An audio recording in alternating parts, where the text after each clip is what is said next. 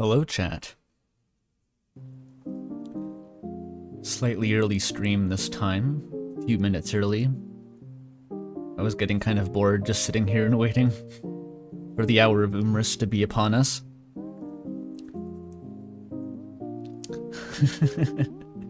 Keter class fanfic, says chat. So, yeah, that, someone posted that. I don't know how it was found. It was on UTG, I assume, which I have to imagine is the origin of Umriss, the place where it was originally spread.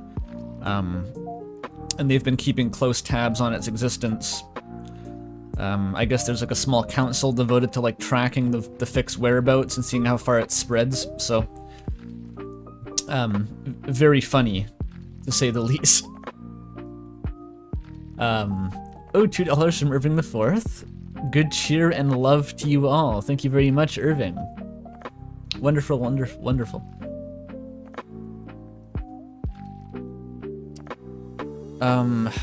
Okay, so there's a bit to get into real quick. There's been developments in the Umriss fandom that I have to convey to you all now, because as far as I know, everyone in this chat is sort of the extent of the Umriss fandom that I just referenced.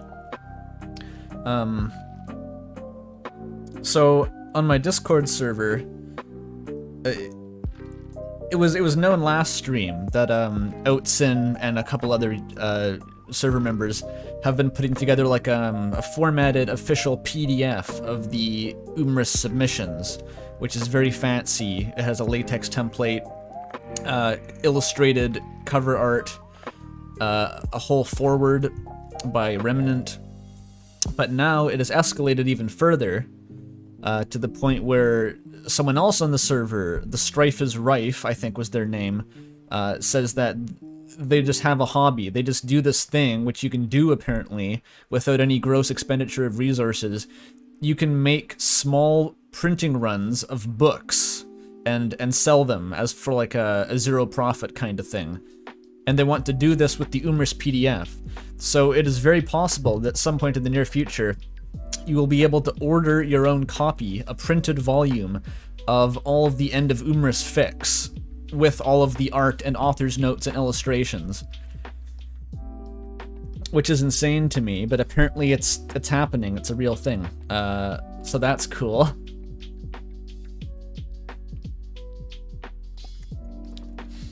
Shadow of Roserade says, if Umriss books become real, I will boil it live. You can do whatever you want. The point is the free market will decide. Everyone's feature creeping the fuck out of their stories now, as God intended, now that they know that there's going to be this official compilation. Everyone's like, wait, I gotta write an author's note for my author's note. Can I include the 5,000 words that I cut previously? It's going to be like 4,000 pages long. So that's pretty cool. The other thing, which I'm assuming that everyone, if you would need to know, already knows about this, but just to be sure, just in case, I would encourage anyone who submitted a fic to this to join our kind of effort and upload it to AO3 under the Umriss fandom tag.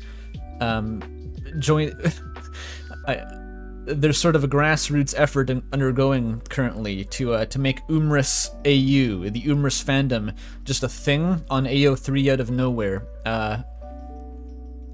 So if you haven't seen it, check out, I think Shadow of Roserade made a collection on there that you can attach your Umriss fic to. We want to fill out the Birdly X Susie tag, basically.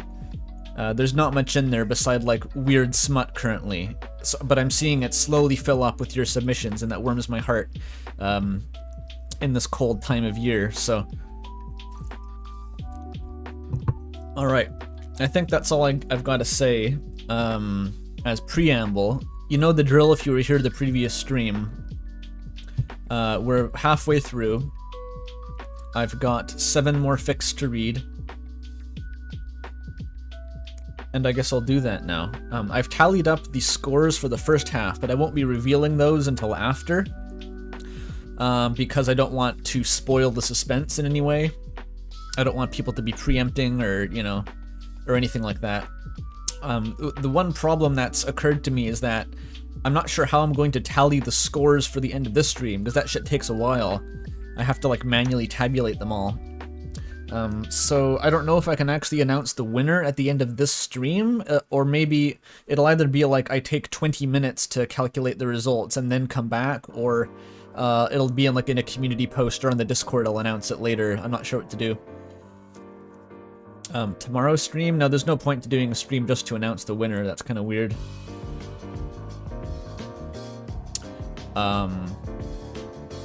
Anyway. I say we should begin here.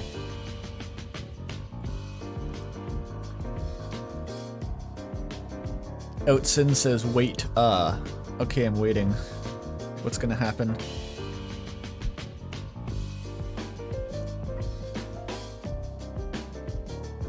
Oh yeah, I got Deltarune Lo-Fi this time.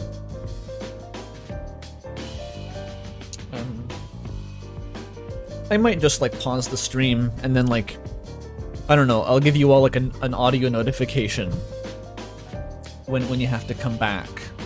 I'll play Despacito or something. Anyway, let's get going here. We left off on...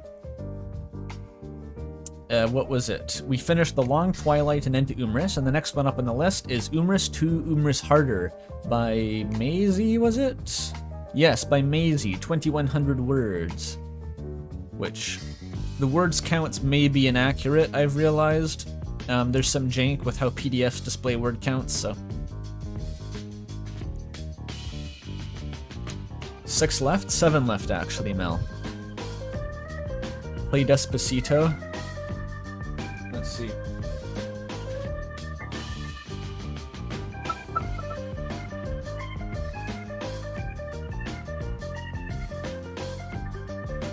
How's that?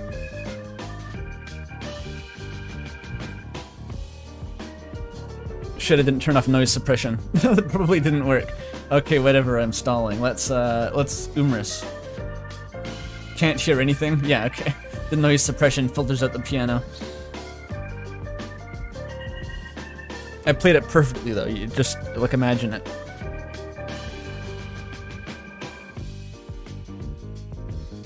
Okay, let's dial this in a bit, punch it in. Okay, it's a bit too big actually.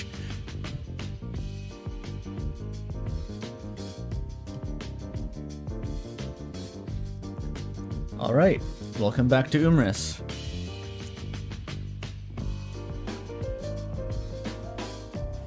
Yes, I'm right, am I, Chris? A talentless failure. His smirk was now fully gleaming.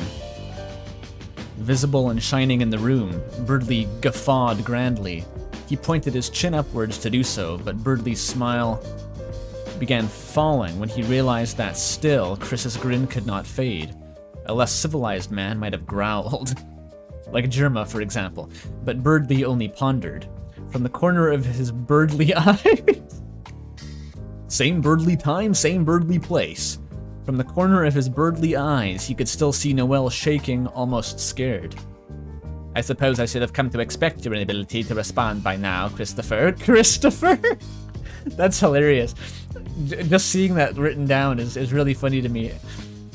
Birdley tapped his forehead. The way you think of yourself so superior, you can't even deign others with a response, There's plenty I can say to you. Reject your sense of injury and the injury itself disappears. Is that what they say? I don't know. Is it? Did it apply more to him for laughing in the face of Chris's childish taunts, or would it apply to Chris, whose devil-like smile, Birdley knew, could never have been genuine? Maybe it applies to the nature of life itself. What are we, else than we reject our own morbid sentiments and reality, so to smile? It was a morbid reminder. I'm loving the writing style so far. I think it's very accurate. Melodramatic, but like not quite being able to put the sentence together. It's striking a chord. Having said this, I forgot the most important part, which is the bingo card. Let me get that back real quick.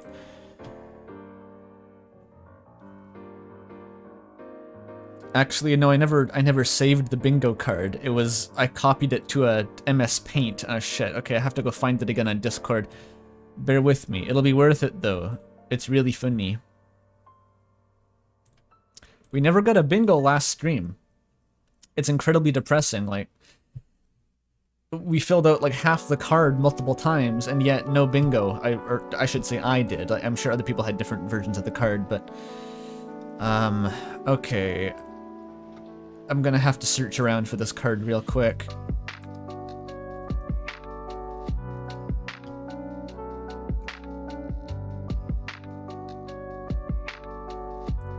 Oh, is this it?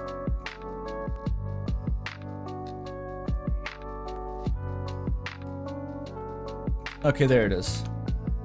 I'll just do what I did before. This website's bullshit. It makes you, like, pay money to generate more of the card, but I think if you all just do it yourself, that might circumvent that issue.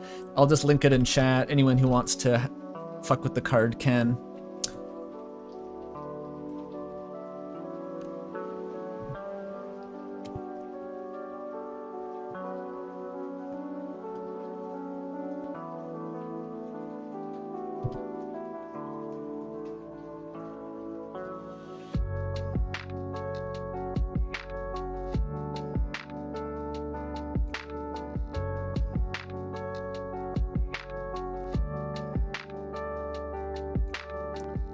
There we go.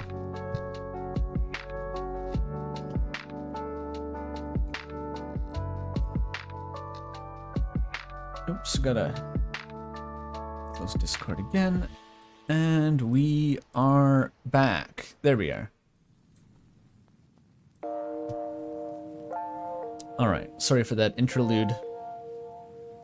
YouTuber free virus link spammed in reference. Yes, indeed. It probably doesn't give you a virus. It might, though. I can't guarantee that. Yeah, morbid, Morbius. I've begun to morb. Okay. That's how it is, huh? Well, go ahead, human. Speak and make a fool of yourself more than you already have. Birdley's beak grew grim in a frown as he growled. Oh, he said he wouldn't growl before, though. He's become uncivilized. He's reverting to Germa, leaning forward. The fool before him chuckled, his voice low and dangerous, like a sharp knife dragging against Birdley's spine. His red, yet redder ruby eyes sunk into him. Or were they rufous? Not that it mattered. What? I don't even know what that means. Perfect. Birdley had greater pursuits than memorizing faucets of color. Not facets, faucets. Wouldn't you like me to?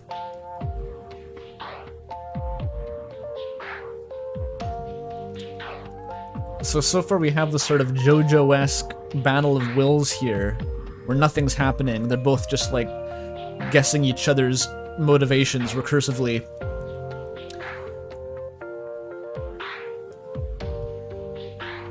Birdley crossed his arms, for once forgetting about his wife's presence in the room as he raised his voice. Why, yes, I would. He grit his teeth. Birdley has teeth confirmed. Behind him, Susie gasped, although he couldn't hear it. Okay.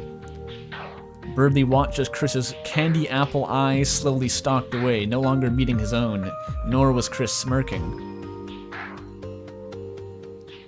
When he turned to see what Chris was looking at, he realized Chris made eye contact with Susie. Susie stuttered, nearing a gape. Again, what does that mean? But it was in those next few seconds, Birdley saw a look in her eyes that was difficult to achieve. He had seen many times, a look of understanding. The same type he'd witnessed only after spending 3 afternoons attempting to teach her simple calculus.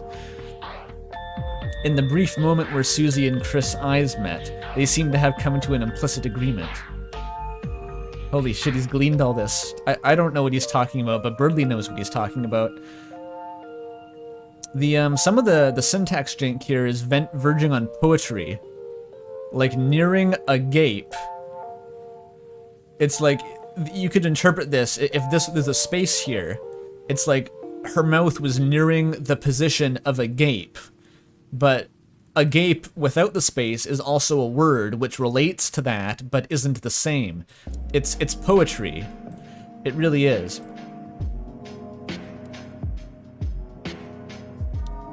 In the brief oh yeah, okay. Birdley hated that, to be left out like he always had been. To miss the chance that others always got, to be left at home, left in a home that wouldn't let a damn bird fly. God, if he didn't need another sip of wine. Birdly shook his head. This is all the aftermath of Chris making eye contact with his wife. That's fantastic. Oh yeah, I'm forgetting about the bingo card, sorry. That's just a sign that the fic is very enthralling so far.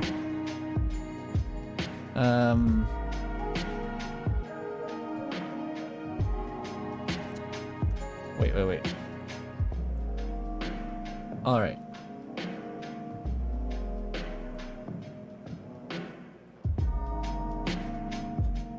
Love me, Birdly. Chris spoke slowly, each word drawled and exaggerating every word. The smirk was coming back. Even if Susie could have a child, how could you be so sure it was even yours?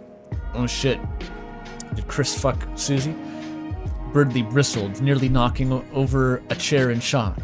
His head snapped around and he could see Noelle covering her mouth, and Susie's face twisted into a grimace.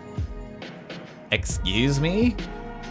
It's just... Chris rolled his Ferrari eyes. That's awesome. So ingenious. Ferrari eyes. It's like a color you'd see on a paint chip. Canadian bacon, dishwater, Ferrari. Playful despite his venomous tone. Well, surely at this point in your relationship, Susie's already mentioned being with other people before, right? Chris stood up imposingly, being far taller than Birdly remembered him being in high school. She did mention it, didn't she? Susie, tell me what he's talking about. Birdly gasped out, but Susie stayed quiet. Birdly, Susie muttered, her hair falling over her eyes like it always used to do. Don't do this. Have you been lying to me this entire... Mama, is something happening? Appropriate music, yeah. I feel like the music's a tiny bit loud. I'm just gonna pick it down the smallest possible notch. There we go. Okay, time for Clara plot relevance. Ready?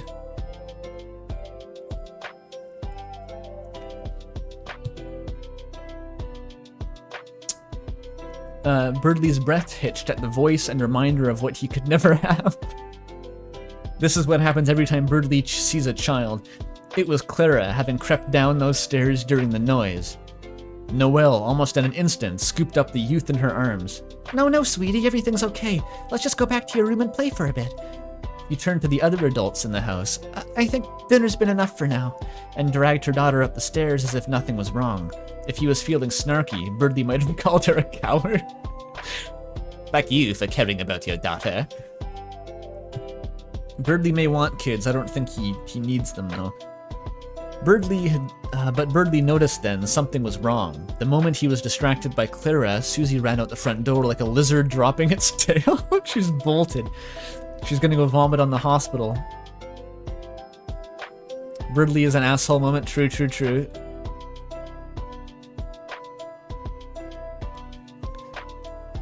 Must be pretty bad architect if everything you make falls apart that easily. Chris snorted. Who was it? He was beginning to calm down, if only due to the aching sadness he felt. I feel like I haven't quite locked into Birdly's voice yet. It's more like it's halfway to a Half-Life scientist or something. Chris snorted again, and then he laughed, and then he laughed again, and then he laughed and laughed and laughed, like Birdly's whole world wasn't revolving. That's not on the bingo card, but it's something. I guess you really aren't all that smart, huh? Just tell me. No one, Birdbrain. I lied. Birdly's beak fell open. But it turns out you value my word more than you value the years you spent with her. No wonder she ran away. You what? When it comes to karma, Birdly, you can call it ideological, magical energy, or whatever you want. But I call it common sense that people will eventually hurt you back. Chris reaches over and takes a swig straight out of the wine bottle previously sitting on the table. Want a sip? He said and smiled. Shit, Chris is a Machiavellian mastermind here. No, damn it, I need to make things up to her, Birdly roared, clenching his wing before slapping away the bottle. So he had arms before, and now he has wings. That's cool. Its liquid contents spilled onto the floor, and Chris sighed. He flew straight through the door and ran as fast as he could. For some reason, the immediate picture I had was him Naruto running. I don't know why. Though he could not have been certain, Birdly knew exactly where Susie might have run off to. For even past the gloomy night, Birdly would notice the light of his life. Jesus, that's a line. For a time, Birdly was the wind speeding through hometown. He was about to cross the street when he spotted a car crossing by, but he refused to slow down. Birdly flapped his wings harder than he ever had before and leapt. The bluebird sang his song, soaring straight above into the air, ignoring the car completely. Did he just jump over a car? For no fucking reason? Because he insists on Naruto running down the middle of the street?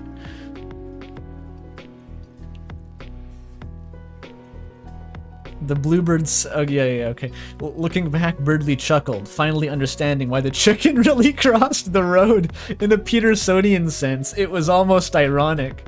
Wow, okay. Round of applause. That was a gold star paragraph. Fucking hell. That was good. Low fidelity, but great nonetheless? I disagree, kind of. I think this is riding the line of parody, but also, like, not diverging that much from the original style. This, like, the hyper drama, it's like a bit further than Umriss ever took it, but there were lines like this in the original, I feel like. When the prose got really purple, like talking about Susie's amber orbs fished from the Baltic Sea. What an honorable title in this twisted world. I think it's comparable. Not the action scene, but at least the tone.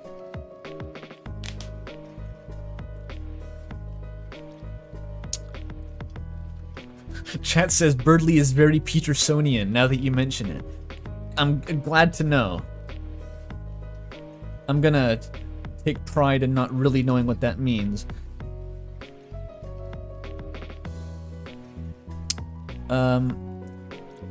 His heart beating louder than one hidden underneath wooden planks, a Poe reference. He descended from his flight as he saw her, exactly where he thought she would be. Susie was back by the side of the lake. She sat on the ground, crisscrossed, her face held up by her hand and her eyes boring into the pond. But Susie was never boring, not to him. Doubtless, said Birdly. What it uttered is what it uttered, it's... Let me try again. What it utters, it is... No. Okay, fourth try. What it utters is its only stock in store. Caught from some unhappy master, whom unmerciful disaster followed faster and faster till his songs one burden bore. Was that Poe again? Or, I don't know. That was a quote from something intellectual, probably. Susie had turned to look at him immediately upon hearing his voice. Angry tears were in her eyes, and Birdly hated himself for that. So keep reciting Poe or whatever. Till the dirge of his determination that melancholy burden bore. Birdly smiled at her, even knowing she wouldn't get the reference. Of never, never more. Susie, I'm so sorry that I hurt you then. I will never now, or no evermore, stop cherishing our life together. He began to panic when Susie's gaze dropped to the ground, not meeting him. That is, unless... But he knew the words were unnecessary, as Susie breasted from the ground to hug him. Is that like when you breast boobily down the stairs? Birdly could barely breathe when she spoke.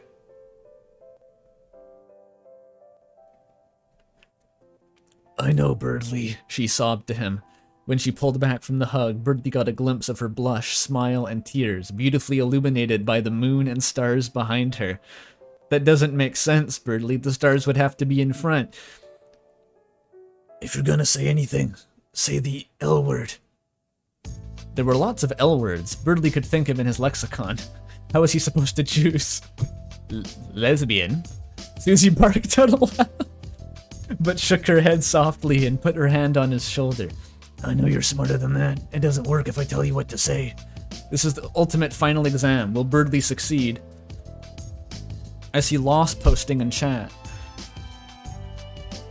Confused, Birdly's eyes darted around for inspiration on what word she meant, only to drift upwards at the glimmering Umriss of the moon.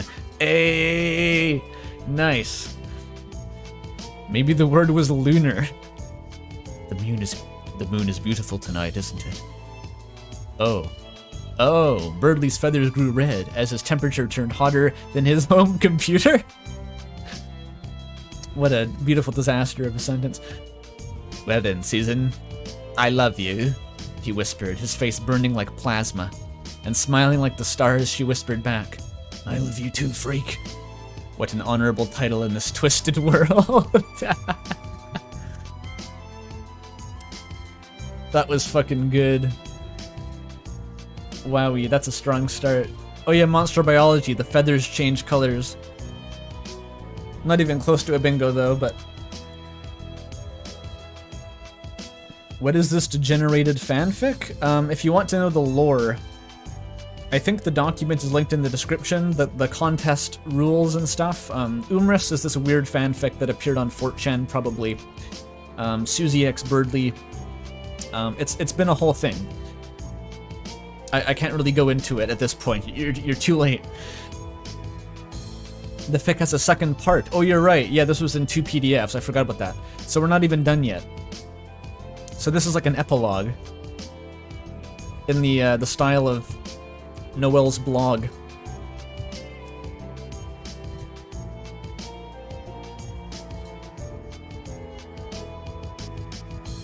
All right. Welcome to Holiday Girl 1225's game blog. What's the number mean? What does it mean? Game glitches, secrets, and theories blog. Okay, I know this is gonna sound like I'm on fruitcake, but the freakiest thing since Icy happened to me yesterday. So get this, I wake up late, really late, like my mom will scream at me if I'm not careful late. P.S. Do not say anything to them if you know me IRL. When suddenly I heard someone knocking at the door. For context, I've been really excited for my copy of Dragon Blazers 2 to show up. It also isn't coming out for over 6 months. Untranslatable Japanese idiom. I've been waiting a year already, okay? Now, sleep-deprived me doesn't get that, so the first thing she did was run straight up to check if it finally arrived. I guess the brain rot's been setting in, lol. But here's where the crazy part comes in. It actually was Dragon Blazers 2. Just kidding, duh. Please leave a comment if you were pranked. It wasn't Dragon Blazers 2, nor was it the mailman, but there really was a package sitting right there on my doorstep. I expected it to be for my parents like usual, but it had my name on it too. Honestly, I was worried it might explode if I opened it up, but my curiosity got the better of me. Hope Caddies steal okay, lol. I don't know what that means, but it's cool. Does mentioning her count as sharing personal information? There've got to be plenty of caddies out there, right? Luckily, when I opened it up, it didn't explode on me. Phew. How could I have gotten this blog out to everyone otherwise? Otherwise, it did explode something, my mind. Because for some reason I'm still working out, someone mailed a short novel's manuscript straight to me. It had a few similarities to real people I know, but it was really good. I think what happened is that someone found the book and sent it to me because they thought the naming coincidence was funny. I do too, lol. Well, that's all the freaky bits out of the way. This blog post would end here if it weren't for one thing. The terrible ending. Grrr, it's like they weren't even written by the same person. They, as in they were multiple endings attached. Who does that? In fact, the later pages aren't even written on the same type of paper, or with the same writing utensils. Half of the last pages are in crayon and have drumsticks doodled all over them. Maybe something happened to the author and they mailed it to me as a signal to get help, jeez. Or is it another case of the fruitcake? I couldn't stand seeing the story go unfinished, so since yesterday I've been working non-stop on writing my own version. There are a few differences from the original, but I think the integrity's mostly intact. It works as a standalone, so don't worry about context. We get Noelle's ending here? Birdessa woke up early for her first day at Hometown High, but she was so clumsy she tripped right as she walked up the stairs to the school.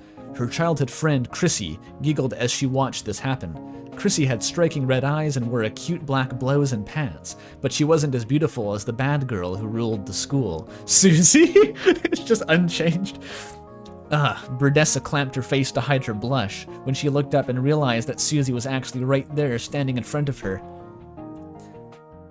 Yeah, and what are you blushing for, freak? Susie leaned over her, immediately pushing her into a passionate cabadon. That's the trope where... The anime trope that Toby shouted out on Twitter or something, right? Burdessa blushes even harder, wondering if she styled her antlers right today. Wait. Okay, so... you, Susie. Susie smirked, slamming her against a locker before passionately...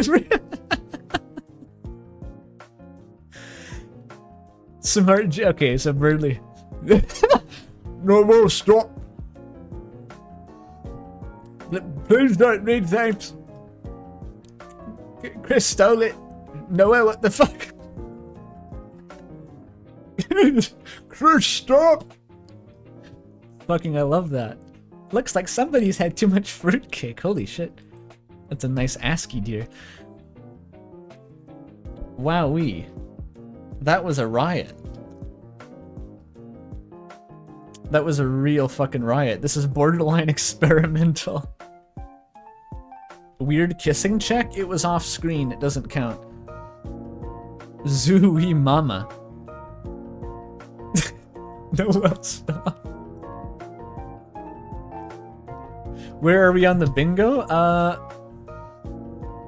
I don't know if there's any more on the bingo here. That was just kind of its own thing. Noel turns everyone lesbian. That's true. Alright, we gotta rate this fucking thing. Let's go. So, for those who don't know the drill, I have a Google form linked in the description, and I also will send it in chat. And once you open it up, you don't have to close it. You can just keep it open in your browser, and every time you get to a new fic, you can just refresh it when I say so, and I think you can just resubmit the answers over and over again after I clear them, so it's very easy. I'll have to get the link again real quick, though. Hang on. Where is the button? Okay.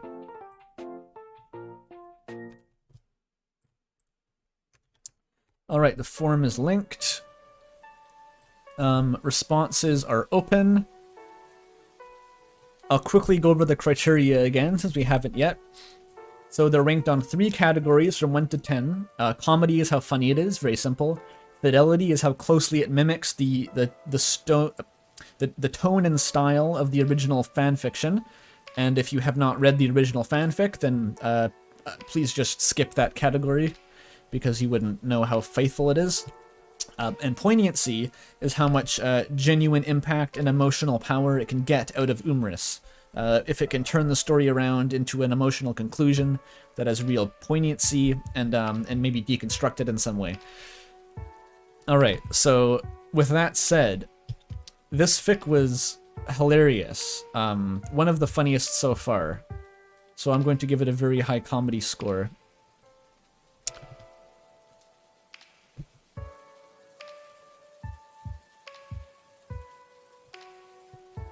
It was also, in my opinion, very faithful. It wasn't completely faithful in terms of... It turned into a bit of self-parody. I recognize that. It wasn't taking itself seriously the whole time. It exaggerated certain aspects of Umriss, but in the way that the writing got excessively dramatic, in the weird way that things were articulated, I actually think that this captured an essence of Umriss that has yet to have been seen, even in the first livestream yet. So I'm likewise extremely impressed with the accuracy there. I just have to knock it a bit for not, for the kind of self-parody aspect. And then the poignancy is a little bit harder to judge. I feel like there was... Like, that was legitimately, like, a pretty cool twist. You know, standard, but it worked. Like, Chris was testing the relationship, and, like, for that was kind of interesting. The rest of it was kind of a joke. So it's not a super high poignancy, I'd say. But not garbage either. I might give it like a 4.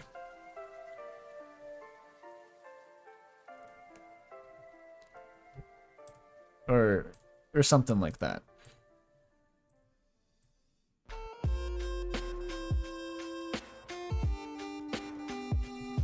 Okay, we got a lot of responses in, so I'm gonna close the form down in 5, 4, 3, 2, 1. Responses are closed. Alright, now I have to quickly transcribe all of these, and then we can get back to reading the next one.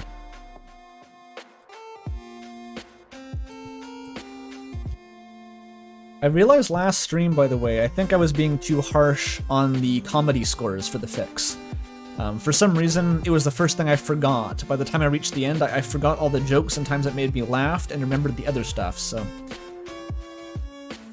that's unfortunate, but I'm hoping that the crowdsourced voting largely made up for that, because my vote only counts for as much as any of yours, ultimately.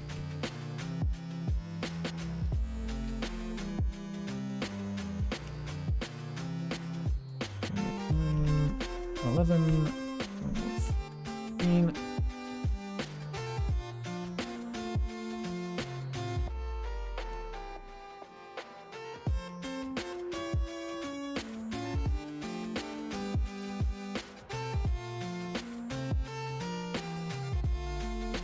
Okay, almost there.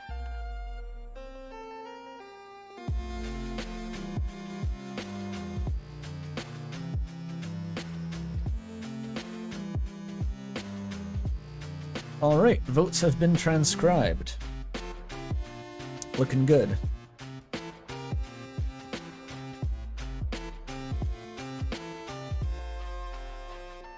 Alright, and now we can get back to the next fic.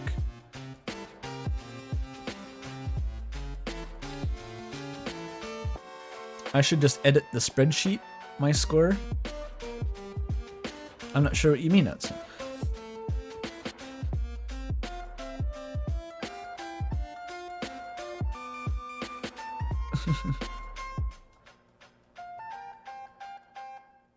How do you vote on such matters? Did you see the form that was linked?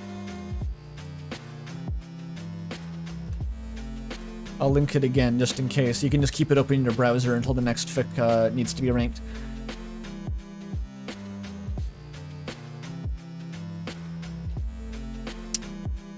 Alright, what do we got next? A bit unfortunate to have to follow that one up. I think that was pretty impressive. But okay, we got the frantically finished Umriss fic by AB, everyone's favorite person, AB, which is apparently a text file sitting on my hard drive somewhere.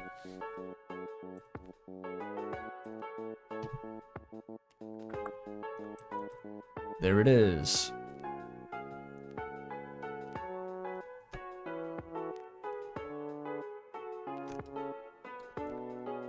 All right.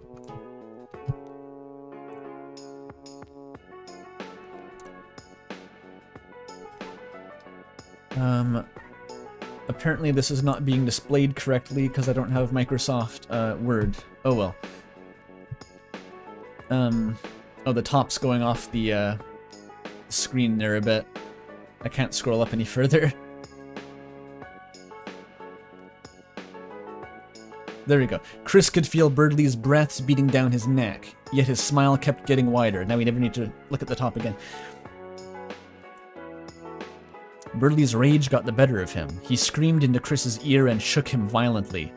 "Did you hear me, freak? I said you're a failure. Say something, you freak." Chris body slammed Birdley onto the floor. Alright, it's gonna be one of these.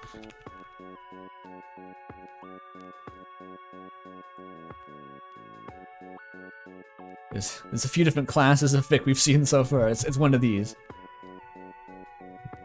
Oh shit, I've had the... Hang on. I had the fan on this whole time. I hope that didn't mess with the audio.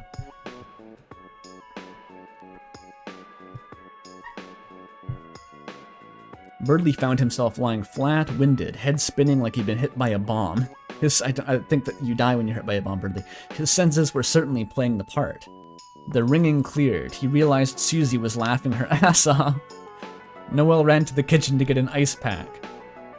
He thought it was Noelle anyway. He could barely see since his glasses were knocked clean off his face. Susie followed close behind. The room went dark and cold. A shadowy mass began slithering toward him. The floor was frozen needles. Birdley tried to scream. Oh yes, chat. Misgendering is canonical to the Umriss multiverse AU. That should be clear to everyone. Most people would die when hit by bombs, but Birdley would just tech it, says chat. Yes, I can see where you're coming from there.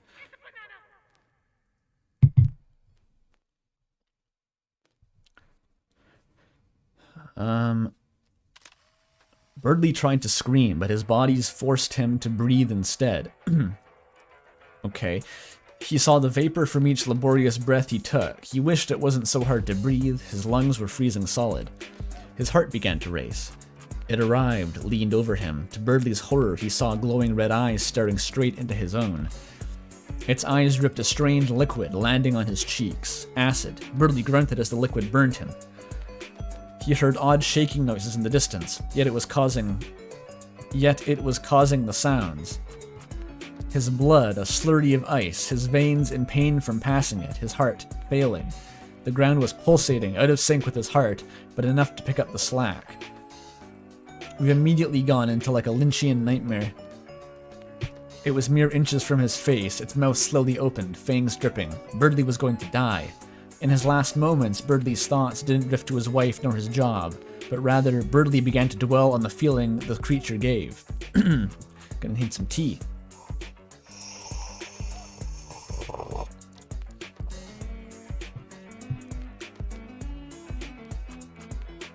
Jesus Christ, how hard did Chris body slam him, says chat.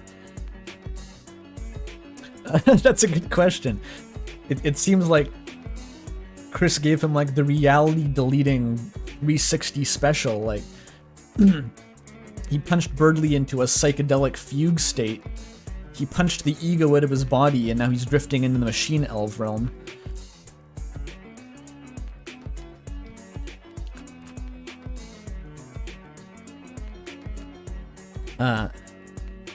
Did he know it? He squinted, trying to make out features. There was something familiar, but what? The room got brighter. He clenched his fist and felt cold, sharp grass. He realized the shaking was leaves. Worst of all, the mass began to unfurl, and Birdley finally got a look at it. It was a massive green snake, from his dream, now real. It hurled itself toward Birdley's head, with a crunch. Alright. Sent him to the Black Lodge. Was that the bite of 87? Yes. 2087. Chris was looking down on him, smug smile and all. He must have stained his outfit earlier because he was now wearing a green sweater. Hey, we got the green sweater back. He leaned over to Birdley's ear. Like I was saying, Birdley, life never forgets about our past mistakes. In this case, it would seem that life really recalled you taking that wine without asking first. And upon seeing your poor reaction to your post merely making conversation, it empowered me to balance the scales. Birdley barely registered him. Before he knew it, Chris helped him back to his feet. He asked Chris why. As I said, the scales have been balanced, at least in this scenario. Birdley, may I offer you some advice? Birdley nodded. Chris smirked, handed Birdley his glassa. If you ever wish to have children you so desperately want, you must first balance your scale. As must your wife. Karma will continue its retribution against both of you until then. So Chris is like a spirit medium now. That's neat. He's gotten hopped up on like new age mysticism. Noelle returned, ice pack in hand. Birdley, you okay? You went down so suddenly. Birdley interrupted her. He was too upset to listen. I'm quite alright, Noelle. If you'll excuse Susie and I for a moment, we'll be right back with you. He turned to Susie. We need to talk. He gently took the ice pack, walked to the front porch, and closed the door behind them. The hell was that? He mocks our pain, throws me down, and you laugh at it? The hell is wrong with you? Fuck you mean, what's wrong with me? You lost your cool over dumb questions, not me. Besides, watching your ass get kicked was hilarious. Damn right, Susie.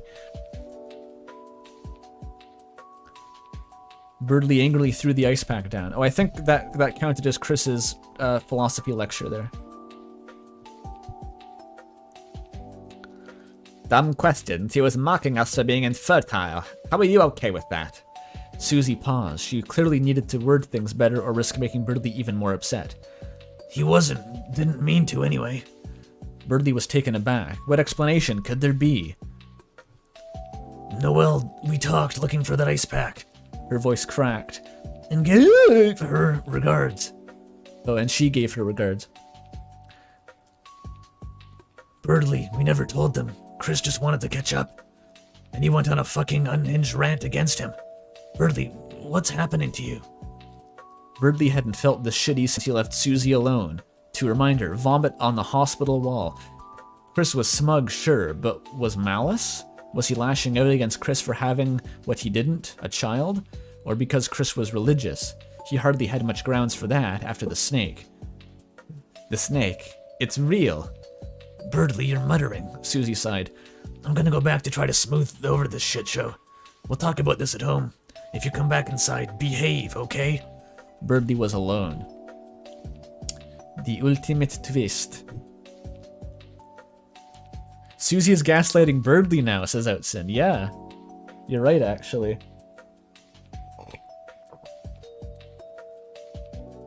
That's an unusual turn of events.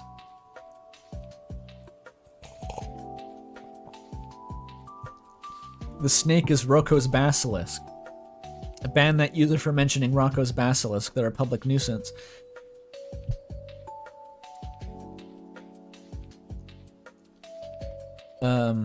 Oh, I skipped this part. Who truly has the truer view of reality? The cave dwellers or the one who leaves? The answer may seem simple, the one who leaves, for they see more. But why should seeing lead to more truth? Lead to truth, that is.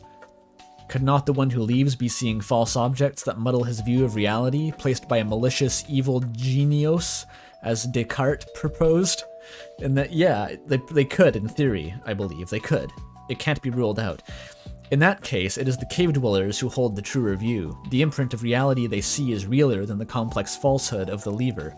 The thing that's bothersome is that there's no way to tell. Things certainly seem one way, but the truth could be something completely different. Observation may mean nothing, or it may mean everything, but you can't know. It's still just a leap of faith. Shout out to all my Descartes homies in chat.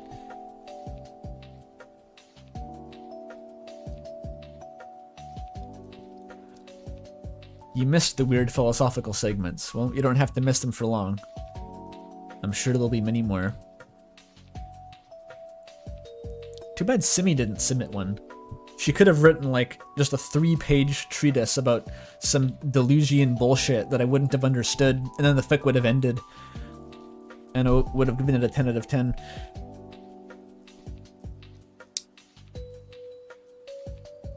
Weeks later, Birdly heard from his client he'd been willing to buy the design at a discount. Stifling his anger at being disrespected, Birdly asked, "How much?" 20%.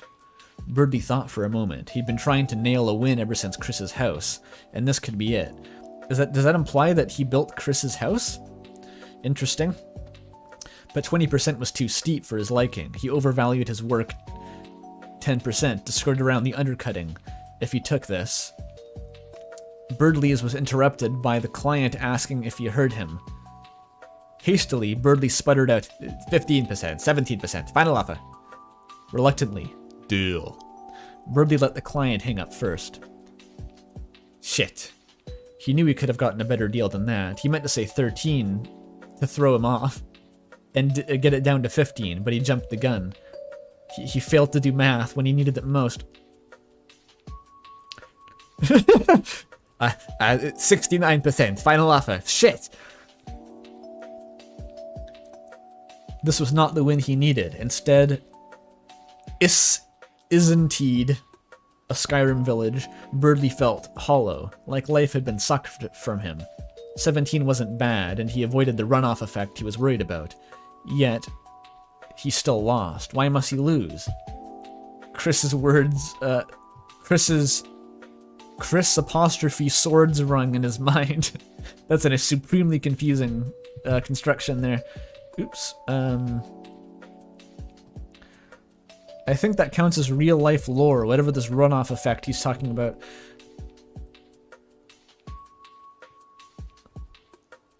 Hollow Knight reference? Like the Sword of Damocles? I don't think so. Otherwise it would be Chris's sword hung over his mind.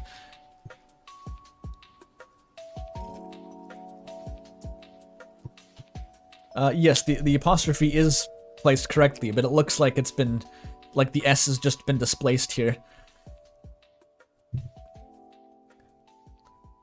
Balance your scale, as must your wife. Karma will continue its retribution against the both of you until then. Fuck are you talking about, Bedley? Oh wait. Oh, that's Susie. Fuck you talking about, Birdley? Snakes? Birdley shot up like a rocket. Oh, was Birdley saying that out loud? Okay. Susie had returned from groceries early. Hopefully this goes better than the last time that happens, if you've read the original. Birdley made a cursory glance at the bag and noticed something missing. Sorry, just thinking out loud. Were they out of wine again, or did you forget? Susie blushed. Well, you're the one who forgets to, something. Susie's hue went Barney color at this blender, as opposed to the usual, I don't know, indigo color. She usually looks like a different purple dinosaur, is what I'm trying to say. You're cute when you're a dumbass. Oh wait, that was that was Birdley, of course. Yeah, cute when you're a dumbass. Nice. Killing two birds with one stone. Susie recoiled. Fuck you calling dumbass. Birdley meant this endearingly. I forgot to use tone indicators, Birdley. L in ratio, didn't use tone indicators. But the meeting had altered his tone in a negative manner. What I mean to say, sweetie. Condescending. Birdley facepalmed. It came across as him being an asshat. Don't you sweetie me. The tilde is audible. I wonder how that's pronounced. Susie ran off crying. Oh wow, that really escalated. That really didn't go any better than the last time Susie came back from groceries. Why is it always like the groceries do it? Like she comes into the house and Birdley is like sitting on the kitchen counter naked, drinking water. You don't want that.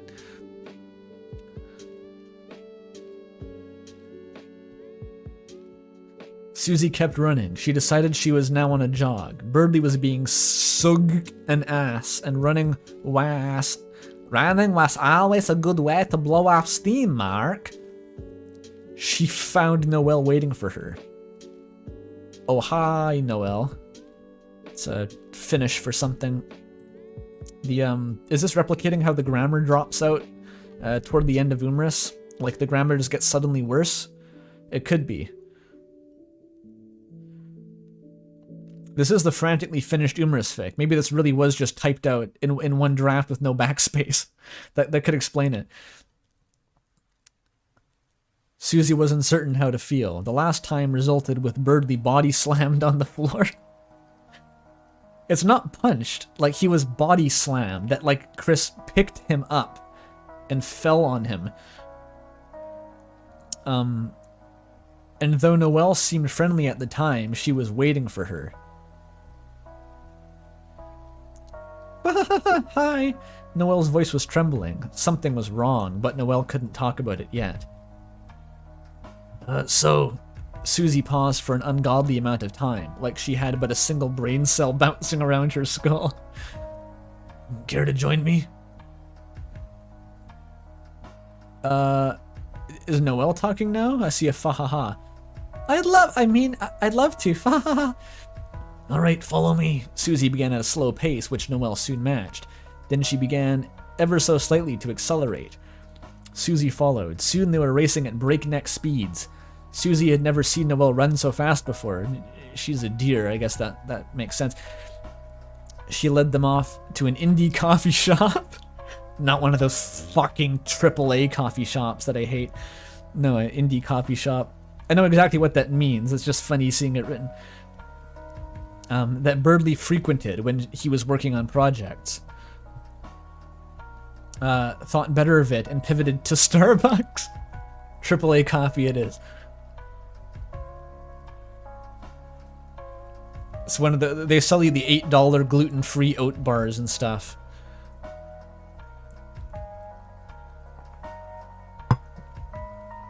They got like microbiotics or something in them. The rating is giving you cancer, but in a good way, right, chat? In a good way. What does AAA actually mean? I don't really know. I think in the games industry it originated as like the highest budget or something like that. I kind of forget what the story was. It just means high budget, basically.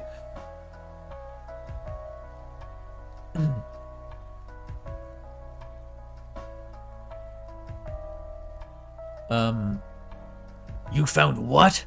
The coffee Susie spat sighed. What? Oh, singed. So coffee spat. No, Susie spat so much coffee on Noelle that it burns her flesh, and she doesn't care. That's kind of fucking awkward, bro. Yet barely bothered Noelle. IT shocked me too, but I went to our attorney. Turns out we have the same paralegal. The same paralegal. Oh. Noelle cleared her throat. The papers I found in Chris's desk, it checks out. Our husbands are divorcing us. What? Double divorce? Surprise? What? There's been a secret divorce conspiracy the whole time that was uncovered by Noelle's lawyer? What a twist. A double divorce, the rare and threatening. This goes deep, says chat. Susie's mind was shattered. How could Birdley do this? After all this time, was he really that upset over behaving himself? Underlined? Unclear why that's underlined. A swirl of emotions began to rise up in her. Anger, fear, lust, sadness, disillusion, rage. Not sure where the lust came from, but alright. All of which manifested in a simple, tearful, "Why?" Noelle was glad Susie went to Starbucks. She doesn't think that she could do this without an iced peppermint mocha to cool her down. Who the fuck drinks an iced peppermint mocha? What the fuck? That's the most depraved thing in the fic so far. Iced hot chocolate.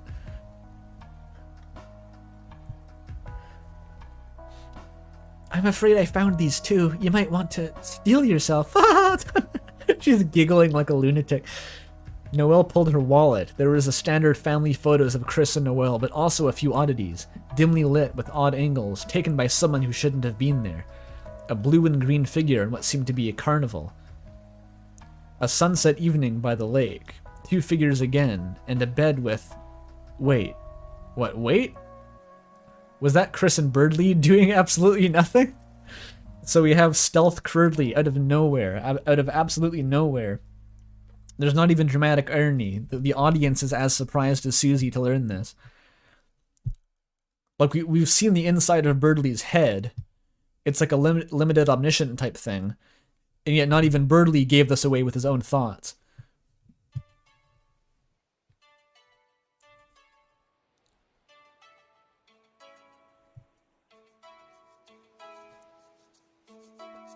I guess that counts as an implied sex scene too.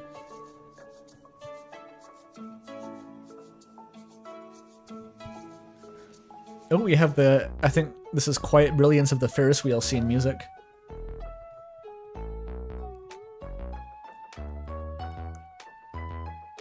Susie lost it. This day, Birdley had taken everything away from her. He left her again. How could he? How could he? The Starbucks was understaffed that day.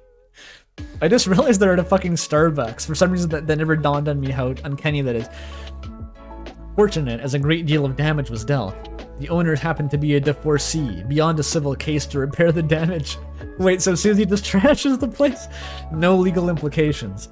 If they were one for insurance fraud, they wouldn't need to. So vast was Susie's destruction of the quaint Seattle-based coffee shop franchisee. During Susie's tirade, Noelle decided to hug her and slowly rock her back and forth.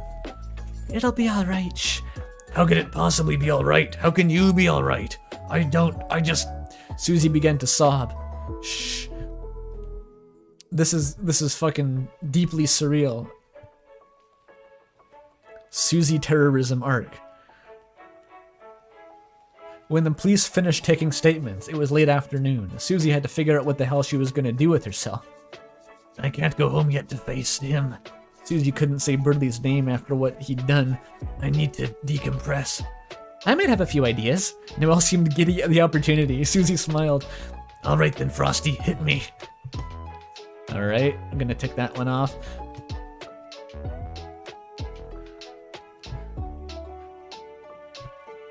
This is like a reality-bending wizard, i.e. the author, came in halfway through this fic and decided that, shit, I forgot to include Suzelle, and then just like twisted all of reality around that goal, and now we're here.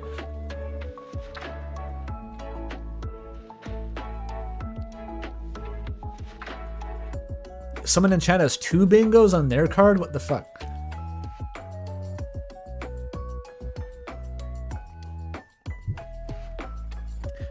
Absolutely nothing happens except for Noelle giving Susie her wedding ring in a very emotional scene surrounded by more nothing happening. Interesting.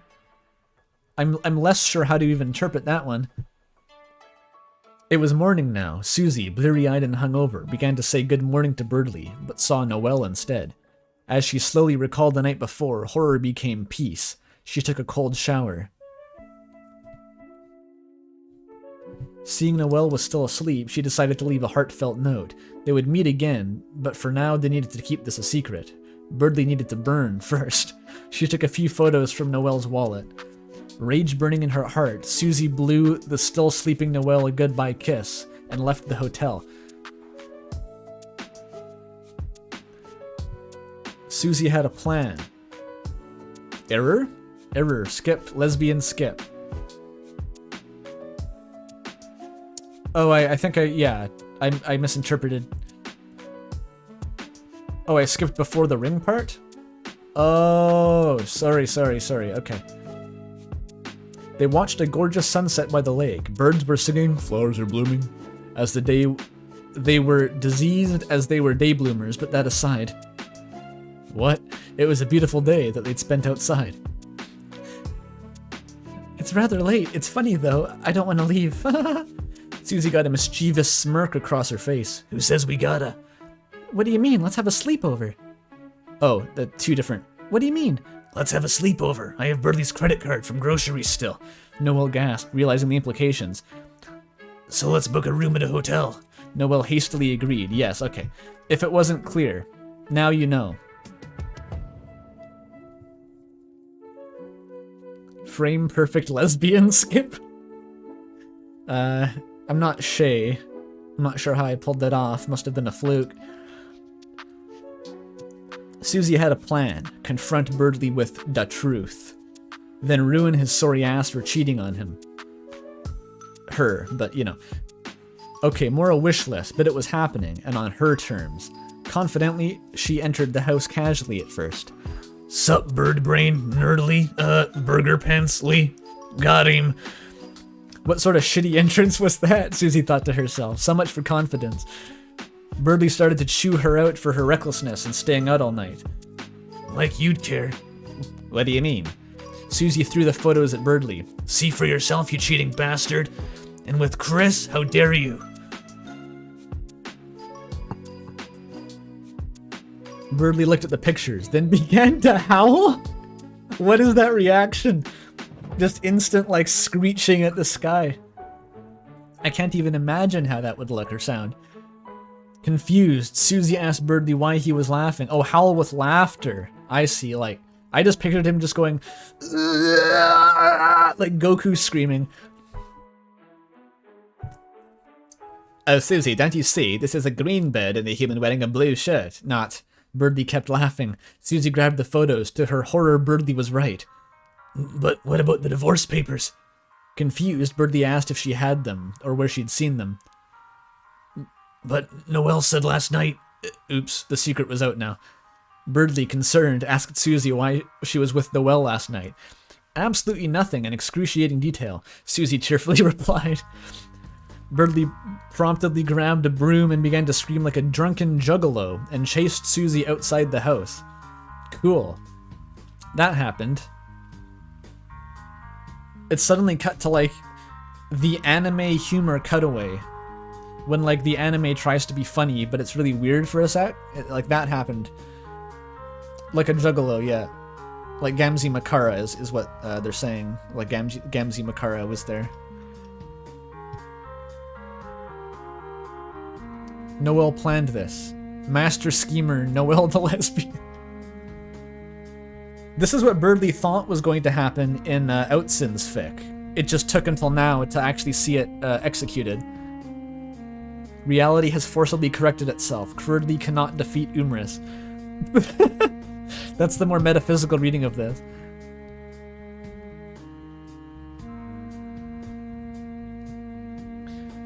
Birdley was in a drunken stupor, wearing nothing but a bathrobe. Classic Birdley. The money from the client had come in, but the situation with Susie having become so messy, he decided to capitalized. All you need to do is change it to the I there, and we could have had an epic reference to the Argentina win today, but you had to drop the ball. He decided to use a chunk on the booze.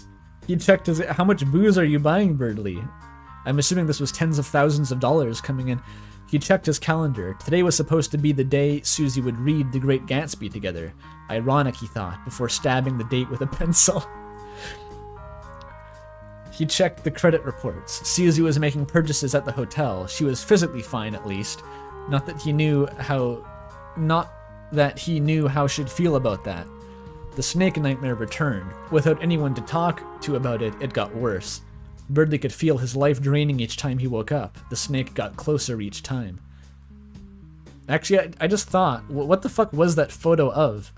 How did Noelle stage a photo of a human in a blue sweater and a green bird monster?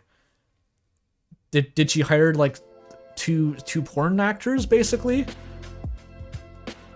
That's the only thing I can think of. Photoshop? If it was Photoshop, she could have just swapped the colors, though.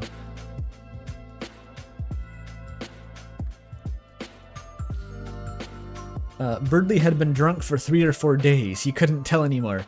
I am so sick from the drink, I need home for a rest. Fortunately for Birdley's health, the wine was running out. Unfortunately for his mind, he could no longer numb the sorrow. Time is like just lurching forward and backward and stopping here. It's like the pacing is so bizarre. Birdley decided to try and take a clod shower. It's where you go into the bathroom and you have a bucket full of Peruvian demineralized mud, like clods of mud, and you dump the bucket over yourself in the shower stall for some reason. It worked. Still hungover, but he was now sober. He regretted drinking so much. The hangover was making him feel even worse. He got dressed and he started to brew coffee. His a brain-shattering knock came on the door. Who? Birdley could hardly form the words. Who is it? Birdley, it's Chris. Great, just the man he needed to see right now, Birdley thought. I must speak with you. It's about Noelle. I thought you and your wife should be the first to know. Would you be so kind as to let me in? There he went on again, teasing him. Couldn't he just leave? I already know, now go away. Birdley's headache was bad enough already. He didn't need Chris rubbing it in the fact that his wife cheated on him with his. The bastard probably put her up to it, but right now he just wanted to sleep it off. He put her up to it. What the fuck? I assure you, you most certainly don't. If you let me in, then I suppose I must tell you through the door.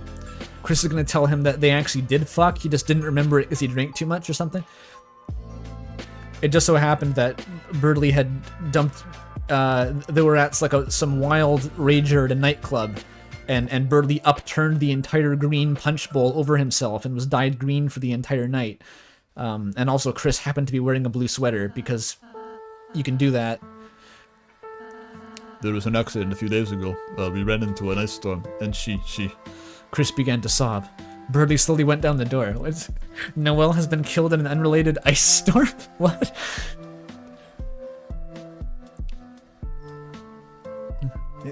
Go on. It was barely a whisper, but it encouraged Chris to collect himself. Noelle's fallen down, and she can't get up. And she can't get up! I've been staying with her at the hospital ever since it happened. I'd hope she'd be fine. Chris's tone became somewhat reverent, though clearly mournful. Perhaps she never balanced her scales. Or perhaps... Chris slumped down against the door.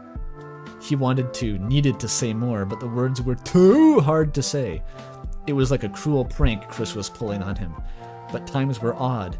Birdie decided to do something he never thought he would. He gave Chris the benefit of the doubt. When a magnanimous move. We got the Snowgrave reference, by the way.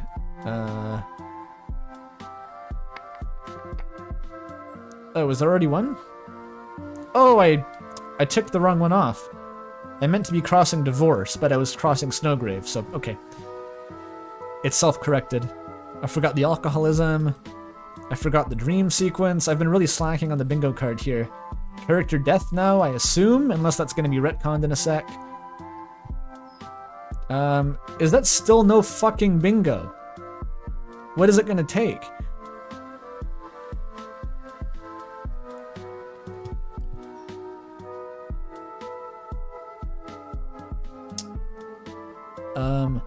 Benefit of the doubt. It's not your fault, nor hers, Chris. Birdie paused to gather his thoughts. These things, they happen sometimes. I know you believe in everything has a reason, but sometimes bad things happen to good people. It's not fair, but it does. I'm sorry for what happened to you and Clara. I know it's not much, but would you like a cup of coffee? Birdley's words, much to his amazement, worked. Chris came inside and they began to drink. No, I realize this isn't the best time, but I also need to talk to you about Noelle. Or maybe Birdley said that. I don't know. It's ambiguous. So Noelle died off screen in a freak blizzard. Like extreme localized weather event. She just froze to death outside.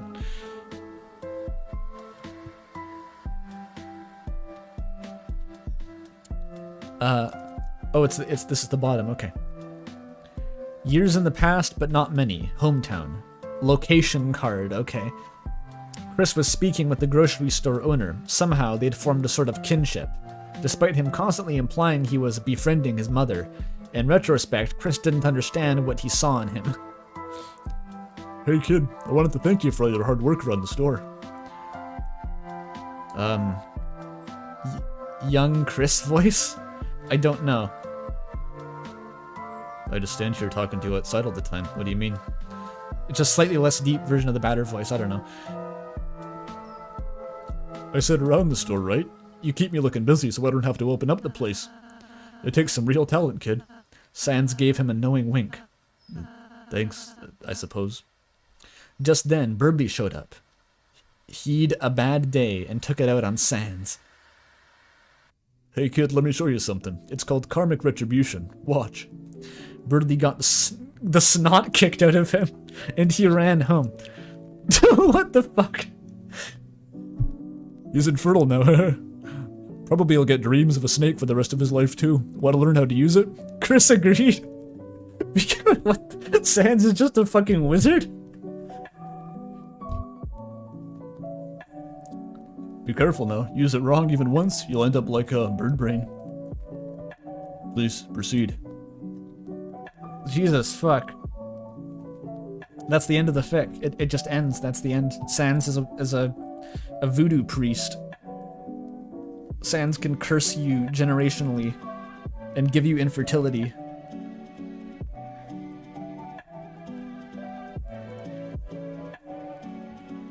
That's fucking weird. Okay. Who was fake Noelle? I don't... Was there a fake Noelle? I don't know. Yeah, that was out of this world. That was definitely the most bizarre fic ending so far. By far the weirdest shit. Even weirder than the one where Birdley has a fist fight with Gaster as he tries to initiate the roaring. You must no-hit Sans to keep your fertility in the genocide route. That's what you don't see in the post-pacifist AUs. You don't see the lasting... oh no, wait. That wouldn't be post-pacifist. I guess post-genocide. I guess there's not really any post-genocide AUs where Frisk is trying to start a family, but okay, never mind. Forget that train of thought. He takes your soul and your fertility. Some absurd warning. Be careful of skeleton people. They can make you infertile. That's fucking weird. Alright. We have to... Oh yeah, soulless pacifist. Kara taking your soul also means you're infertile, by the way. That's how it works. Okay, that was something. Have to rate this. I'm not sure how I'm going to rate this. It's going to be a weird one to rate. Because a different thing happened every 10 seconds. By the time I'd gotten to the end of the fic, when Chris was talking about karma and it was coming back, I'd forgotten that was the same fic. Up here where Chris was talking about karma. I'd forgotten it was the same piece of writing. Because we had to go through the master Machiavellian manipulator Noel arc here. Out of nowhere. And then we come back to the karma. So humor, that was strong. Very bizarre. A bit widely spaced, but I was laughing frequently. Not as much as the last one, I'd say. But it was just so fucking weird. I felt like concussed the whole time reading that. Maybe a 7 in comedy for me. I have a feeling that chat might rate it a bit higher, though. For the fidelity, I don't think it was trying super hard to be faithful. It was mostly this surreal, meandering shitpost, which was very entertaining, but aside from a few typos, I don't think the fidelity was very high here. The kind of, it was very abbreviated, very, like, fast-paced compared to Umriss. A lot of it was just kind of like, this happened, this happened, this happened. Not quite as much dialogue. Yeah, I'm gonna give that a lower score for fidelity.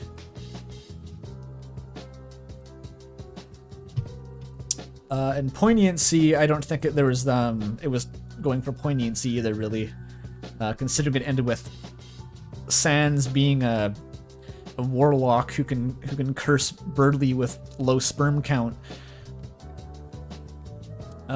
It was all a big joke, basically. So no poignancy there. Oh, I didn't open the fucking form. I'm really sorry. I forgot to actually open it for grading shit. Wait, where did I put it?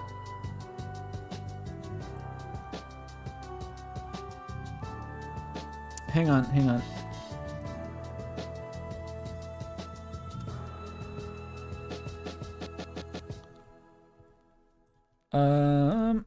Okay, it's open again. Sorry, you can all submit your votes now.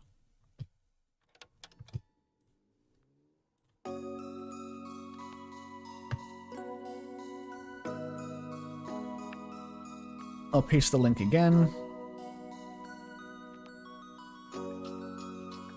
The voting was closed due to karmic retribution.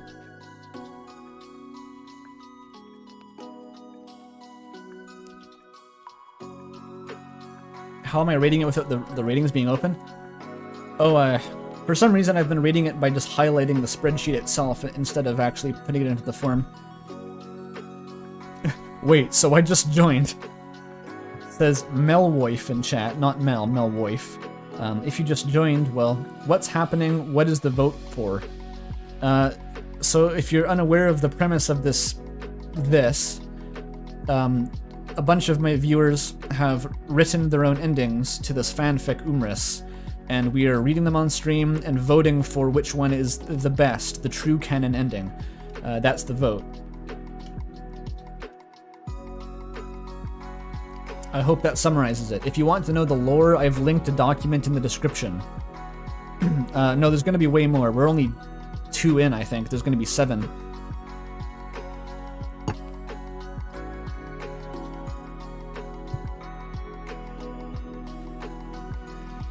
Alright, I'm going to close the voting in 5, 4, 3, 2, 1. Closed.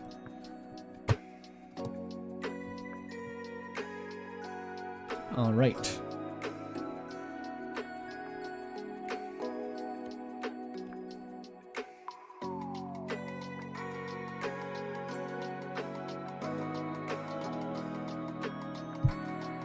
Okay, there's comedy.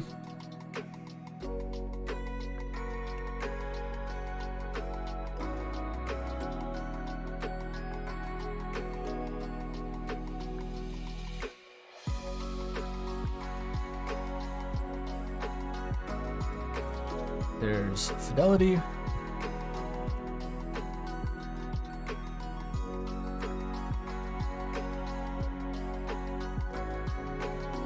And there's Poignancy. All right. So, ratings have been recorded. I'm going to clear the responses for next time.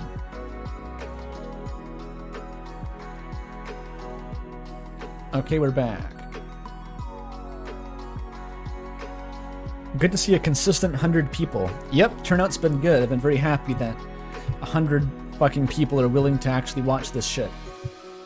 Oh yeah, I actually forgot that I changed the title to compare it to My Immortal. I was a bit self-conscious about doing that. It felt like a bit of a sellout move, but I don't think this Umriss is quite on the level of absurdity as My Immortal, but it's the closest that Deltarune has as far as I know, so I think it's somewhat justified. Alright, we're on to fic number 11 here. Black Pills and Purple Prose by Cupertino Effect. 2,000 words. Let's-a go. Umriss surpasses the vastly overrated My Immortal, says chat. Yeah, that's true. I experienced My Immortal through the Internet Historian adaptation, which had a lot of production value that probably made it much funnier than it would have been to read it. My Immortal is very fucking good, though. I think what Umriss has going for it is that it's much less likely to be a troll fic. I'm pretty sure that Umriss was sincerely written at this point, especially considering the way I see it talked about on 4chan. Occasionally if you search Umriss Deltarune, you get essentially just links to 4chan boards, most of which don't work anymore. But it seems to exist on there, and it seems to... I think it was written sincerely.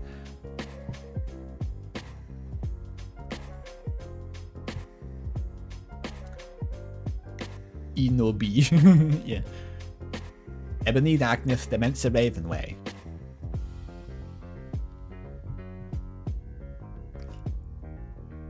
I hope you know you'll forever be the Umriss YouTuber now.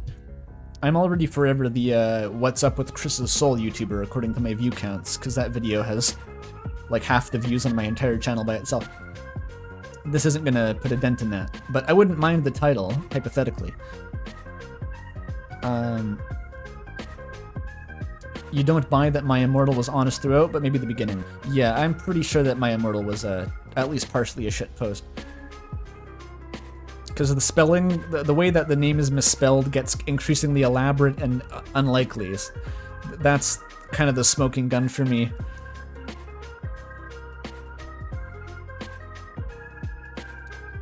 You are the What's So Good About Undertale Anime YouTuber. Yes, that too. Okay, I gotta read the fic now. Umriss means outline in German. Church organ is rockin'? Isn't that more of a prog organ? I don't know. They all have different presets on your sound font packs. Frantically Black Pills. It's a text document. Gotta get it. Ah, it wants to open in Notepad there. Hang on. Can we get some WordPad at least? There we are.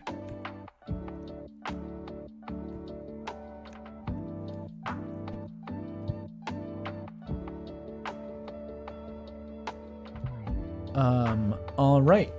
So here it is, Black Pills and Purple Prose. Author's note. In preparation for writing this, I rewatched American Psycho to get into the ultimate birdly headspace. The Umriss birdly headspace, I should say. I also ate a thesaurus for breakfast this morning. I want to stress that Birdley is the black-pilled weirdo for saying these things, not me, and I will take no responsibility for the jokerfied content of this document. Thank you, author's note. It's good when the fanfic starts with a disclaimer that you didn't mean any hate crimes by writing it. What's the My Immortal of Deltarune fanfics? It is Umriss. These are fan-made endings to Umriss, an unfinished masterpiece. But I gotta keep the momentum here. I gotta read this. If you want to know about Umriss, you can. There's a document in the description. Noelle raised her voice, desperate to defuse the situation, but rising to meet Birdley's level of intensity, lest she go unheard. Birdley, please! I'm sure he didn't mean anything by it. Chris was just, She looked to Susie for help, but she was staring at the floor with a difficult-to-read expression. Though impossible to identify, her mood was clearly not one to assist with Noelle's frenzied attempt at mediation.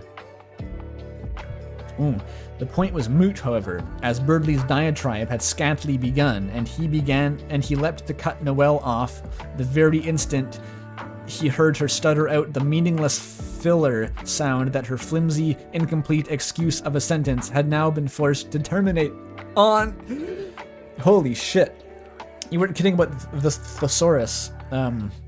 This is reminding me less of Umriss and more of that one Spamton and Jevil played cards in the Void Beyond Death or whatever fic, where it was written like off basically, and this is similar.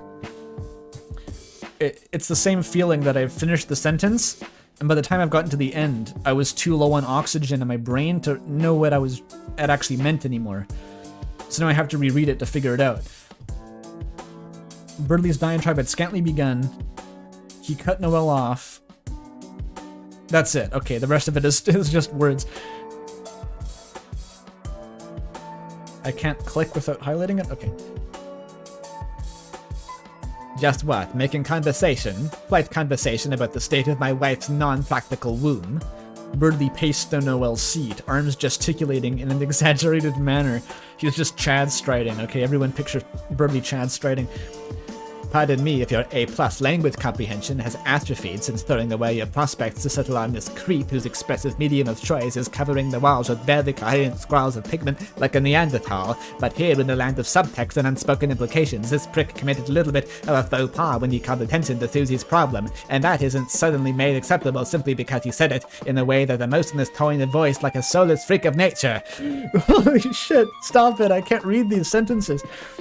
That was all one sentence. This isn't Dickens. Damn, Birdley. r/murdered by words. It's over, Birdley. I've already portrayed you as a soy jack. Exactly. Noelle shrunk away against the back of her seat, muttering out an incoherent string of terrified squeaks and sobs. Birdley could feel his base instincts bubbling from the depths of his id, reducing him to a furious collection of spiking neurons and hormones, driving him to escalate, to edge closer toward the gratification he could sense on the periphery of his awareness. In this moment, Chris had become an avatar for the thing Birdley hated most in this world, the platitudinous smokescreen of polite society, the miasma of suffocating expectations that filled the room whenever two or more people met, the myriad of unspoken social contracts one encounters each and every time a cashier rehearsally chirps, "Hi, how are you?" despite their complete indifference to the answer, and the customer has no choice but to return a "good" in response before what could otherwise be purely utilitarian transaction can proceed, like a trained dog endlessly barking. You don't need any more subclauses, Birdley. Stop adding commas. Like a trained dog endlessly barking the expected response to learned stimuli with no concern for or inkling of what the issued command actually meant. Okay, when did this sentence start? Semicolon. Okay, there's a period here. This felt like one sentence.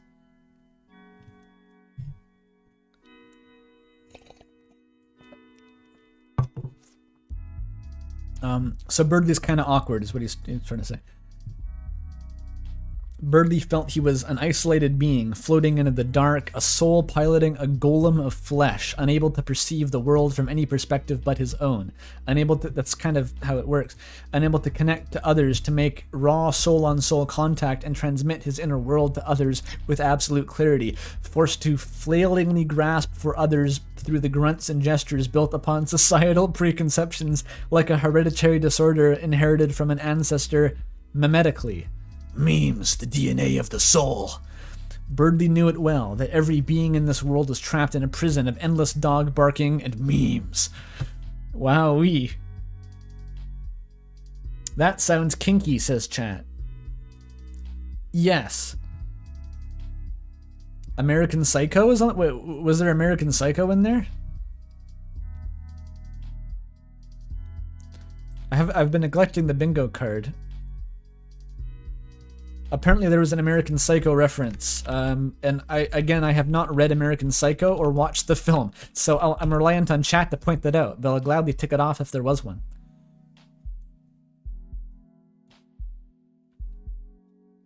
Where's the bingo link? I posted it earlier. I think the best way to proceed right now would be to screenshot the fucking bingo card. I've lost the link to the website. It's buried on Discord somewhere.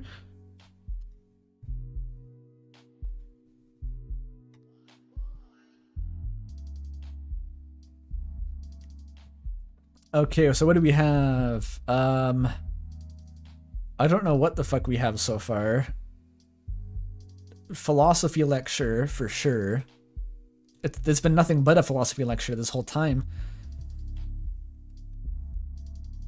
Was anyone quoted here? Any philosophers, any great thinkers of the 20th century?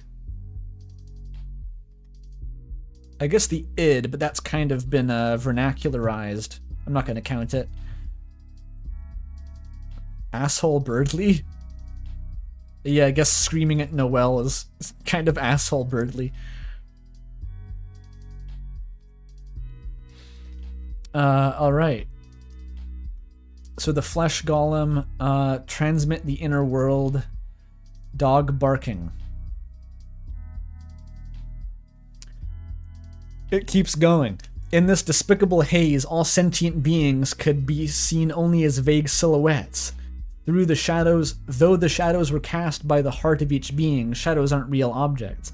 They reduce the verisimilitudinous essence that casts them to outlines, chittering away at each other with pleasantries. The shape of a human man that sat before Birdley had said that the words in a subdued voice, its outline non-threatening, but this was only a facade. Melon, haha. A distortion of the malicious intent that had cast the shadow.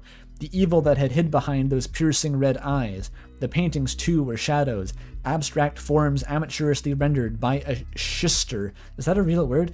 Implied by their nature to relay the soul of the creator, but serving only to mislead, to stir the haze. Seeing how his words of cruelty twisted themselves to conform to the chaotic swirlings of the sociological fog, you would be foolish to say with certainty that his demeanor reflected their intent, and that was what Birdley hated most. I'm glad we finally got to the point, Birdley. I'm glad you finally did it. Ah, shit, I keep clicking the wrong button. He lived in a world of people. He lived in a society. I thought there was something else. No? Maybe, I don't know. Oh, it was this. The Umriss meaning. Still trying to process the first paragraph, what's happening. I don't know, my brain is turning off. Like, I'm dissociating. Like, you know how you say a word too many times, and you have that, there's a fancy German word for it that I forget. It's like Gestaltziffel or something. It's like that, but with all the English language. Like, the English language is actually, the meaning is wearing out collectively for me as I'm reading this. Much like Birdley is dissociating from society in the diegesis, so it's actually highly immersive. He lived in a world of people, no, silhouettes of people, who could only see shadows. Only shadows and silhouettes. Silhouettes, shadows, shadows, people, silhouettes, Umriss, outlines. Outlines of shadows of silhouettes and people in a society.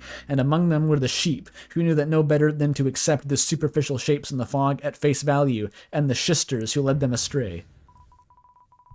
The font really sells this, and it also makes it hard to read. It's great. Among them? Dude. He was sick of it.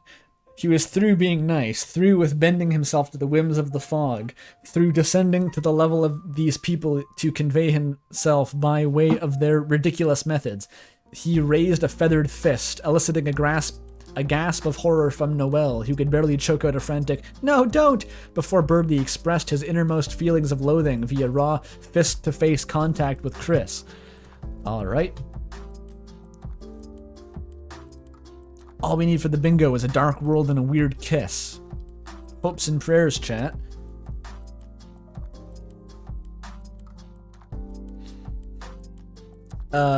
Chris crumpled to the floor. Birdie pushed his chair out of the way, moving to continue his assault.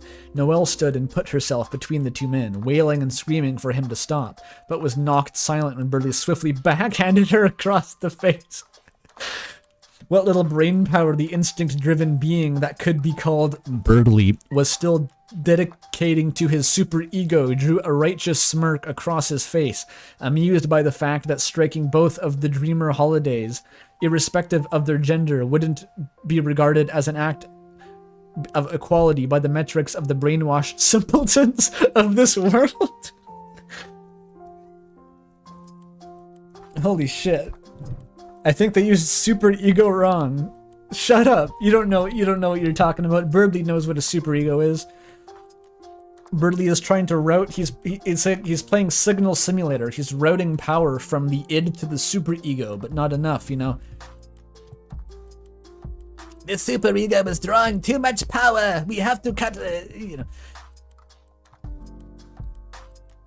Equal rights, equal fights, says Birdie. All men are killers, says Birdie. Even women. Suddenly, Susie practically leapt over the table to grab Birdie's wrist.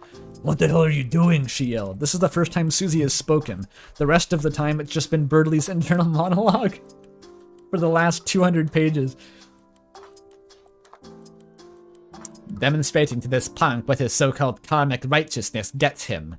Birdie was sweating and panting, inches away from the peak of satisfaction he'd been edging toward. I don't like how that's worded.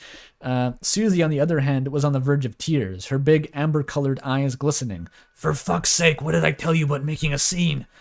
Birdie pulled free of Susie's grasp. "Tell me about making a scene," he yelled, poking her chest with an accusatory finger. "Let me tell you about making a scene. A so-called scene is a disruption of the smoky medium of interpersonal communication we're all trapped inside.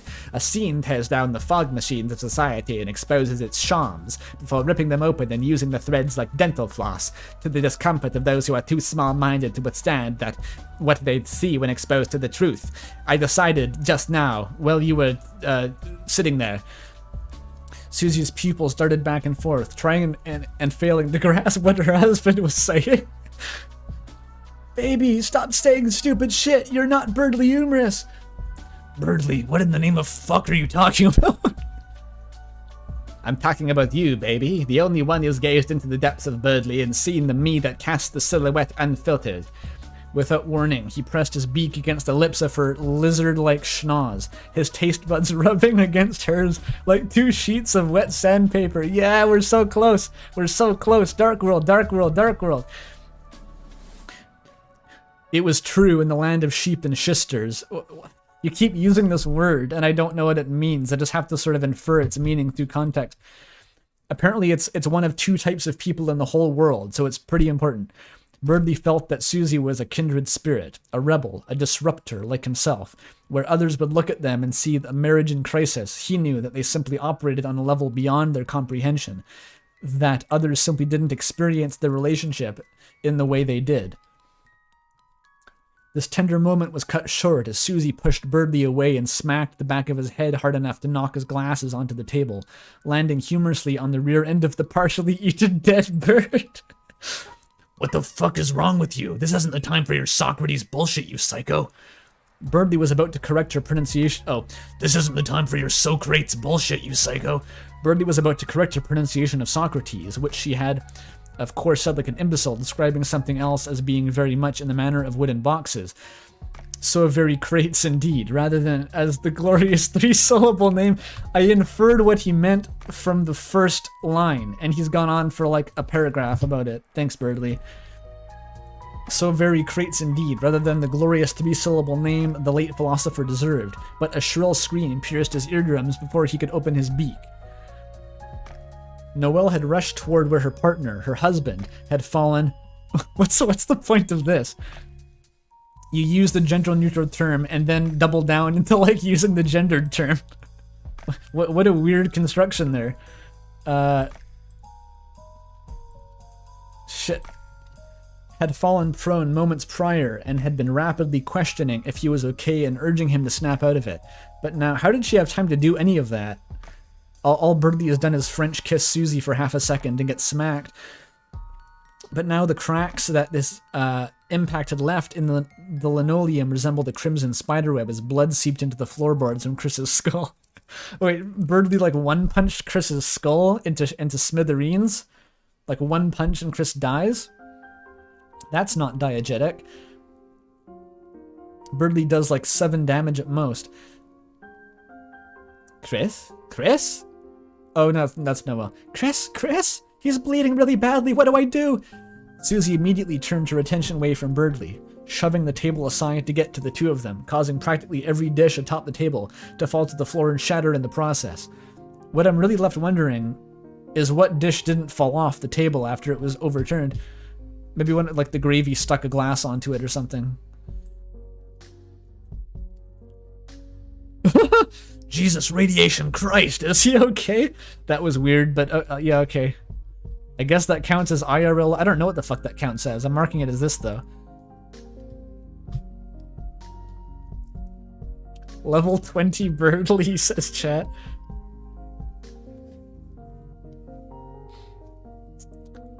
He crucified Toby. Not yet. That's only after Chapter 7 and Suzelle doesn't become canon.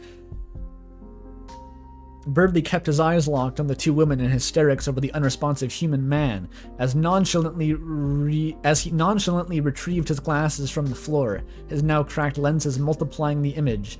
For once he was at a loss for words, his mind blank.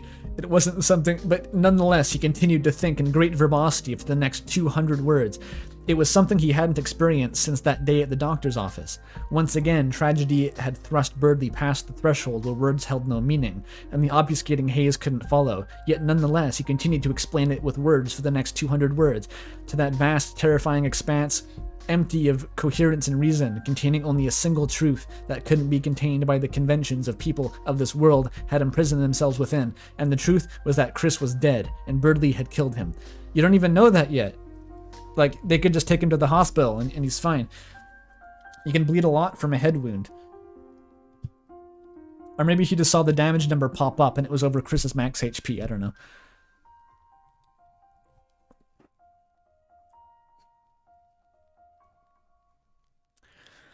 know. Birdley turned his gaze to his hands, twitching his fingers one at a time in a random order to feel them creak under the precision of his bodily control. He could feel it. This was different than the last time he was forced into this abstract realm. The gratification he'd been chasing has reached its climax. And to the post-climactic clarity, yeah, okay. He could look into the void free from the shackles that dragged him kicking and vomiting back into the boundaries of plate society before and see the world for what it truly was. Birdley felt good. He felt powerful. That gets like a whole humor bonus point for the phrase kicking and vomiting. That's fucking fantastic. He remained in this ascended state of consciousness for the minutes that followed.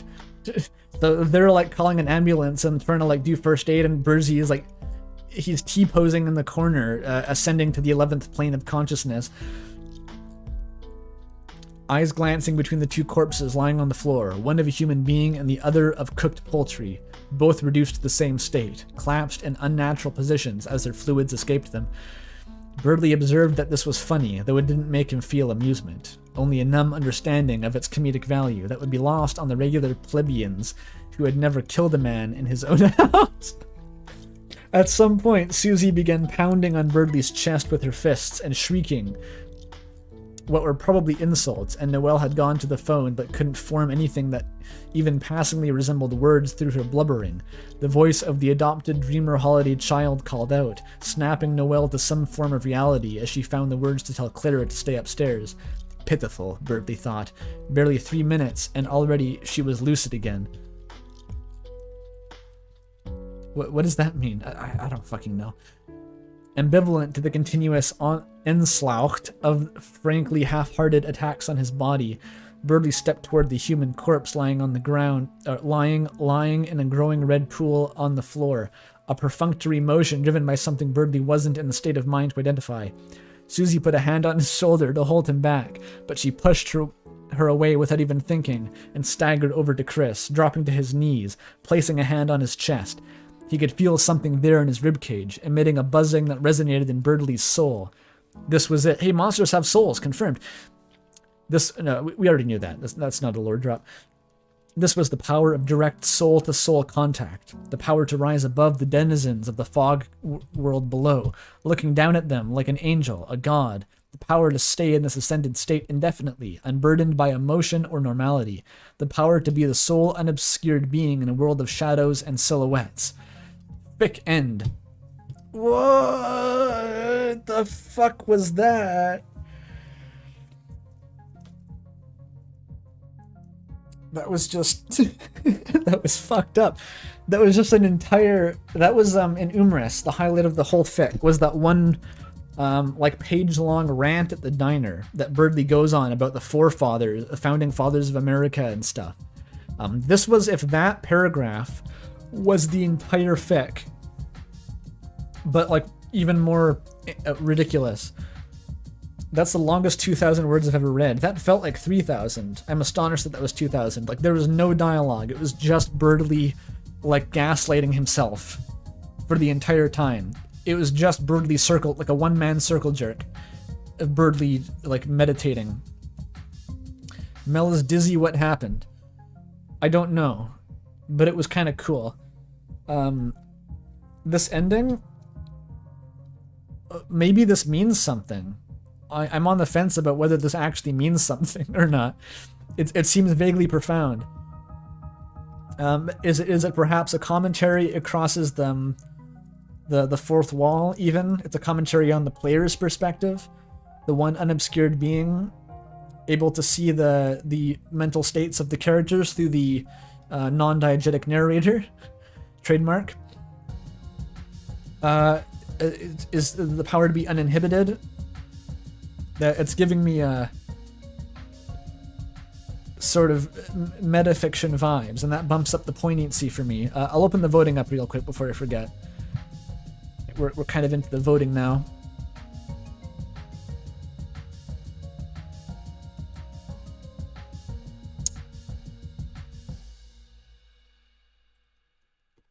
Kid again. Yeah, so like a surprise. It wasn't, I didn't think it was being very poignant at all, but the very end brought it back a little bit. So I think it has to get some points. And it was at least thematically consistent, I have to give it that. Like, it shows its conceit, the fog world, the illusion of being able to see someone's true meaning when it in fact is an or a shadow cast on fog or some bullshit. It really stuck with that conceit. So I kind of respect it. That makes me want to bump up the poignancy a bit more. I'll give it like a 5, I guess, for poignancy. Because most of it was just incoherent rambling. But for humor, that was extremely funny. Just for how absurd it got. Not quite as consistently funny. It took some time. I felt like once it had worn me down to the point of like incoherence, it became funny when I realized that it just wasn't going to stop ever. It initially didn't strike me as very funny, but it really came back in the end, so I'm going to give that like an 8 for comedy.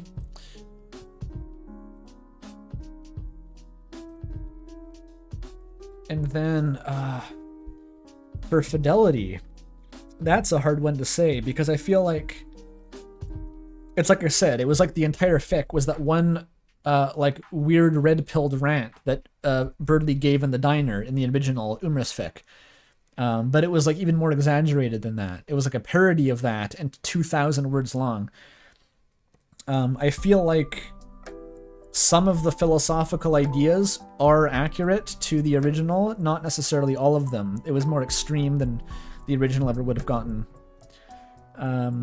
But it was still faithful in that it took itself seriously. It never broke character, except for that one radiation to Jesus Radiation Christ. But it felt like it was taking itself seriously, which is what I was looking for basically in terms of fidelity. So it's a hard one to rank for me in terms of fidelity.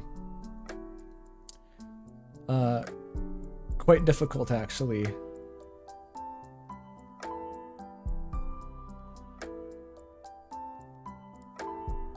I'm torn. Because the writing style wasn't that similar. But parts of it were, like, conceptually similar. I'm gonna give it a 6. Okay. Let's see, we have almost 40 responses now. I'm gonna be cutting off the voting in 5, 4, 3, 2, 1, closed. Okay, then I'll transcribe them quick.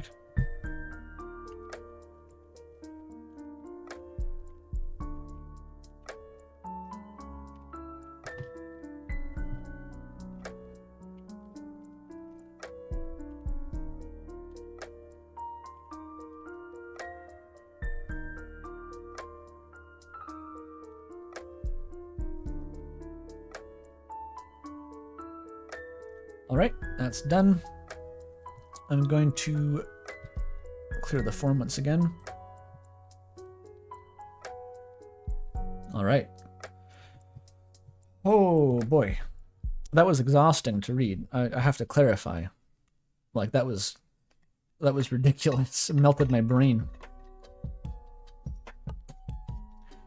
Chat says this is the same experience as reading a book on ontology. I'm assuming that's what it was going for to an extent.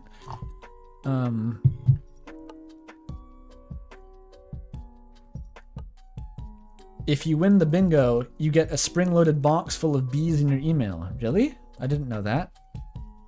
Once again, no bingo though. We didn't get a dark world. We did get character death, but that doesn't help. No character growth, God knows. Yep, nothing there. Wait, hope you don't mind a last minute edit to my doc of an author's note. If you have it linked as a doc and you've edited it, then it's fair game. Like, there's no way I could even tell, so that's fine.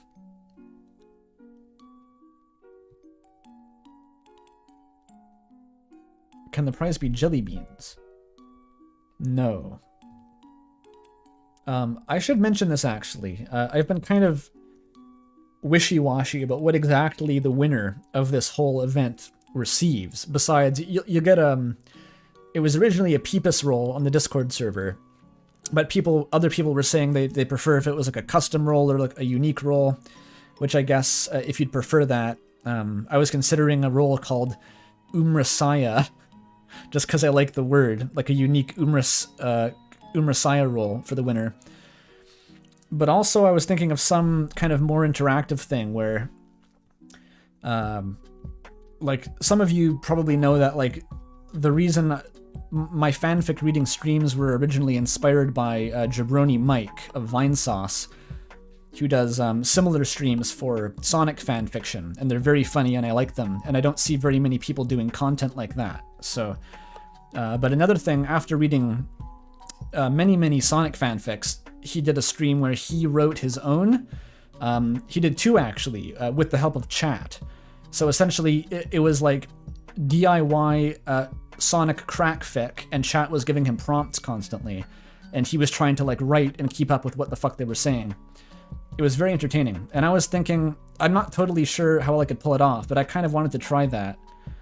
And I was thinking that if I did, in addition to taking prompts from chat, the winner of this Umriss contest would have the honor of choosing the premise, the initial setting or concept for this crack fic.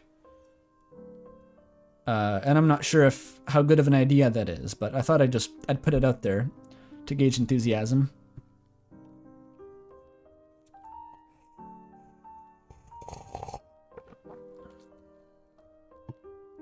Did anyone see the video where someone read the Smurf in Hand fanfic? Was that Deadwing Dork? I used to watch that channel. Then I got kind of off-put after long enough. I think I might know that one though. Could you read that fic? You know the one on stream sometime. That fic? I don't actually know the one, Irina. Like, I legitimately don't know the one. Oh, you weren't talking about Deadwing. Okay, I'm not sure who else read the Smurf fanfic then. I know that Deadwing did something with weird, like, fetish Smurf fanfiction.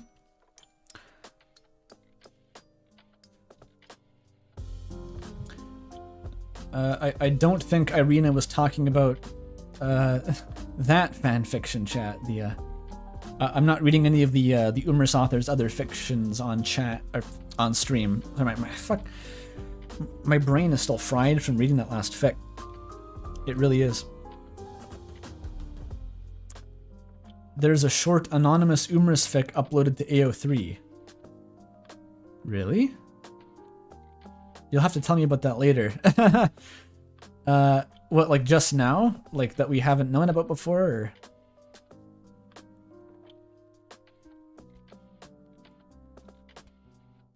Or... so meaning I'd read them off stream.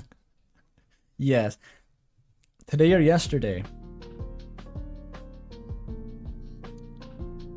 It was posted in the thread. Really?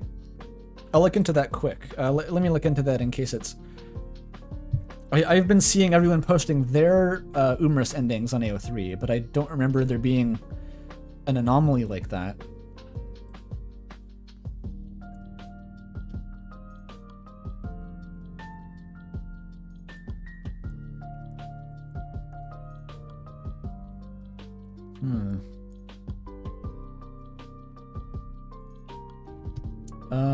Let's see.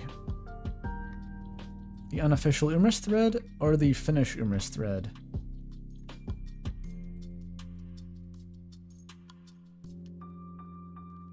That's out since... Oh, that one. Oh, I thought that was Irina just posting hers. I'd like to forget about this by Anonymous.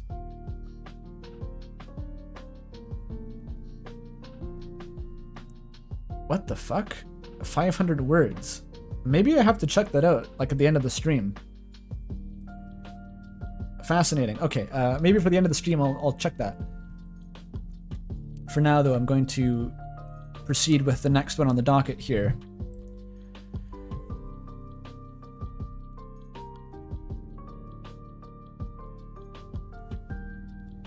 It follows the Umriss continuation format. Oh, maybe someone wanted to... I said that I would accept anonymous submissions through DMs, but maybe they didn't even want to be known through DMs. They just wanted to have it exist. If so, I'll read it. Did I see what happened at this year's Pop-In Gamer? Oh, it's a... What's Pop-In Gamer? I get it. Okay. Ligma Shield activate.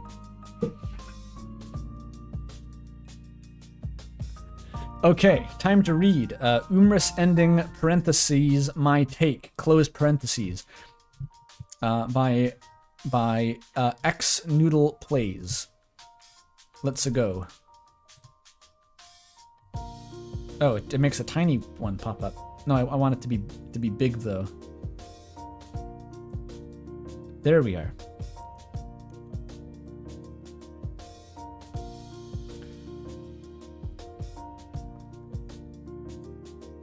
Oh, there's an alt title now. It's called Untranslatable Japanese Characters Gayo.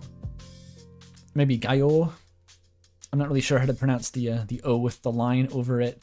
I remember this now. It's I'm assuming Japanese for outline. It's just another Umriss. All right.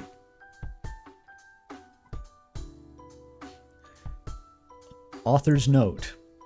I wanted to write a well-thought-out ending, but it made me stressed to think about not finishing in time, so I decided to finish with a half-assed ending instead, which took a lot of stress off me, but also created stress and the feeling that I could have done better in the process. Hope you enjoy it anyways. Xnoodle plays. Alright. People are joining the Google Doc in real time. You better not edit this as I'm trying to read it. You really want to go there, huh? Chris's hands were quivering into fists. I'm not sure how much worse you're making this. Oh wait, that's Birdly. I'm not sure how much worse you're making this, Birdly scoffed. I think that's Chris again. It's a bit hard to tell who's speaking. Oh, please. Everyone knows how much of a freak you are. You can't even seem to control your attention. Chris snapped, glowing red filling his eyes. He scrambled to the counter and took the knife from the cutting board. So Chris is like Kurapika in Hunter x Hunter. The eyes, they glow red when he's angry, but otherwise not. He also becomes a master of all 5 types of nen. He scrambled to the counter and took the knife from the cutting board and threw it over Birdly's head, nearly missing. Another immediate escalation. Just right to it. Not skipping any beats. This is basically, between these 2 sentences, was the entirety of the last fic. Like, the last fic was just like an interjection here. Before Chris moves, it was Birdly thinking for 1,500 words, and then Chris does something. This is what happens when you insult my well-being. Do it again, and I won't miss on purpose. So Chris is like, he's like an Organization 13 member who... He's so good at throwing knives that he can intentionally miss, just to intimidate Birdly. Chris's eyes faded back to their shadow, the smile still remaining on his face. Noelle was mortified, seeing her own husband act like this. She quickly got up and ran out of the room, her face in her hands. Birdly was in shock at what just happened. He turned around and saw the knife piercing the wooden trimmer. He sneered. You monster, look at what you did. You think you'll find that he's a human actually, and you're in fact the monster. He grabbed Chris roughly by the arms while looking for Susie's justification. She had fear in her eyes. Birdly. Her lips were trembling. He didn't realize why she was so scared. Then, he smelled something familiar, something smoky. He turned to face big puffs of thick, black smoke from the knife in the wall. Uh-oh. He coughed and sputtered, his glasses filling with smoky blackness. He saw Chris's glimmering white teeth in the corner of his eye. He passed out. All right. Oops, that's the last fic. I need... Bingo. We've started off with the only one we needed for the bingo last time, the Dark World. This card is fucking cursed. There's a gas line in the wooden wall, yes. Chris installed it there just in case he ever had to throw a knife over a dinner guest's head. So apparently now we know that determination, not only does it linger after you take the soul out, but it also lingers in the bladed object after you throw it across the room. It can inhabit like metal.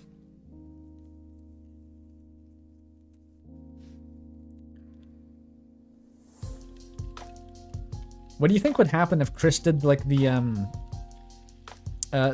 meme, like teleports behind you, stops time, throws 1 million knives, nothing personnel kid, but they all missed, and the 1 million knives all each created their own Dark World. Instant roaring attack. That would be kind of impressive, I think. Birdly felt pain in his left shoulder. He sat up and tried massaging it, but it was no use! He clambered to his feet, still hugging his shoulder with his right hand. All around him were black and white empty streets. He stared up into the open sky, blackness filling it. He walked in a random direction just to try to find civilization, but after several minutes, he wasn't getting anywhere. He finally collapsed to his knees and broke into a sob. He called out for Susie, but nobody came. He called out for Noel, But nobody came. he called out for Chris, But nobody came. he called out to the only other person he knew. Clara! The only other person he knew is Clara? The only other person who's been named in the story, you mean? Or maybe, like, legitimately, Birdly doesn't know anyone outside of Susie and the people he just met today. That would be pretty funny. Silence. Just someone, anyone, please help me. I'm sorry for everything. I just... He looked at his weapon, the shiny halberd glimmering in his orange eyeglasses. Just then, he realized something. The one thing he never did, the one thing he never got to do because of a goat's guidance. I wonder who. Lionel Messi. It might be able to get him out of this loop. He pulled out the halberd and raised it above his head. Oh, so he knows he's... I was assuming that this was like Chapter 1 canon, and Birdly didn't know what was happening. But no, he's been to the Chapter 2 Dark World. He knows how this works. He's just... apparently doesn't know where the other people are. He pulled out the halberd and raised it above his head. He closed his eyes. He slammed it down as hard as he could, but there was no sound. He opened his eyes to see Ralsei standing there, using magic to stop the halberd from colliding with the ground. He's like Yoda, using the force to stop the lightsaber. Birdly relaxed his strength, and Ralsei put down his hands. He put the weapon back into his inventory. Sorry, Birdly stammered. Ralsei was silent. Finally, he spoke, his glasses filled with fog. You've caused great trouble to get this far. There's nothing left here. This is a permanent world you are stuck in. Fear struck Birdly's eyes. What are you talking about? He quivered. Ralsei turned around. You caused the roaring, and now there's nothing but darkness and emptiness. Birdly's eyes widened. But it's not my fault. Chris is the one who made the dark world. Ralsei sighed. You made it happen. The only way a knight can create a dark world is with no interference from others. It doesn't only include you making the dark world by yourself, but also interfering with others' emotions and actions when creating dark worlds. I already told you that you would cause the roaring one day, in Chapter 7, remember? Fuck, this voice was not well advised. It's destroying my throat. Ralsei is here. I drive in Mercedes-Benz. My name's Ralsei. I'm a bot.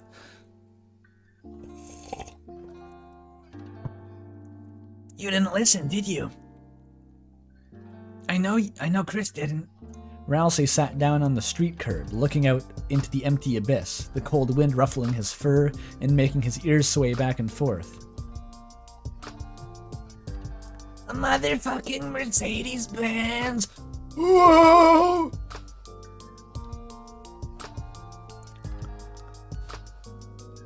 Where are the others? Birdly asked. Ralsei stood up and turned around slowly, revealing 3 souls in his open paws. What? They've been introduced to souls? They are here, if you want to save them. I want you to absorb these souls and find your friends deep within. I'm not able to do so because I'm a dark world being, thus I can only carry them.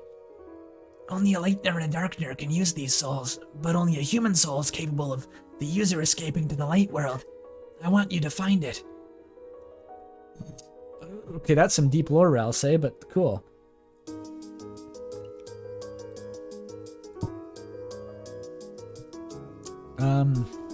Does that count as monster biology? It's almost. This one's completely off the beaten path so far. No, the bingo card is languishing here.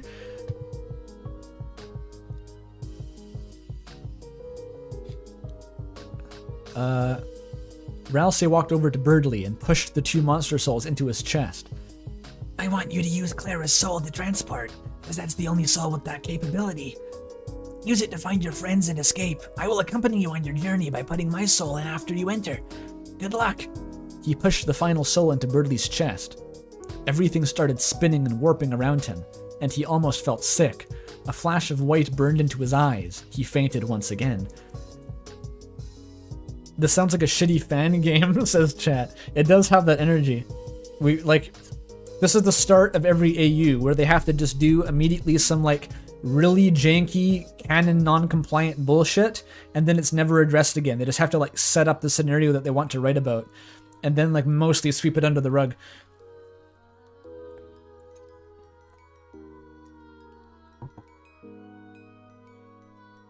Clara is literally a plot device. Oh, true. Yeah, Clara is plot relevant by virtue of being a plot device. Plus character death? Does that count as them being dead? I guess if they're reduced to souls, that means they're dead. Yeah, sure, I'll count it.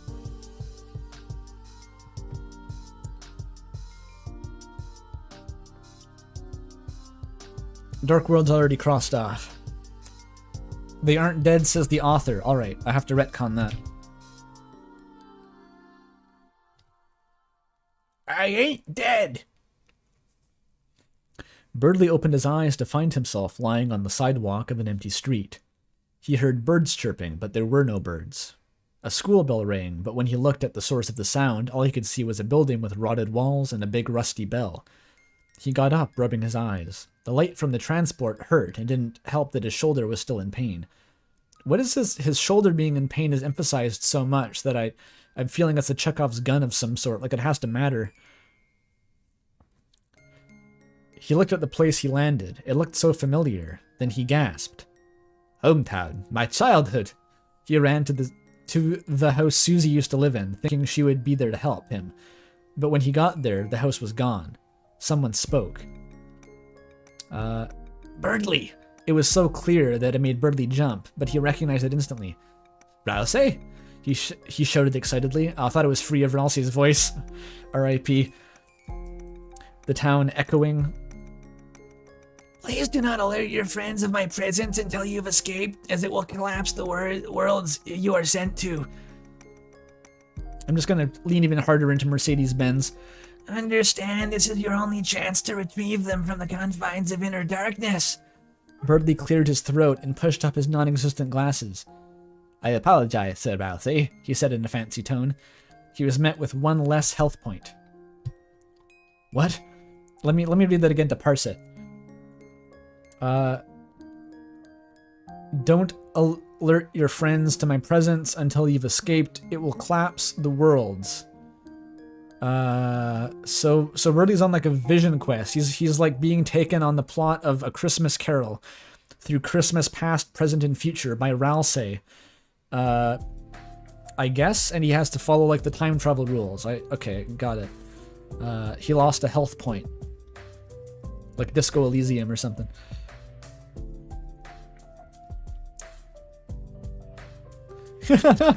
Chance, finna listen to this while playing GTA and have the most atrocious vibe known to man. That's definitely the intent. Yes, I wish you good luck with that.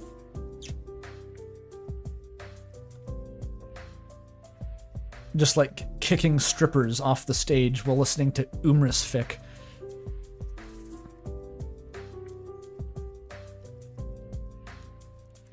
Someone made a reference, I don't know if it was a joke or not, to having like an earlier version of their fic where Birdley went to a strip club and Ralsei was there as a stripper and then he realized he was gay. That sounded fucking transcendent, like hallucinatory, but it was cut. Maybe fortunately, maybe unfortunately. That was Shadow of Roserade. Yeah, I didn't hallucinate that. Good. That would be a hell of a twist, because, like, the one thing about Birdley's mindset in life that doesn't seem to be in, like, absolute shambles at this point is his sexual identity, so... Even destabilizing that, what would he be left with?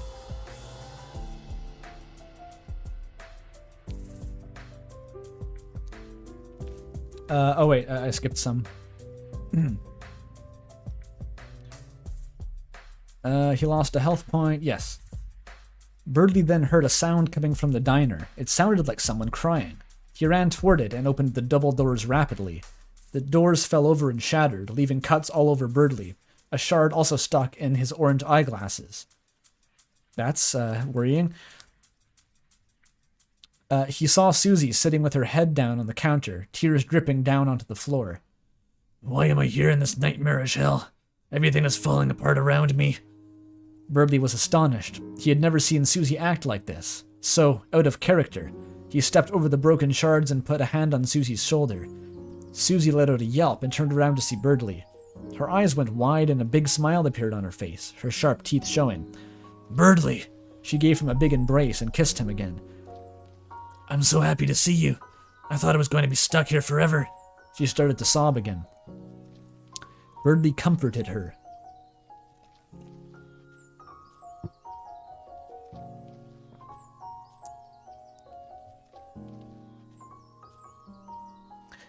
There, there's no need to cry, sweetheart. I'm here now.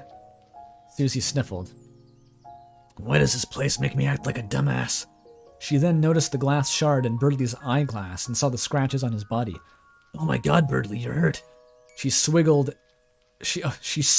swoodied after that booty. No, she wiggled out the shard, then reached over the counter and found some cracker packets. She opened the plastic wrappers and fed the contents to Birdley. Oh, I thought she was...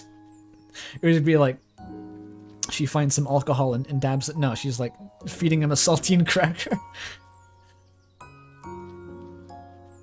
"Here, this'll heal you up." I guess it would, logically, diegetically speaking. Oh wait, do we know that? We don't know how light world HP works, but no, they're in the dark world. Never mind. I'm struggling to keep up here, clearly. They're in a dark world, therefore the crackers heal you. Or no, it's not a dark world. This is just the light world after the roaring took place, because Birdley escaped the dark world by taking Clara's human soul. So this is the light world, but it's been covered in darkness, so maybe the rules of the dark world apply now, and therefore the saltine cracker has healing properties. That's the interpretation I'm going to go with. "Here, this'll heal you up." Birdley chewed in silence, his face flushed. He swallowed to clear his throat. It was somewhat difficult, because it was a saltine cracker. He was glad that he didn't have to eat 5 of them in 1 minute. Sorry about the entrance, by the way. Susie laughed. "It's fine. This place is falling apart anyways." She got up from her seat and straightened her posture. "Now how about we get out of this dump?" She went silent, the smile fading from her face. "How do we, even get out of here anyways?" She scratched the back of her head. Chat says, just got off work, I'm so fucking tired. Well, this'll hopefully dunk you the rest of the way into unconsciousness. Birdley heard Ralsei speak to him. "Hold her hand and wait to be transported. Don't release your grip until you're in the next world." Birdley held out his hand to Susie. Susie, if we are going to escape, I need you to take my hand and not let go. Susie stared at him for a moment, but soon grabbed his hand in a tight squeeze. "If this is our only way out of here, I'll take it. It's a tough sell, though, touching your hand." The world started spinning around them.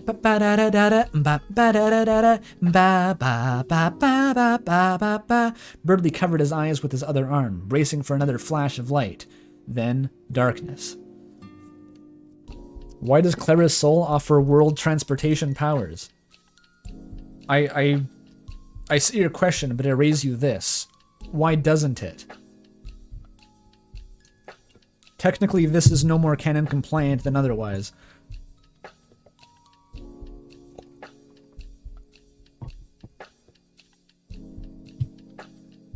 Birdley woke up again. This time he felt something soft cover his face, but it was burning cold. He stood up quickly and opened his eyes to face a blanket of fluffy white snow. So this is going like the metaphysical, like Psychonauts kind of route, where he has to go through the abstract landscapes of each character and reconcile them somehow to right the wrongs earlier in the story. I can see where it's going. When he realized that he was still holding Susie's hand, he let go and scrambled over to pick her up. She was shivering. He started to pick her up under the arms, but a hand stopped him. Wait a minute, I sort of spaced out there. What happened? He was holding Susie's hand, he let go. Oh no, it was Susie. She was in the snow. But a hand stopped him. "I got it." Susie slowly stood up, rubbing her hands together, smoke coming out of her nostrils. Birdley looked around at where they were to see if they could find a suitable place to sit, but there was nothing but aisles and aisles of bookshelves towering over them. It was as if they were trapped in a maze of knowledge. Only when Birdie focused on the spine coverings, they all read American Psycho. Okay, that's a good honest reference. Fair play. So they're in the Snowgrave American Psycho library. Chris's dream is the coin-operated horse ride. I hope so. Yeah. Hey Birdly, can I borrow a quarter? Susie, why do Birdie lost his train of thought as he got jumped by a big crunching sound? He turned around and looked over at Susie to see she had ripped off part of the wooden shelving. Fire coming out of her mouth. She breathes fire, dude? Chapter 5 reveal. Spoilers. I didn't skip anything, did I? No, okay. Fire roared on the piece of wood as she placed it down on the top layer of snow in the middle of the aisle. She sat down, looking away. Birdie was amazed. I didn't know you could do that, Susie. Susie scratched the back of her head, her face a little red. Yeah, it's a thing I don't use much, but I thought it was necessary. I can only use this fire once every 24 hours. It's different than the other fire. It keeps burning hotter the harder you attack. Birdie... I don't like doing it, but it works. Okay, I'll stop. Birdie put his hands near the fire, the flames licking the cold air and the wind howling. Silence filled the few minutes they stayed there. Then, Birdie heard strained sobbing, like someone was having trouble breathing. He got to his feet and ran to the sound, Susie quickly following behind. This is actually kind of strange. It feels a bit like an actual fucking Deltarune fanfic, which is very unusual. They're using like magic and stuff. They're referencing the mechanics, kind of following the structure of how the game actually works. There's a whimsical spirit of adventure.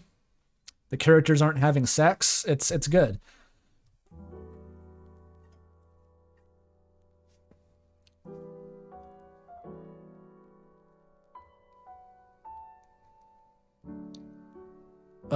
Yes. When they got there, they found Noelle, her glowing white eyes crying ice and her fingers black. Which Isaac item does that? Fuck, I forget. It's like Neptune or Uranus. Susie took out the burning wood from her inventory and threw it on the ground near Noelle. Her head was still not looking at the fire. She has an inventory. She had to access her fuck, I've forgotten it. What is it called? Sylladex. There we go. I got there eventually. Her hands lay opened in front of her, not trying to warm up. Oh, the wood is still burning in her inventory. Very cool. Then a terrifying voice spoke from her lips. Proceed. She started crawling toward Birdly. Snowflakes coming out of her hands. Like, I'm picturing like an exorcist spider crawl here. Birdie was about to run away when a pull from his soul jerked him back to the ground near Noelle. Grip their hands now, Ralsei called out. Birdie looked back and forth from Noelle and Susie. Bat, Birdie spluttered. Do as I say. Ralsei was screaming now. That's the sound Ralsei makes when he screams. Birdie obeyed and let Susie grab him as he grabbed Noelle, his hands in stinging pain. Wind rushed around them, and the world flashed another bright light.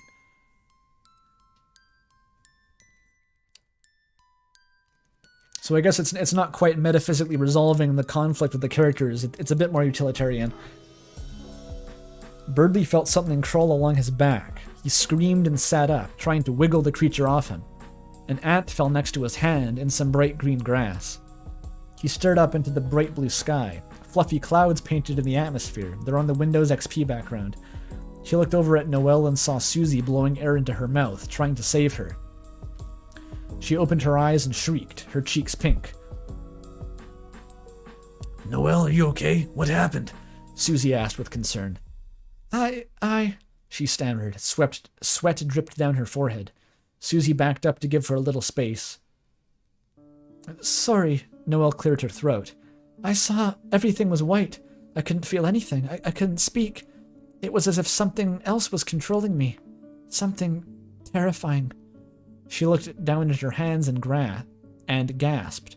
Her hands were still black and burnt from the cold in the other world. Susie quickly got out some spare cracker packets and handed them to Birdly. They're really getting mileage out of those saltine crackers. They cure frostbite. And handed them to Noelle. Handed them to Birdly. She opened them and gave them to Noelle. Doesn't Noelle know healing magic herself? Or actually, does she? I legitimately don't remember whether she knows healing magic. Toby needs to nerf saltine crackers for episode or chapter 9. Yeah. She has heal prayer. Okay. It's fine in diegesis. She's too injured to use it herself. Thank you. She ate them quietly. What's going on? She wiped the cracker dust from her white gown onto the grass. I'm not sure I know either, Susie answered, looking at Birdly. Birdly remembered that he shouldn't say anything about what he had done. I doubt now also, he lied.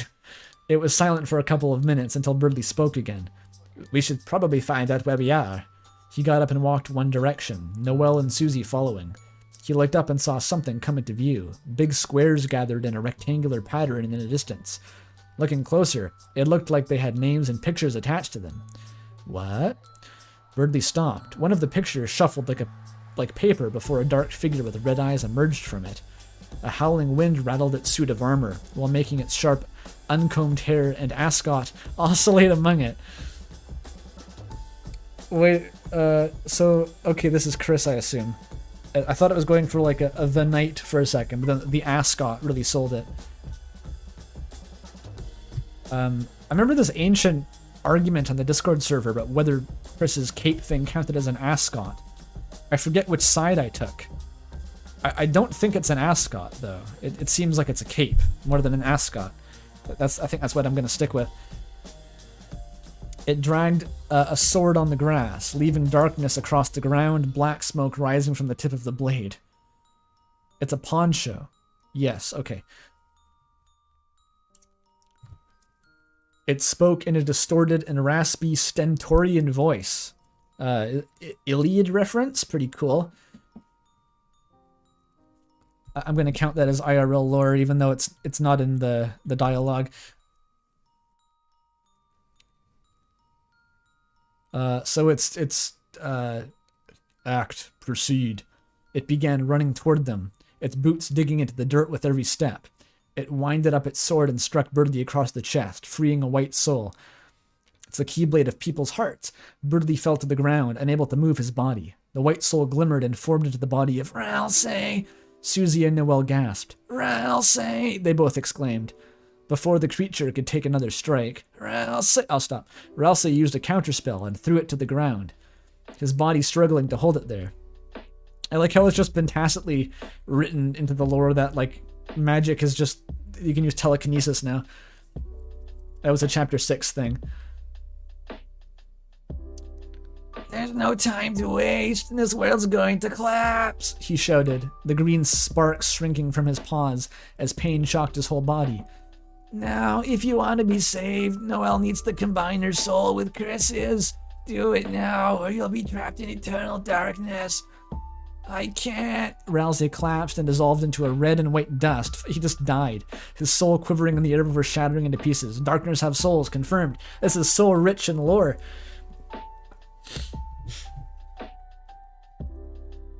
Noelle recognizes Ralsei. This is post chapter 7. The entire game has elapsed here. Character death, very true.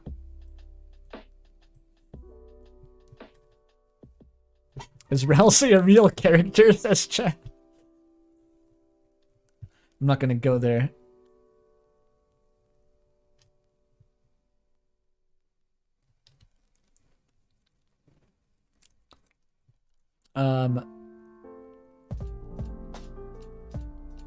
Wait, this is still... The creature shrieked as Chris's soul was ripped out of its chest. It screamed and screamed before glitching out and disappearing. The land rumbled and cracked to pieces, the world falling under them. Noelle tried reaching for the soul, but it was no use! It was too far away. She called for help, but she couldn't see anything now. She cried out Susie's name, but nobody came. She cried out Birdley's name, but nobody came. She cried out Chris's name. Suddenly, she saw the soul rush toward her, sparking in white light around her. She reached for it and grabbed, pushing it into her chest. She reached for anything else in the blinding light and grabbed 2 hands she recognized. She screamed as the world started spinning and flashing itself with white and black colors. Actually, those are called shades. She fainted. Holy shit.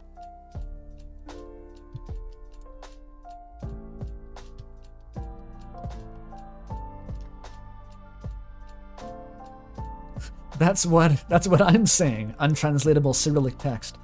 Says chat.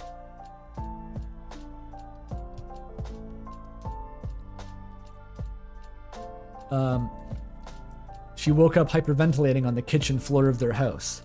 She quickly sat up and looked around for the others. Noella's now like the point of view character, okay. Birdley has been just like unceremoniously punted to the side character role once again. I thought this was about me. Susie laid on the ground with her back turned toward the counter as Chris sat face down at the table. She saw Birdley slumped up against the wall and was about to run toward him, then remembered what Birdley does when he was slumped against walls. I made that up. But she heard a grunt come from Susie.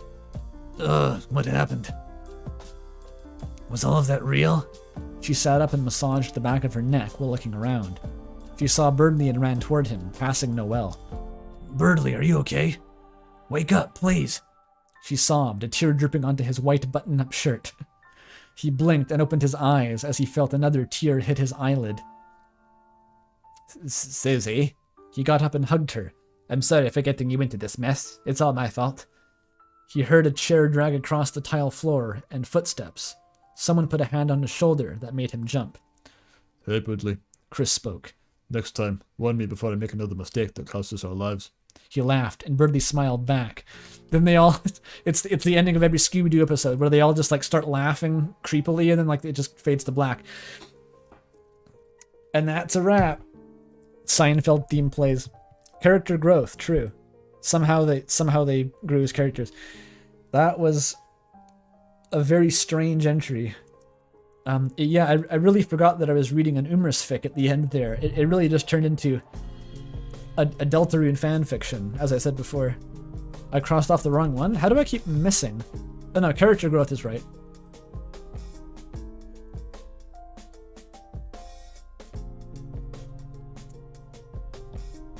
I think, yeah, I got him.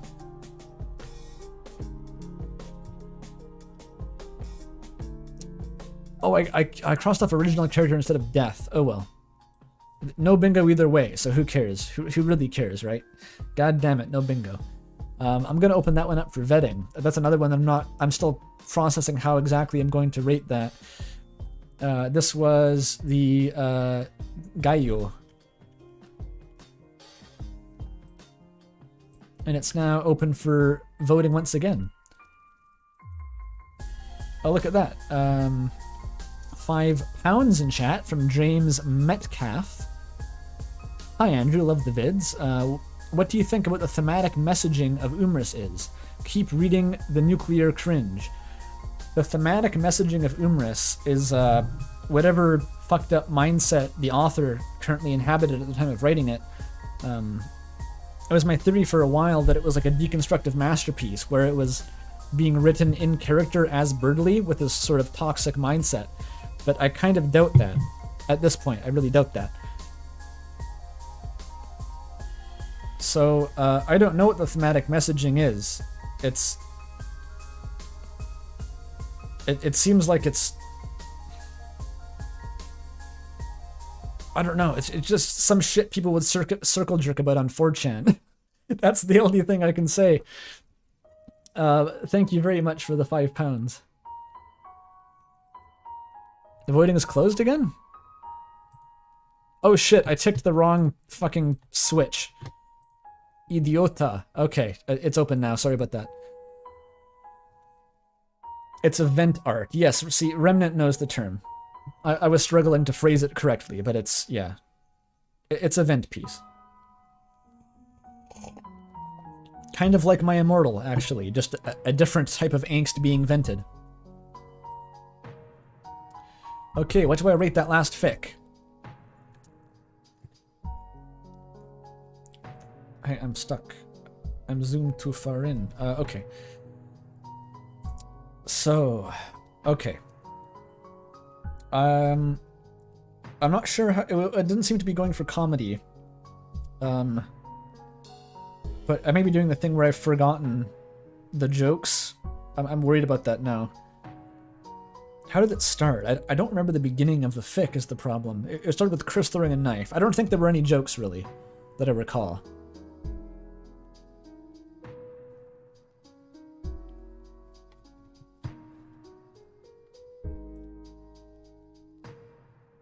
Fuck though, I'm doubting myself.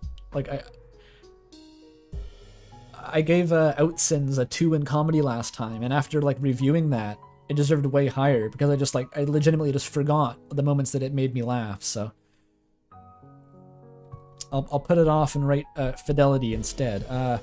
It was not very faithful to Umriss. As I said, it's sort of, by the time we were halfway through, I kind of had forgotten it was an Umriss fic. Like, Birdly wasn't actually even the main character anymore.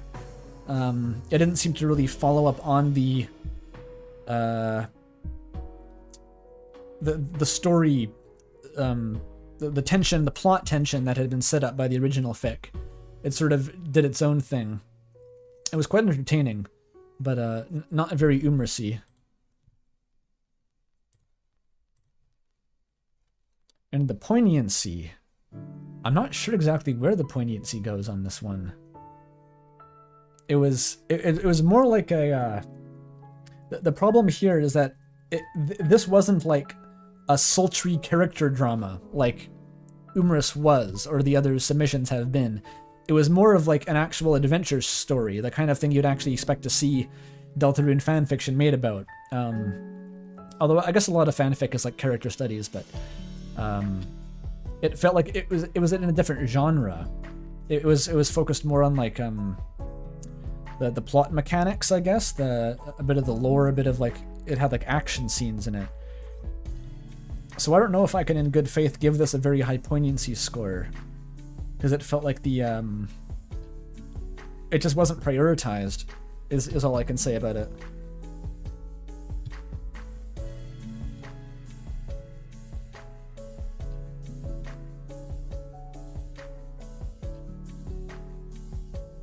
Okay, we're nearing 30 responses. I may close the voting soon. 29. Okay, I'll give it 5, 4, 3, 2, 1, and closed. All right.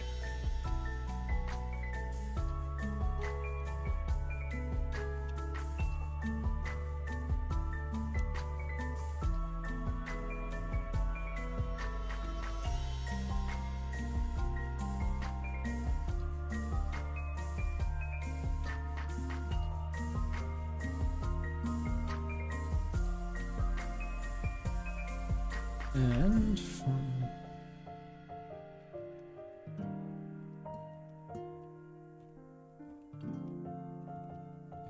all right, that's all the votes tallied.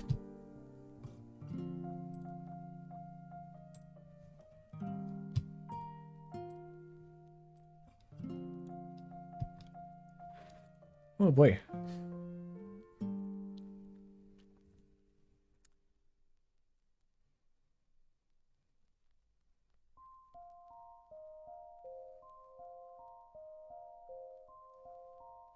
Okay, I'm getting kind of tired here. I think I'm gonna take a quick break and to have a snack, and then I'm gonna come back and finish off the last 3 fics, maybe 3.5 if the mystery offering is actually read. I think I'll read it. It's only 500 words. So yeah, I'll be back in a few minutes, and I guess you can listen to lo-fi Gaster music for now.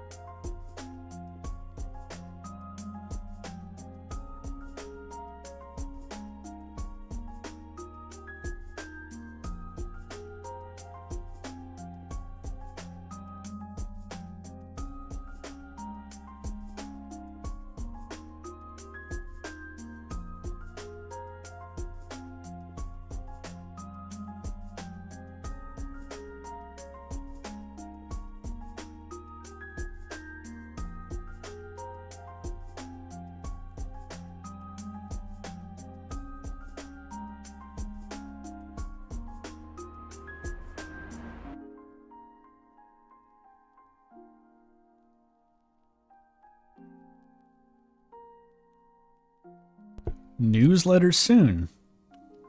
That's exciting. That's referring to the Deltarune Entertail newsletter that Toby's going to be emailing to people who consented to be emailed, I guess. That's going to be fun. I guess no one knows how extensive it's going to be yet, because this is the first newsletter. But it could be cool. It could have like a work in progress sprite from chapter 9. Who knows? It could just be a work in progress sprite from chapter 9, and Toby's going like, "We're working, lol." So who knows? The alternative is that it's actually in completely in Japanese and written by Masahiro Sakurai, who has replaced Toby replaced him as the columnist in Nintendo Power or something. Not Nintendo Power. What's the magazine that Toby writes for now instead of Sakurai? What if he shouts out these streams? Be realistic, Outson. Be realistic now. Famitsu, yeah. So basically Nintendo Power. Okay, what do we got next? Any bingos today, asks Toby in chat. No. Not a single fucking bingo. This is like... This card is a mathematical constant. It's the only card you could construct from these 25 squares that won't get a bingo from any of these fanfics. It's really remarkable. It's the Parker bingo card. Okay, we have Schattenfreude by... This is Shadow of Roserade, right? Yes, it is. Alright. Schattenfreude, here we go.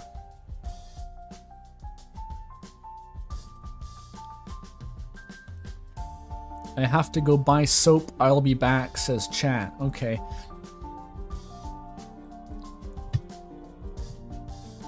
Big mode, please. Oh, they went to bed? That's too bad. If they'd, like, reached out, I could have shuffled them around so that they'd been able to, like, view it live, but too late, I guess. $1 bounty for catching Tony Fox, like in real life with a net. Gonna go to, where the fuck does he live again? New Hampshire or something? I don't remember.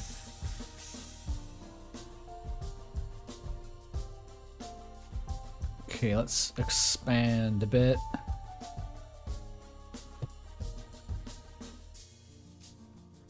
Author's note.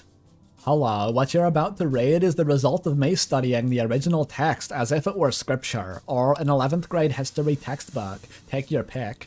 Point is, I went through with a fine-tooth comb, highlighting every single point of possibly relevant information I could use when crafting my own interpretation of the ending.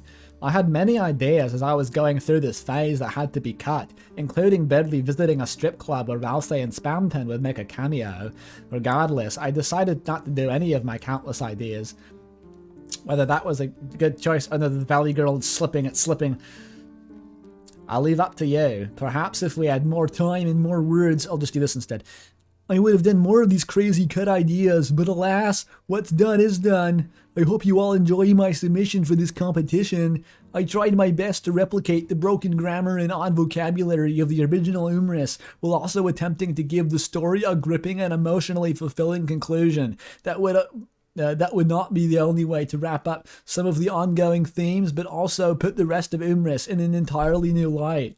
I am unsure if I have succeeded, but regardless, I hope you enjoy Schadenfreude.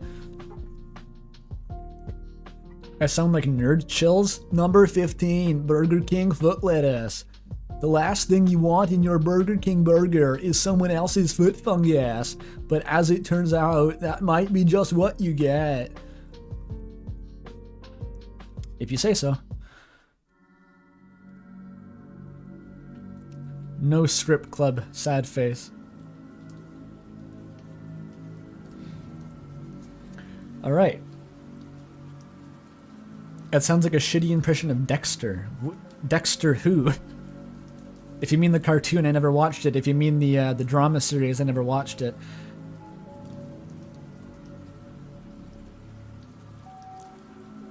Yeah, so this is Shadow of Roserade.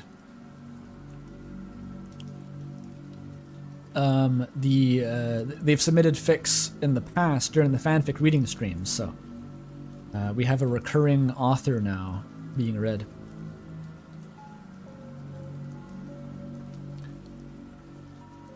You think because you have a more expensive house and a rich wife and a cute little kid that you're better than me, Birdie roared in Chris's face, his spit smattering itself onto the Hunan's nose. Hunan the barbarian. Well, you're not. In fact, you're a jealous piece of shit. You're jealous of my luxurious job, my superior intellect, and my beautiful wife. Meanwhile, you have nothing but dozens of worthless pretty pictures and a wife who doesn't really love you. Chris Dreamer, you are nothing but a two-faced snake. Birdie finally spat, put his long rant, leaving him breathless and red-faced. Yeah, incomprehensible sentence structure already. This is good. Bingo card. Birdie finally, yes. Chris's face was still only about an inch away from the tip of his beak. It was all he could see. His scarlet red eyes drilled into the bird's very soul. Scarlet red, dudes, my favorite shade of red. And his smile remained. There was a long beat of dazed silence, broken only by sobs from around the two men. After what felt like a dreamlike eternity, Chris finally spoke up again. I don't really care about any of those things, Birdie. They began flatly. I hope that maybe you could see through your own ego, but I suppose I was wrong. Your actions have consequences, Birdie, whether you'd like it or not, regardless if it's karma or not. He said, his voice raspy and rough. I hope that maybe you can see through your own ego, Birdie, but I suppose I was wrong. It doesn't work at all. He leaned closer to Birdie, his mouth lay only a breath's hitch away from Birdley's ear. Now kiss, come on. I know you need to Susie, he whispered simply. Despite the quiet and monotone manner of the human speech, it sounded deathly close to the marching of war drums to Birdley's ears. War drums to ring out the death of the Pope himself. Instinctively, Birdley pulled back, thrown back into a straight standing position. He snapped his head around the room. Noelle was frozen in her seat, and she... frozen. He eyes glazed and tearful, staring at Susie, who was face down on the table, crying into her arms. Birdie couldn't help but notice the strong shadows that seemed to fill the room, fired off from the lone lamp in the corner. Ooh. I have no idea what you're talking about. Birdie spat through his teeth. His talons curled and left a scratch on the house's otherwise pristine floor. Yeah. That's something I didn't want to know, but I know it now. Birdie didn't dare look back to the faint smile of Susie, instead drilling his gaze upon Chris's face. His shadow smile plastered itself across his face. It didn't look very joyful. It emitted catharsis.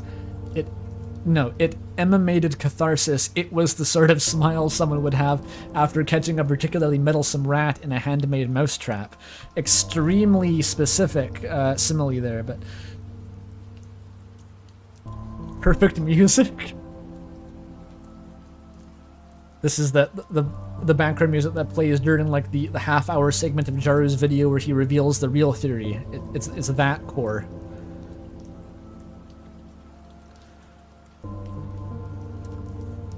Chris's pinprick red eyes met Birdley's own, sending an unwanted shiver down Birdley's spine. I was Susie's best friend. I know her better than anyone. Well, that's all in the past, Birdley quickly retorted. It's been decades. Susie has changed. Get over yourself, you overgrown chimp. Birdley spat. Is that like a racist slur in this context? Like a chimp, like humans or monkeys? Birdley spat, unable to control the level of his vitriolic venom. The Susie I knew was strong-willed and tough. Chris continued, seemingly ignoring Birdley's racist tirade. Okay, it was. You never took shit from nobody, and did things with no regrets, never apologizing. Chris breaks eye contact with Birdley for the first time since Birdley began shouting. But now... They look towards Susie and Birdley follows suit. Susie is draped over the kitchen table, her head still cradled in her arms. I'm sorry, I'm sorry, I'm sorry. I ruined it. I'm sorry. I'm sorry. She kept repeating. Noelle reached out to her arm, but when she touched it, Susie flinched and froze, her voice cutting off suddenly. Birdie looked back to Chris in the setting sun cloaking his face in shadow. Yet despite this, his bright red eyes still shone as if Try were blacked by light bulbs. His eyes asked a question, a venomous beckoning for the truth. What did you do to Susie? Birdie grit his teeth.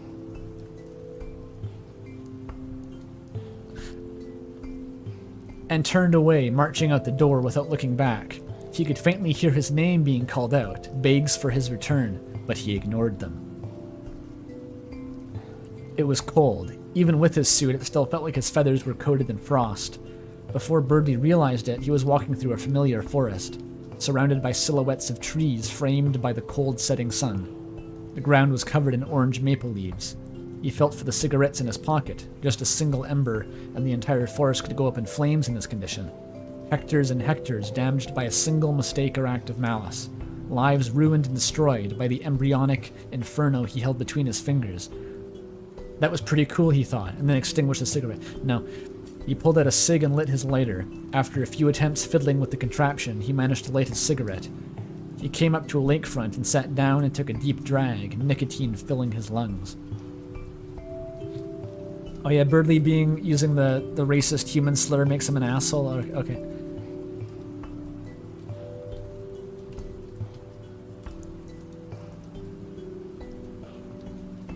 Chat's giving me the Zerk alert.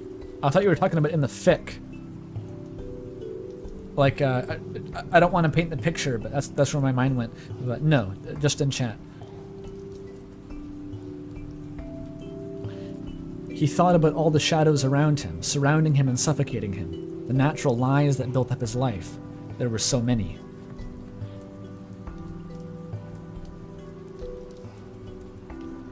When he was younger, he was a hoper.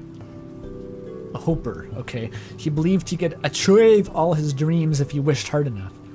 That's what all the fairy tales said. Soon enough, however, he realized that success didn't come to hopers. It came to doers. People who got up from their idle idealism and got their hands dirty, worked hard to achieve what they wanted and what they deserved. I'm a man's man. At first, he simply hoped Susie would love, naive fool that he was. He hadn't realized he didn't need idle hope. He needed to go out there and make her love him. He didn't want to hope she loved him. He wanted to be as certain as he possibly could be. So this is a direct tie-in to the diner scene rant, where Birdie's like, how can he be content with hope still? I want certainties. TLDR. So what if it meant being somewhat opportunist? That's the American want after all. You need to seize your moment. I'll take the... There we go. You need to seize your moment. That's what he did to get his internship at his first company. That's what he did when he saw that eccentric millionaire looking to commission the building of a seaside paradise. And that's what he did when Susie came to one of their tutoring sessions with a black eye, a limp, and her mind elsewhere. Her father had been drunk again, her mother elsewhere entirely.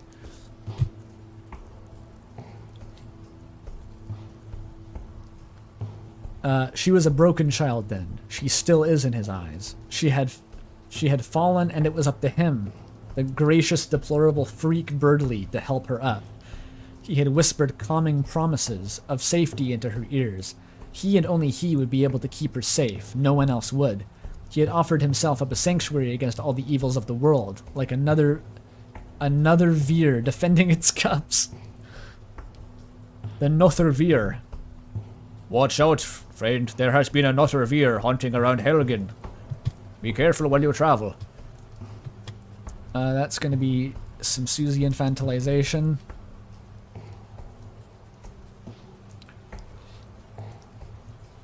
He was there at her worst moment. The perfect moment for him to take advantage. He brought Susie beneath his silhouetted safety, his silhouetted care. Her messy hair draped down over her face, covering her cathartic tears and her eyes in shadow. That was when he knew Susie wasn't the tough girl everyone saw her as. Susie was his little fragile girl. To be honest, he often missed the old rough Susie that hardly came out anymore. That's why he likes her when she was drunk. But that Susie was too hard to control. He couldn't ever quite find certainty in her actions. Birdie liked to be certain. Tea! Goddamn, says chat. Goddamn indeed.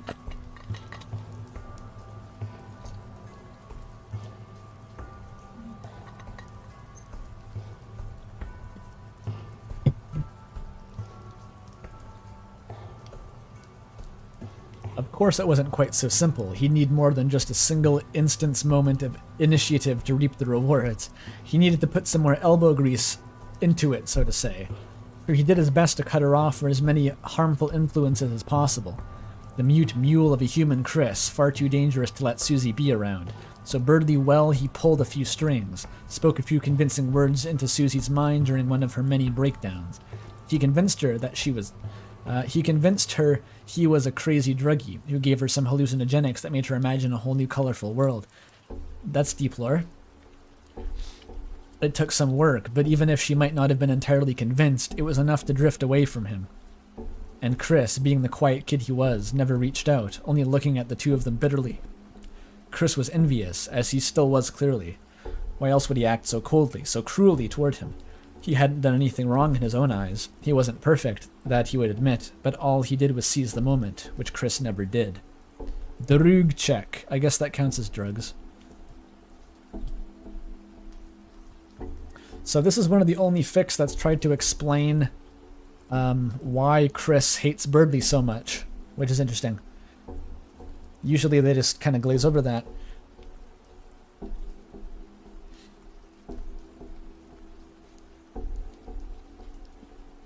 Birdly sneered and put out his cigarette on the leafy forest floor. The foliage didn't catch ablaze, he simply burned a hole through an old dead leaf that lay limply on the floor. Yes, he was jealous. Jealous that Birdly was the only one that got with Susie. No wonder he married someone so shallow and simple as Noelle. They must have been both so dissatisfied with their lives. That's why they adopted that shadow child. The one not born out of love, but out of boredom and faux necessity. How pathetic. Nevertheless, Chris's words clung to him like blood-sucking leeches. What did you do to Susie? Birdly didn't do anything. He just did what he wanted to get what he wanted. Did what he could to get what he wanted. It didn't hurt anyone, especially not Susie. In fact, all he had done was help her. He was the one who flew the two of them to Boston to get Susie away from her horrible family and into a stable job. She didn't have any friends back in hometown, at the item anyway, at the time. He was the one who gave her a big house and a stable life. He had done so much good. And if everyone thought he was a freak for it, so be it. He wasn't one to apologize. He pulled out another cigarette and attempted to light it again. Birdly, a familiar voice echoed from behind him. Birdly turned around and was met with a blackened outline of Susie. There's a lot of outlines, a lot of Umrisses being bandied about. The sun setting framed her in deep darkness. Ah, Susie, Birdly spoke with some irritation. Have you finally gotten fed up with your so-called friends? I'm fed up all right, she growled. Mister, I'll always be with you. Birdly stood up, his lighter falling out of his hand as he did so. It's not like that, Susie. Oh yeah? 'Cause it looks a lot like exactly that, asshole, she snarled. What, you think you can just get called out once then walk out the door like it's nothing? Like I'm nothing? She shouted. It was a momentary lapse in judgment, Birdly tried to explain. I was caught up in the emotions of the moment. The lighter is going to burn down the forest, by the way, in case you haven't anticipated that, chat. Susie chuckled darkly. Funny way of saying you were drunk off your ass. Birdly opens his beak, but is cut off. I fucking told you. I told you to behave, didn't I? I told you not to drink, and what did you fucking do? There was a poignant silence between the two. The shadowed Susie towers above Birdly. Transition to present tense, Pog. I guess it was there too. You ignored me, and look what happened. Birdly straightened his back. They were insulting you. They were insulting us. I couldn't simply let that go. I don't care what they said. I couldn't care less if they announced their plans to invade Denmark. Yeah, fuck Denmark. What I do care about is how you fucking reacted. How I reacted? Birdly squawked offendedly. Susie, Chris blamed your infertility on karma, for God's sake. Don't you see how fucked up that is? I know it's fucked up, Susie yelled, her vicious teeth glimmering from the shadows. You really think I'm just mad at you, you freak? No, I'm mad at everyone. And sometimes it feels like I'm all alone in the river of, you know that, in the river of life, you know that? She said, voice cracking. All my life, I thought I was alone until you finally showed up and pulled me out of the deep, dark depression I was in. You were the only one there for me. I thought we would always have each other's backs. Isn't that what marriage is about? Birdie couldn't help the smile that curled up. He really had seized the moment and made the most of it. The after effects of his good deeds are still clearly fresh in both of their minds. Birdie sounds like Luigi? What the fuck Mario games are you playing? Is that in the Shindo version? Where Luigi is English and has a speech impediment?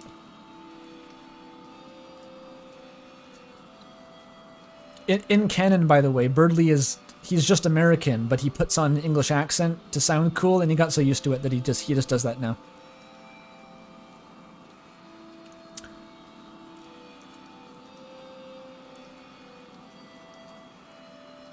Birdie stepped toward the silhouette of his wife. The sun had just about set, and all was covered in shadows and darkness.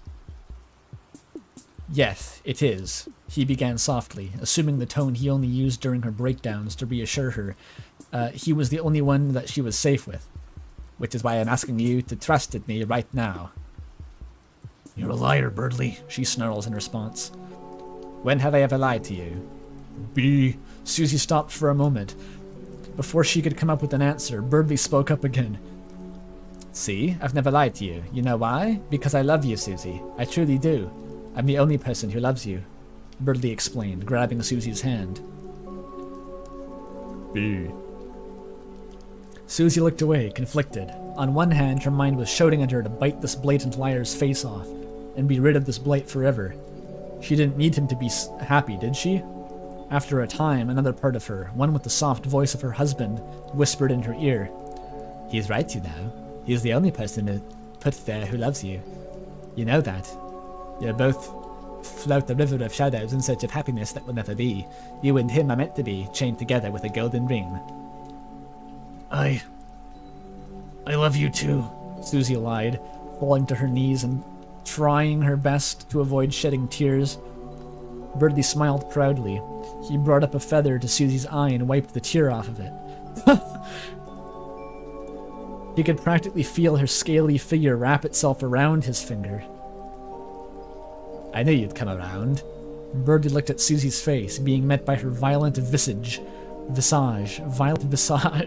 draped by his own shadow. Looking up at him, her eyes bulging with entrancement. Susie looked at Birdie's face. It was entirely black, backlit by the fire that framed his head hellishly. Is the forest on fire now? This is so bleak, says chat. It's pretty fucked, yeah. Because before, remember, Susie was backlit. But now, if maybe that's like actually intentional, is that she is now... Birdley's shadow is on her, which means that there's a forest fire behind him. That's actually very clever. She closed her eyes and leaned into him and brought him into a deep kiss. His long, whip-like tongue slithered into her mouth like a venomous snake. She didn't dare open her eyes for fear of seeing the countless false simulacrum that surrounded the two of them, their intensity emblazoned by the Birdley's inferno. Suddenly, it's like so verbose I don't know what it's trying to say. Definitely the weird kiss. I'm glad that people have embraced the weird kiss meta. Susie leaned into the kiss, her love a shadow cast by Birdley's own red-hot burning desire. That was a strange ending, I have to admit. Just this very ending, very strange. The Birdley's Inferno. And they both burned to... I think the best outcome is that they both burned to death in the forest and no one hears from them again. I think that's the clean start that we all need. Yikes. That is... Okay, that was good. That was very Umrissy. I'm impressed by the commitment to the occasional just like short circuits in the spelling that go beyond just like a typo. They're just weird, just B. I love that. Yeah, Outsin had a similar take. He is right about that. Where it's too fucked and no one learns anything. And they both have to be cleansed in the fire, basically. Gaslight Birdly. There wasn't really any... much of this stuff, was there? Nah, no bingo. You wish it was divorce, yeah. Alright, I'm gonna open this up for voting. That was Schadenfreude.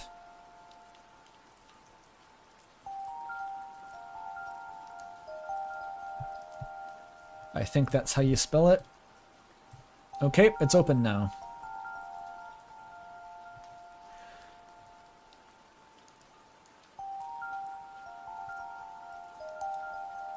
Was there alcoholism reference? It doesn't matter. It's not gonna help. It's too little too late.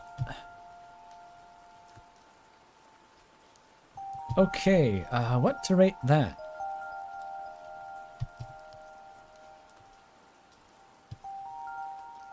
It was very serious in tone, from what I recall.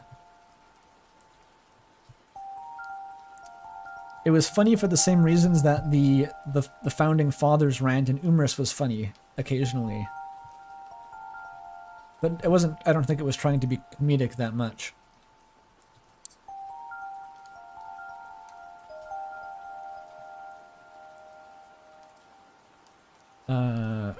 Where's my... There we go, okay.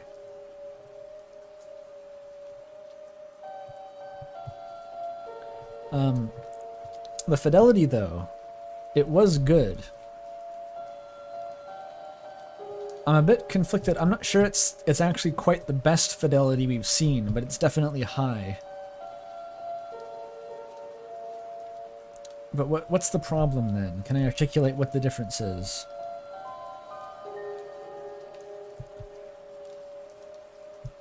I actually don't know.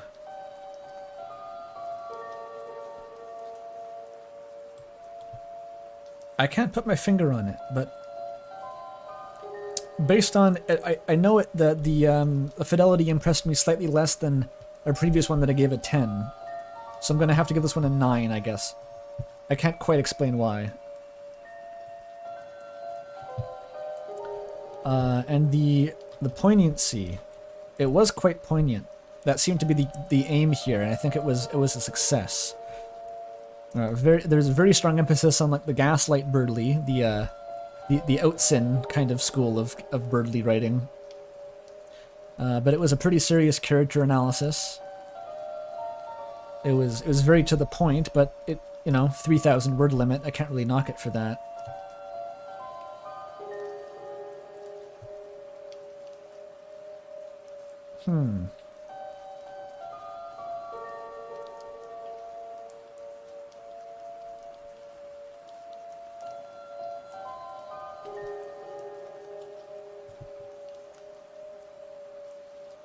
Okay.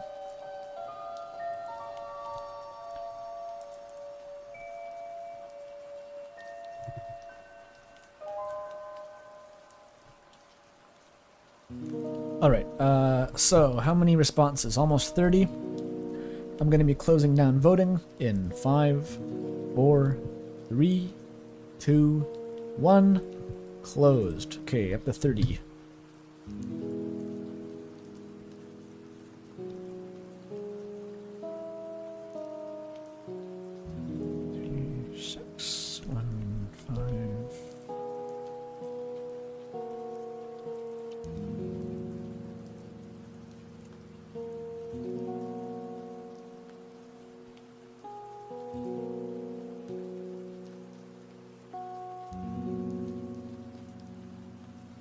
Okay.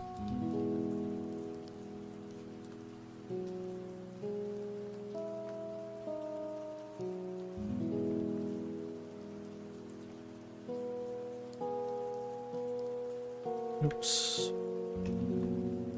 I'm failing to do the data entry for some reason. Okay, got it. Alright. That was a good one.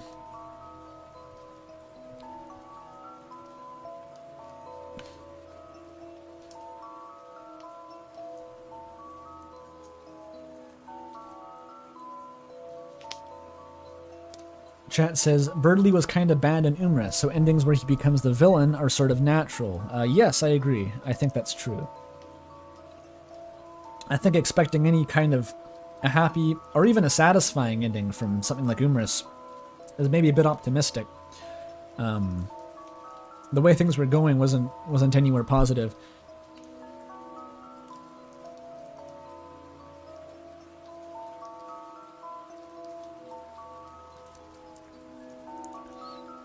The ending put Birdley in a worse light than the original. It did, but I think I'd say it was a valid interpretation. It made explicit what was left implicit during the original fic, which is to what extent is Birdley gaslighting the fuck out of Susie here. I mean, I was saying immediately that like the beginning of their relationship, the nature of their relationship seemed questionable at best, and I think all that that fic was doing was taking a very uncharitable possible answer to that question.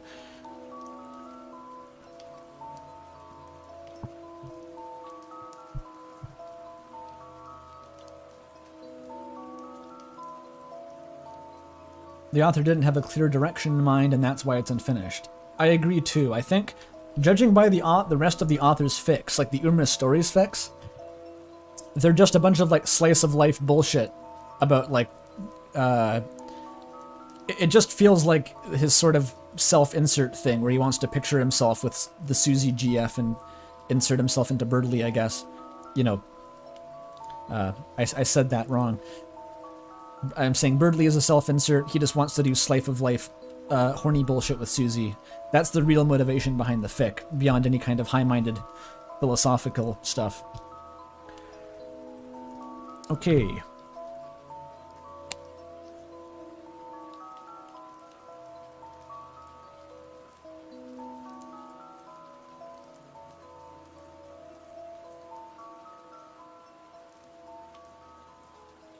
Remnant is now self-conscious about her own fix ending. It did not harshly enough critique Birdley's character. I don't think it's worth stressing out about too much. Remnant. Everyone had their own ideas about what was going on in Birdley's head here. Alright, we're down to just 2 left. And the next one is Unluminated Sick. Where to go? Here it is. Blackwater, 2,700 words.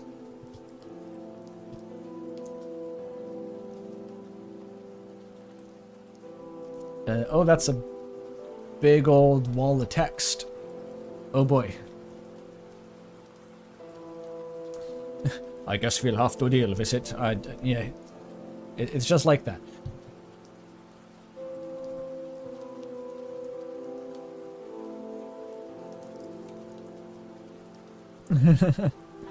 The great text wall. It's still on the depressing one-shot music. A lot of depressing one-shot music, I guess. Alright, let's do it. As Birdley walks away from the table, his nightmares came into his mind. He sees the snake, poised to strike, ready to inject its potent venom into his skin, his veins, his blood, his heart, his eyes, his kidneys, his liver, his feet, his toes, his beak, etc. His very soul. He knew that the snake would not miss. He knew that there would be no waking up from this nightmare.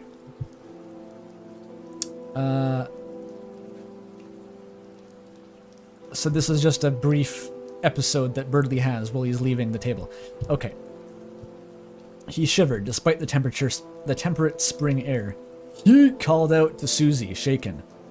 We're leaving. I will not stand idly by while the sorry excuse for a human being talks down to me. He felt the pressure against his left hand, a set of long protrusions sinking into his wing. He looked down, terrified, and saw Chris's hand gripping him. He swore that his hand had not been that pale, his fingers that thin, his nails now digging into his feathers and flesh so sharp. In that moment, he knew that this was what it would feel like to have his nightmares reach their expected end, to have the serpent strike, but seconds sooner. Birdley looked down, trying desperately to keep from squawking in fear. Chris remained staring at Birdley, silent. His impossibly wide smile seemed to grow even further, his lips stretched inhumanly thin, his red eyes looking up toward the bird standing over him, and Birdley sensed that his very soul was glaring down upon the bluebird like an impudent fucking child. His soul, looking into those horrible, uncanny crimson eyes, almost aglow with wrath, with cruelty, with the knowledge of what he was doing. The bluebird shivered with the realization that there was no soul behind those eyes. It had been discarded, assuming it had ever existed at all. I have to break out the Super Soul Searching Christmas tree diagram, leaving only emptiness and sadistic glee inside. Chris was still quivering in his seat, not unlike a chihuahua. It was difficult to say whether he was shivering like he could drop dead at any moment or shivering with wrathful mania. As I said, life never forgets our mistakes. Those years of being an insufferable prick back in high school, in college, all of your life, has led to this. Your bloodline will end with you. Your house will be large, but isn't ever so empty. But isn't it ever so empty? When all is done, history will know nothing of you. Okay. Chris is laying a generational curse onto Birdley for being a prick in high school. Hearing these words, Birdley's rage continued to grow. How dare this person, no, this demon, talk down to him so? Chris believed that he was perfect. There was nothing greater than living this life he didn't deserve, living off of his wife's wealth while he painted all day. How naive. Chris had accomplished nothing all his life. I'm going to bring out some class envy for this. I usually forget to fill in the class envy.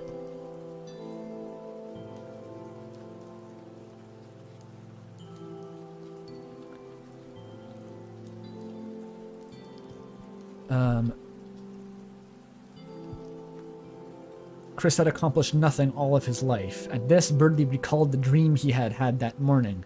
Epicurus, who believed that all that mattered was a life of ease with no loss. Had Birdley made it this far without pain or loss, without sorrow, with only happiness? No. He had worked all of his life to become an architect, to shape the lives of other people, by making his handiwork a central part of their very lives. The countless years of blood, sweat, and tears all had gone into making him what he was now, successful, rich, powerful. He knew, deep within his very being, that he made a mark on this world. He had wed the woman of his dreams, whose life was now central figure in it. And yet, though Chris had never worked for something a day in his life, he had the audacity to look down upon Birdley, the truest, proudest image of the American dream to ever be. Chris, who had married Noelle only by some great lapse in her judgment that he could never understand. Chris, who repaid Birdley's initial attempts at chivalry with nothing but disdain. Chris, who deigned to call these miserable scribblings on the wall art. Such miserable scribblings. Barely better than those of a... A child? Alright, we've got the IRL lore and philosophical rant covered.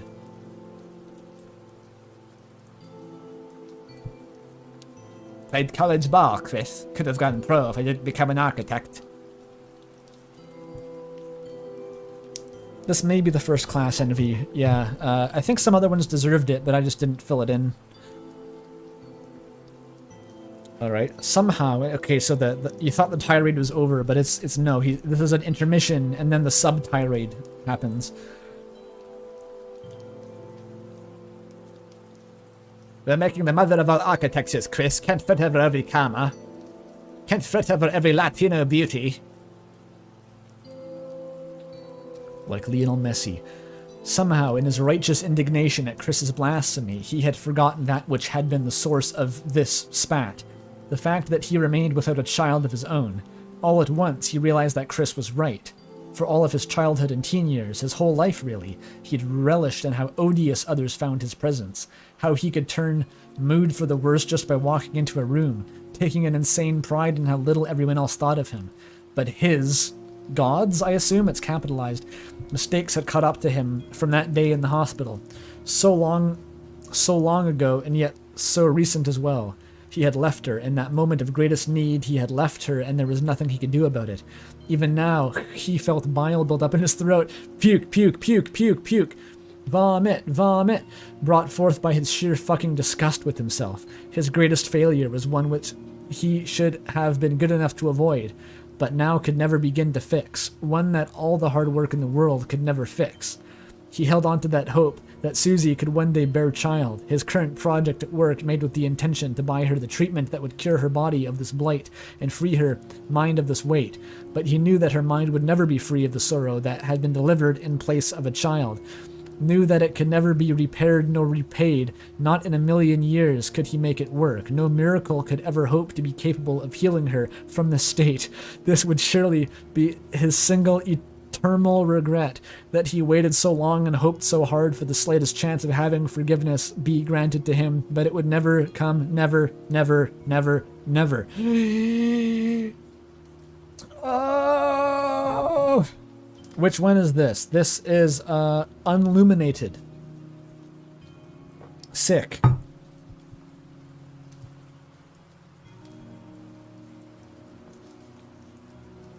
Who said that? Is that Noel? That's enough. Birdie was drawn back to reality, back to his nightmare that he now lived. He and Chris both turned sharply to look at the new interlocutor. You only know that word because you played off. Admit it. Admit it. No one in the universe knows that word. It was never written before off. Like, the translator made it up. It was an untranslatable French idiom, and it was made up to translate that.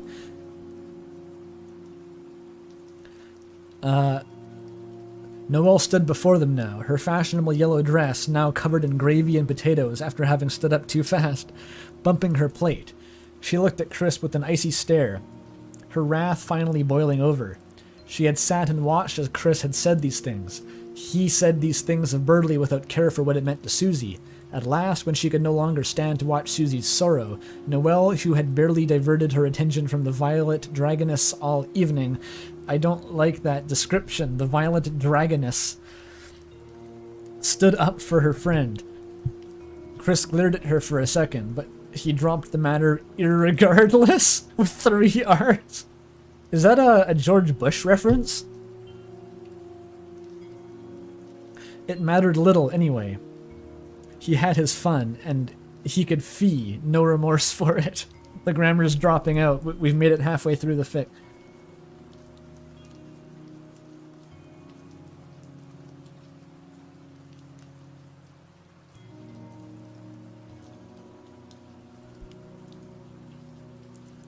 What is the significance of George Bush? I thought that, like, he said this once. Pedalo.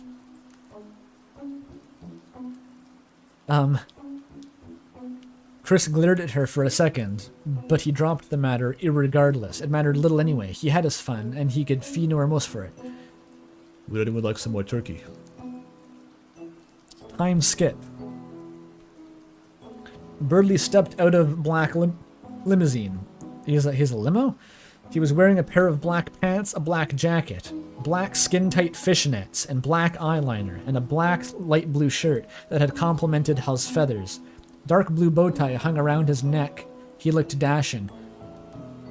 I have an idea. Hang on for a sec.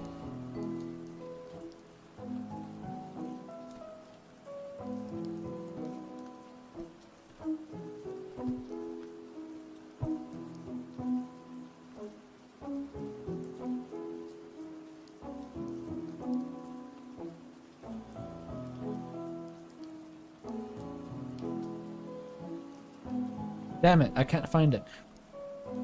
I was thinking of the, that fucking, like, royalty-free music that Internet Historian played whenever, Ebony was describing her outfit in My Immortal. I don't know what it's called, though. Never mind.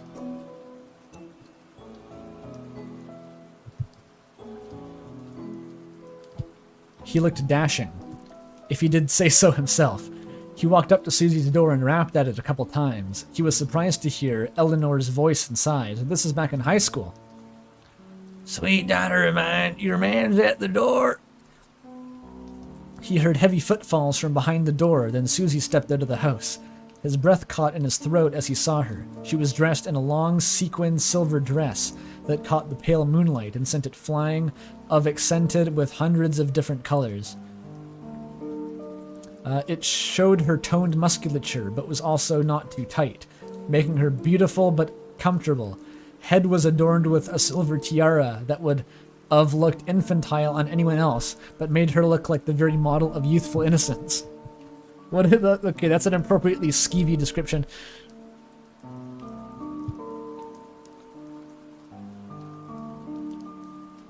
Hi, my name is Blue Dementa Ravenway. Why does she sound like a redneck? It's canon to the original Umriss reading. She does have a southern accent, it's described.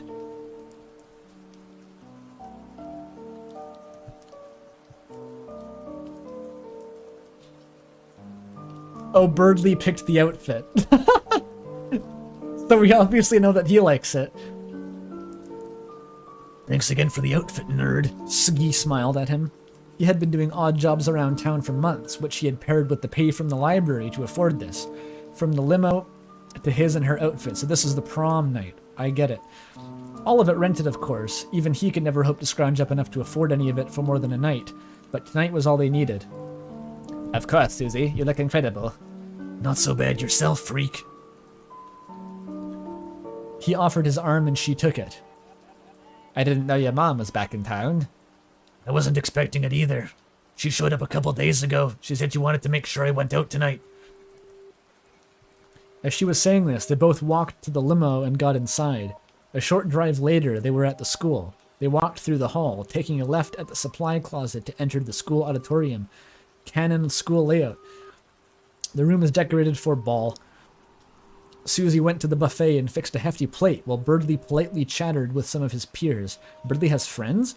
Some time passed before Susie approached her date.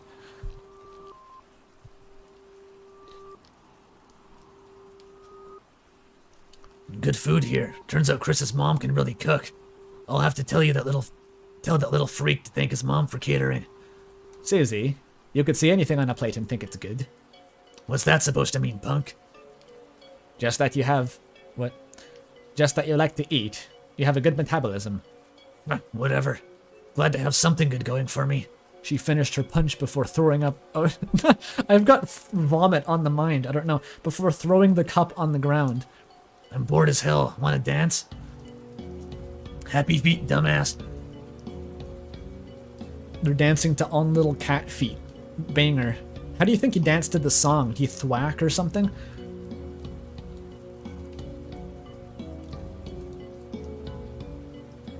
The song that was playing finished. It was now Uptown Funk. It was playing throughout the auditorium. Excellent. Real life lore is ticked off. Yeah, it's already ticked.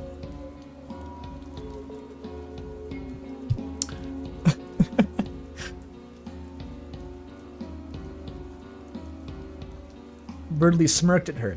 Of course, if you could keep up, that is.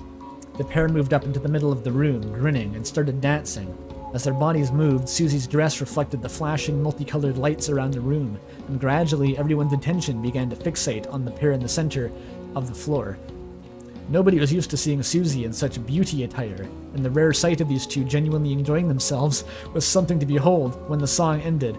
So usually they're just kind of like in a hate kissing in the corner. I guess that's what that implies. It's literally Guts and Casca dancing at the ball here. It's the same scene. When the song ended, Susie looked around the room, suddenly aware of herself and the attention that they had drawn. Flustered, Susie was about to storm off and a slow song came on, and Birdly grabbed Susie by the hand. Wanna go again? She was about to respond when an appointed chaperone approached, wearing a hawk mask. It's canon! I'm glad it came back.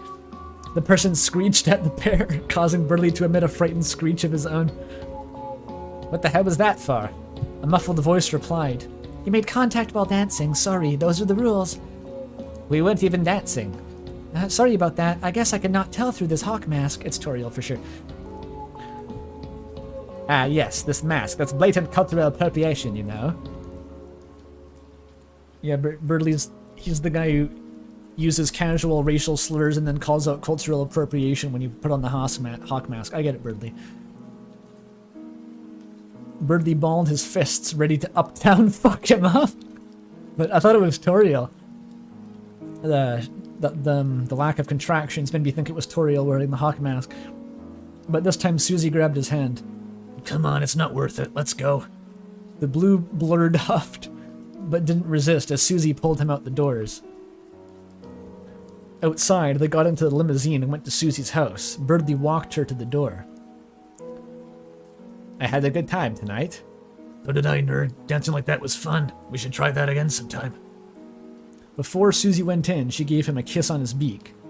Good night, freak. See you tomorrow at school. Good night, Susie. As Birdley walked back to the car to have it tail him back home, he was so happy that he forgot the chilling red glow coming from the eye holes of that horrible mask. Wait, why was Chris in the hawk mask? That was for the parents I thought were chaperoning. Whatever, I'll suspend my disbelief. What kind of high school doesn't let students touch while dancing? Hometown school. It's written on the bulletin board. The Sadie Hawkman's Dance, where the chaperones wear giant hawk heads and screech at any students who make contact while dancing.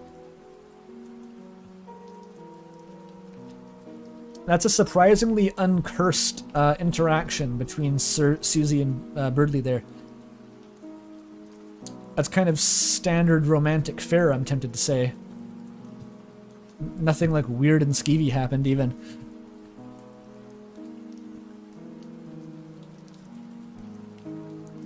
Oh, it's going. It's their whole fucking life story. Okay. Birdley Smith? Smith. Birdley Smith. That's the most upsetting thing I've seen all night. Birdley has a last name, and it's Smith. Oh wait, it's Susie Wesson. Smith and Wesson is something, right?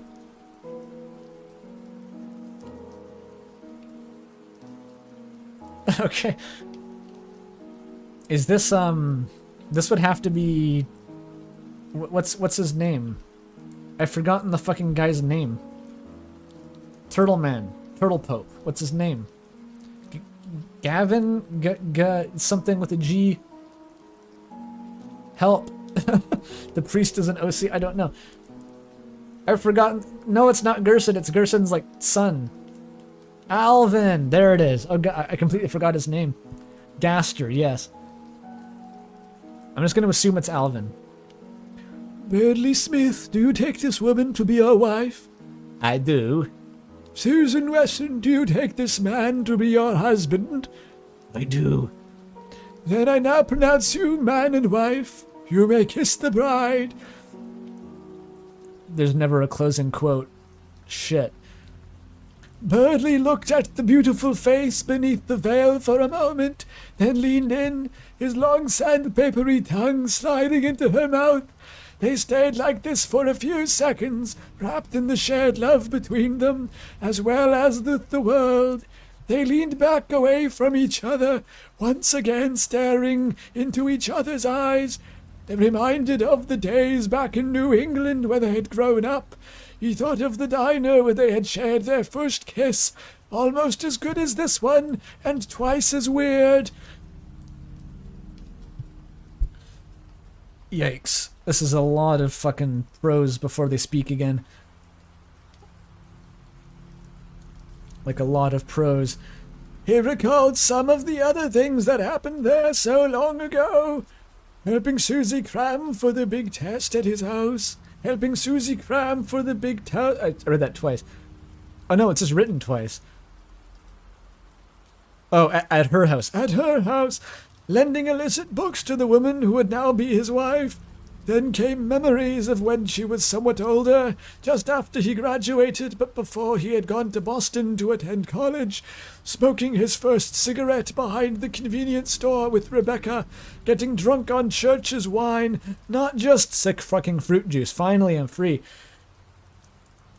Why is Birdley getting drunk on church wine? How does that work? How did you do that?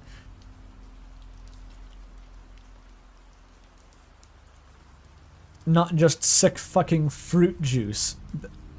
Oh, I inserted the fucking, sorry. Not just sick fruit juice, some stupid fucking imbeciles, there it is, would have wanted you to believe. Gone fishing at the lake, reading how to draw dragons in the library back rooms while daydreaming of Susie's fruited figure. These last two he was especially fond of. Yes. I thought this was after he went to college. Did he like steal the book from Chris's drawer? And take it to college? I don't know.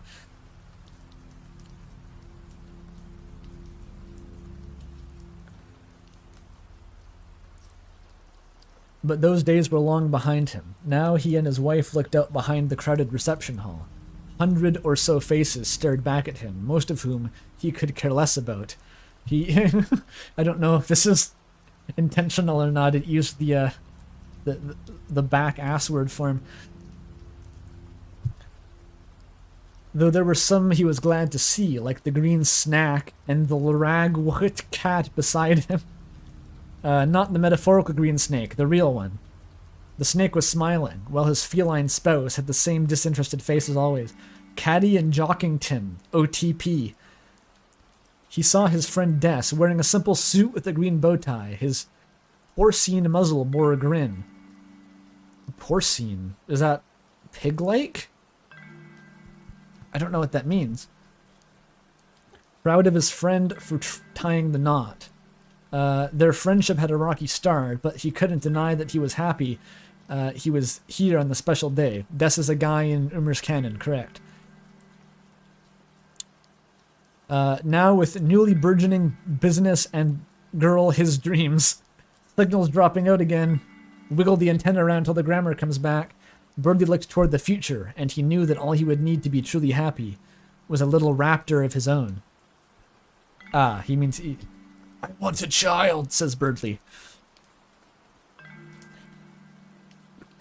I don't think we're ever going to get back to the present tense.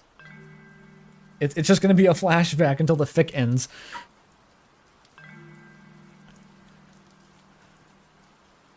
We need to adopt. What? You heard me. We both want a child to raise. Why should others get to experience the joys of parenthood? Are we not just as good? Oh, and no, I reversed the roles here. Unexpected. We need to adopt. What? You heard me. We both want a child to raise. Why should others get to experience the joys of parenthood? Are we not just as good, no, better than those other simpletons? Susie looked hurt. I thought we were going to try again after you closed this deal. That was the plan, yes, but I can't bear it any longer. I seriously doubt you can either. This was true. She had waited for so long, too long for a child, and the need only grew stronger.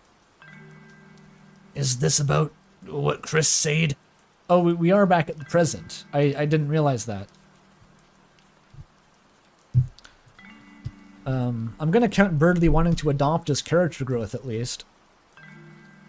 Because that caught me off guard.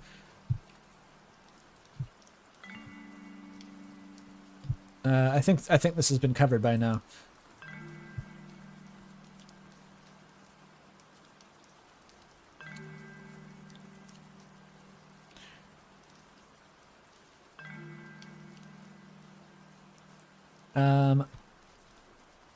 I lost my place. Humph, Birdley squawked louder than he had intended, his mind disturbed by the mere thought of the dinner they had just left. I don't care about what Chris said. You know as well as I do that he's full of shit.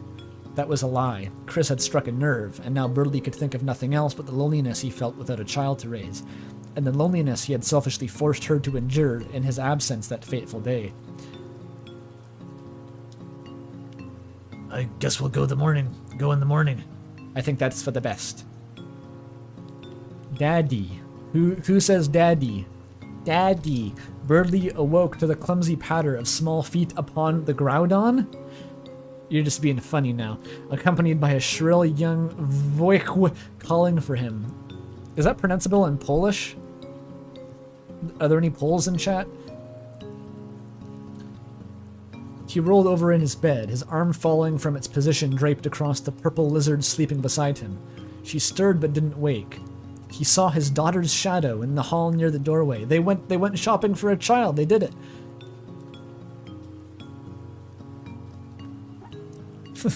They named the daughter Kyogre, yeah. He saw his daughter's shadow in the hall near the doorway, cast by the 3-year-old who would soon come toddling into his room. But it wasn't his daughter, it was someone else's daughter, someone who he had never known and would never know. The silhouette came closer, unevenly paced footfalls heralding her arrival. The kid's name will be Flisk, says chat. I hope so.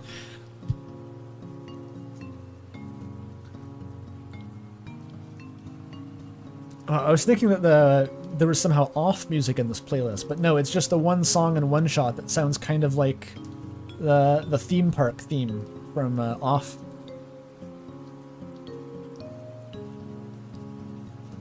Oh yeah, that's an original character.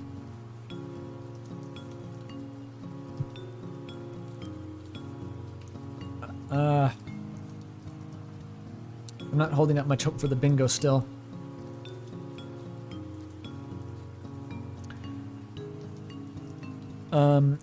The silhouette came closer, yes. He shadows dancing across the wall of the cave may not have been the true nature of the world, but he also knew that shadows were real in their own right, still providing a view of the whirl. I fed up with this whirl outside. This child would never truly be his any more than she was her own shadow. That makes sense, I think, but he was willing to ignore that, to put aside the knowledge of what lay beyond the walls for the sake of her and his wife.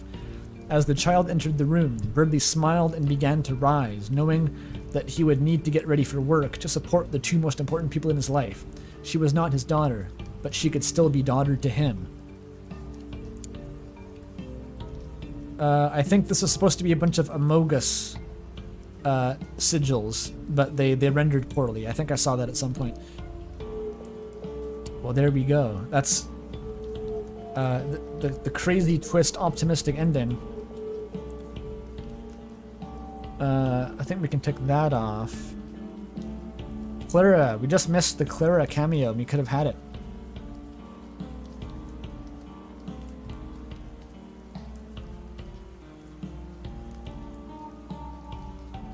Alright, I'm gonna open that up for voting. That was a difficult, lots of different layers to that one. Like, it's one of the fics that I kept forgetting where it started the further I went.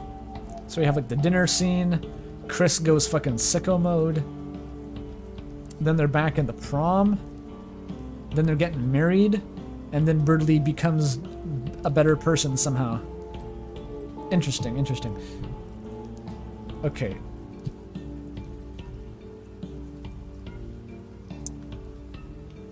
This was Unluminated. Sick.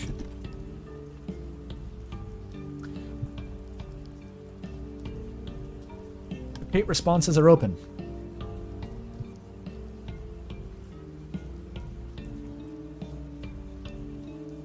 What's the last one? It's Frist. Another fake, copyright-free version of an Undertale character.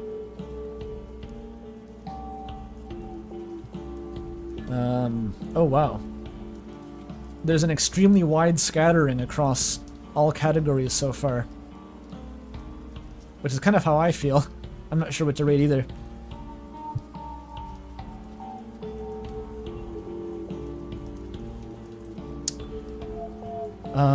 Okay. Let me just skim that again real quick.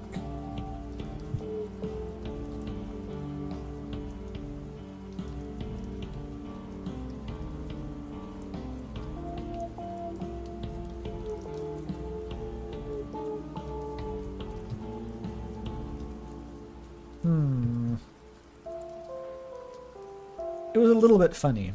It was kind of like a deadpan humor, but that had some humor to it, I think.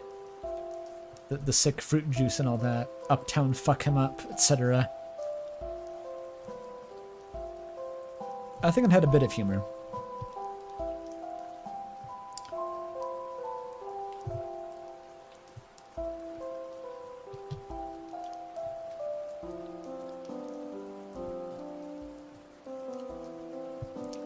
The accuracy, though...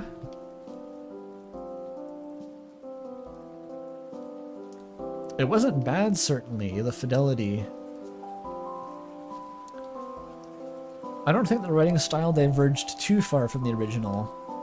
And it gets bonus points for that description of Susie, like the very Umriss core Susie description there, in her prom dress.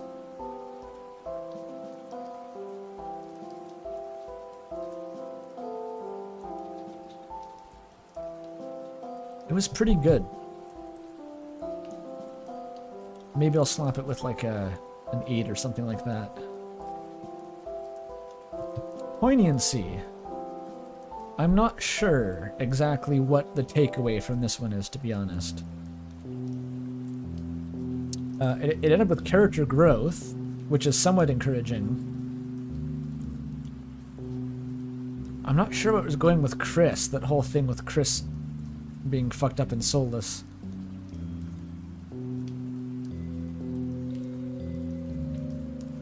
This is almost like if you task the author with salvaging the fic at gunpoint, but like Susie and Murley still had to get together. They still had to be like given a happy ending from the situation. It's like this is how you get there, maybe. I'm very conflicted though.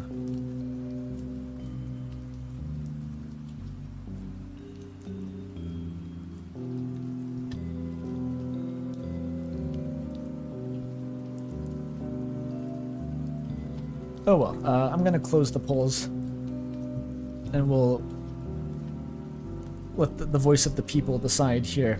Okay, 5, 4, 3, 2, 1, and closed.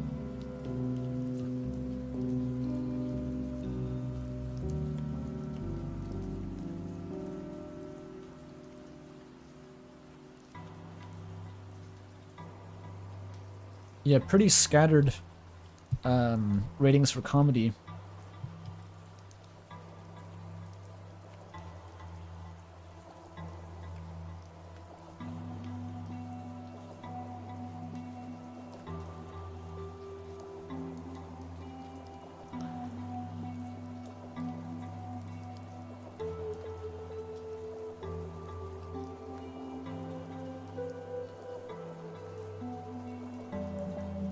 Okay.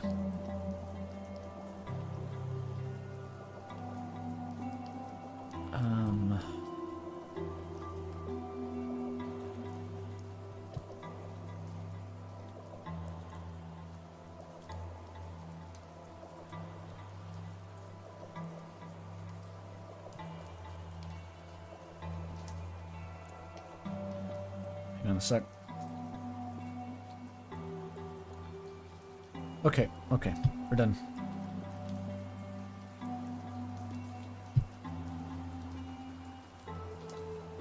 Whew. Almost done here. VOICW. Yeah, that's the word I wanted to know pronounced in Polish.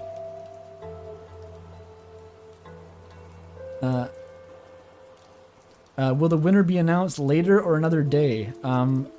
It'll take me like, I think probably like 15 to 20 minutes to do the calculations, so I can announce it later tonight, but probably just not on stream, because that would just take, it would be like a long segment of dead air.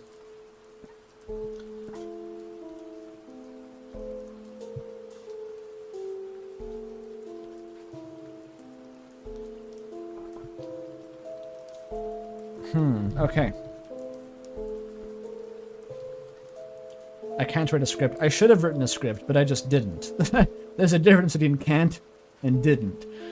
If I was smart, I would have written a script.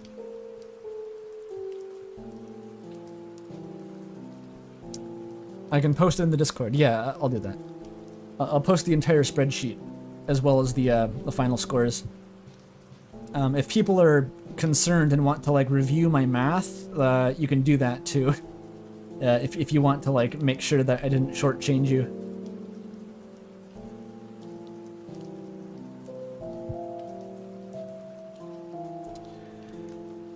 Okay, last official fic here. Frist. Whose is it? Messina. 1,400 words, a little snack. All right, let's go. Where is it? It's a PDF. Okay.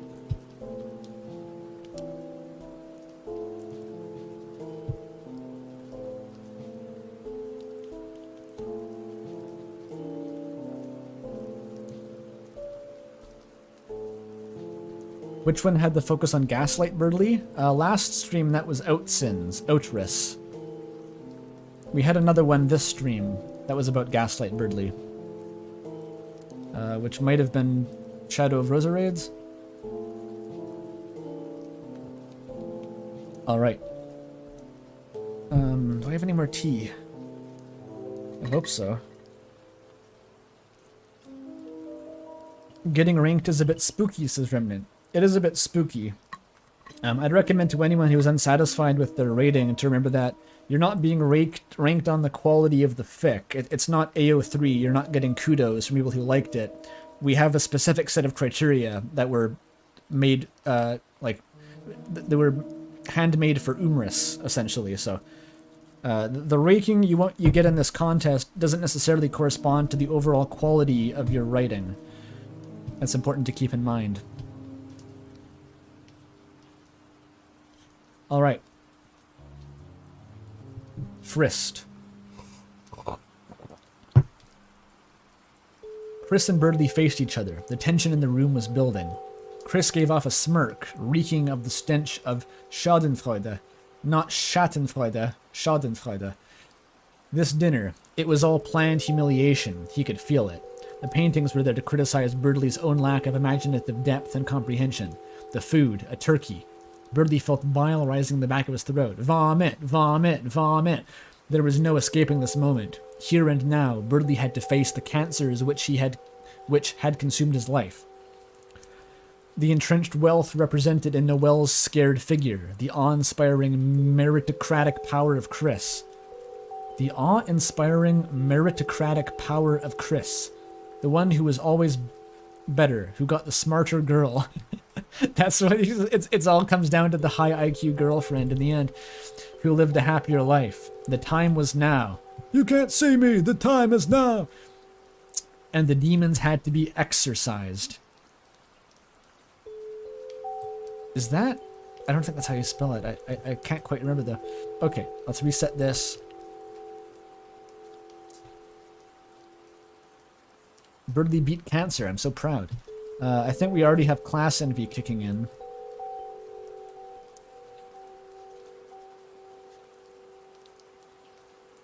Chris stood up and jumped backward a few feet, sweeping off the table any cutlery in one fell swoop. What? How did he do that while jumping backward? I'm trying to picture what that motion would look like. It's very strange. Susie, peeking through the claws of her fingers, breathed in a deep breath. Noelle stood up and panicked, screaming. No, no, you guys, we can't do this. Can't we go back to having a friendly dinner? No one wants to fight. Birdly tisked back. Noelle, your closeted lifestyle has prevented you from seeing the true pain and labors of normal life. I was always scared, but I see now.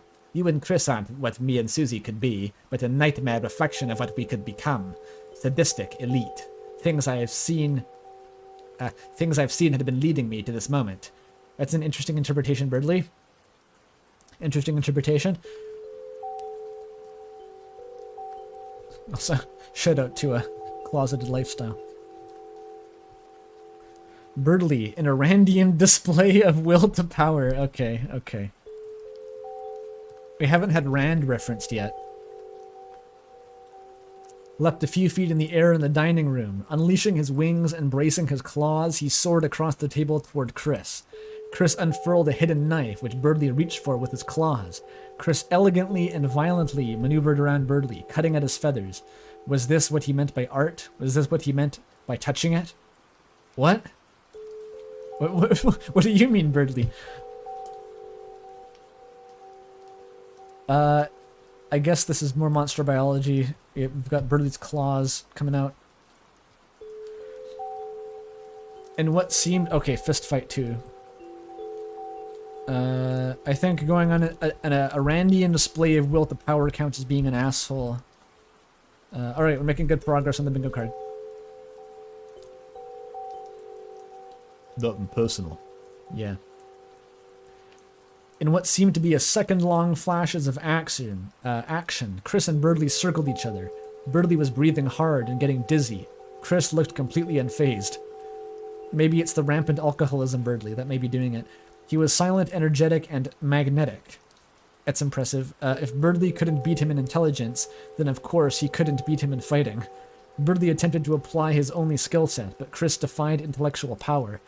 It was too fast, A butcher's knife landed on the wall close to Birdley's beak.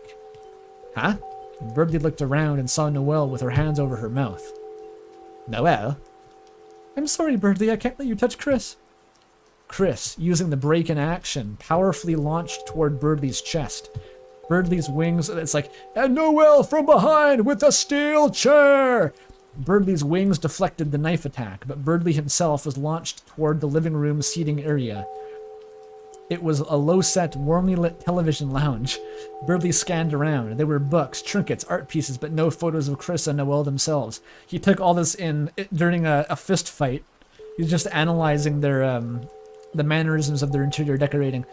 $5 from Splitbolt. So wholesome of the ACDS to write all these fics for Andrew about his favorite character of all time, Birdley. Yes, this is my personal request. Jokes aside, thanks for the comfy stream. I'm glad to provide the comfy stream. This has been a lot of fun so far. And thank you for the $5, Splitbolt.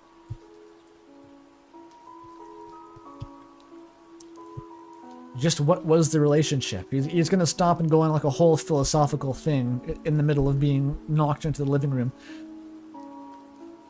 Birdley didn't have time to figure out. With a flap of his wings, Birdley fluttered away from another knife attack. Chris's cold determination has always inspired Birdley, but now it seemed less and less heroic. No, it looked painful and numb. Boom! Another of Noelle's kitchen knives. How many did she have? Why is Noelle just throwing knives in the distance? Since when can she do that? Things were getting worse. Yeah, no shit. Birdley was getting cuts on his wings, and he was being backed into a corner. The only thing nearby was, of course, the source of the warm lighting, a fireplace. Hell yeah. Birdley swooped backward and smirked. Chris, this is avian art.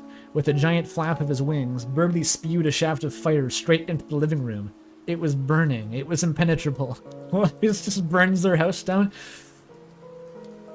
Having the internal monologue in the middle of the fight. It's very JoJo, yeah. Birdley has brought out Magician Red.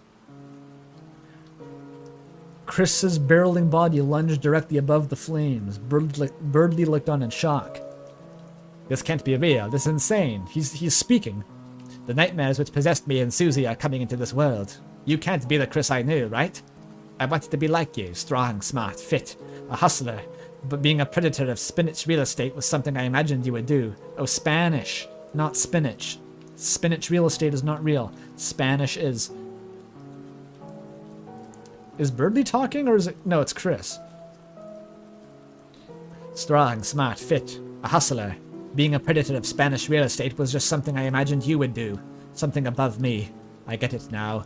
This is repentance for my ego. I was a failure for thinking I could ever be on your level. I wasn't smart, so I acted like I was. I wasn't creative, so I acted like it. I am no predator. It is my time to be devoured. This is the poem that he's writing in his own blood like a samurai as Chris is descending toward him with the knife. I want this animated, says chat. Just then, like a shock of lightning, the fire blew out. The room was left in cold, dark, ashy silence. Noelle lit a candle, and what Birdley saw was something he could never forget.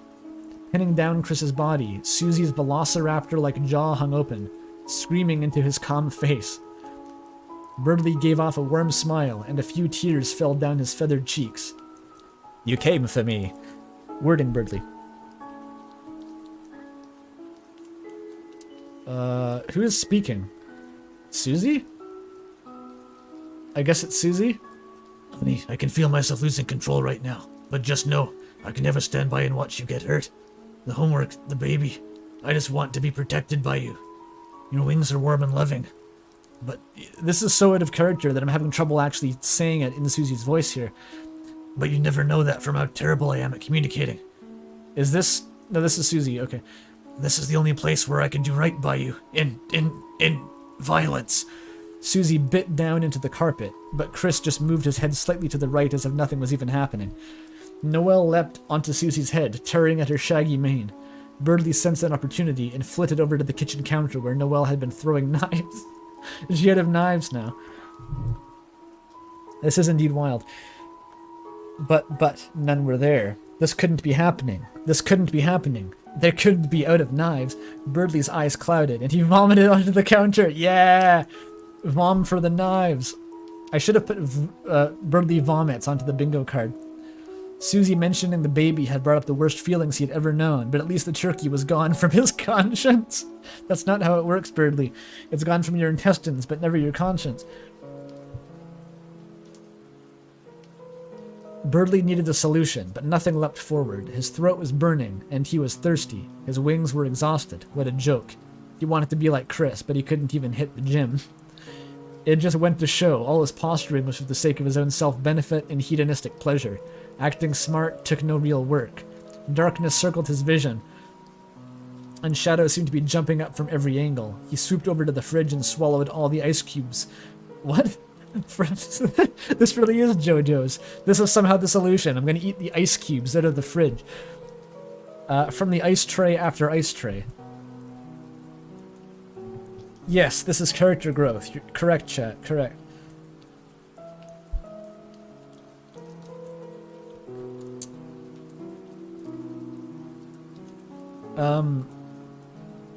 Just then he turned around and saw Chris and Noelle sneaking toward him. They looked somewhat haggard. Had Susie failed? Birdie stiffened up. This was his last destination. Chris, like a pistol shrimp preparing to deafen its prey. What the fuck is that reference to a pistol shrimp? Jiggled his knife around until it was in the perfect position.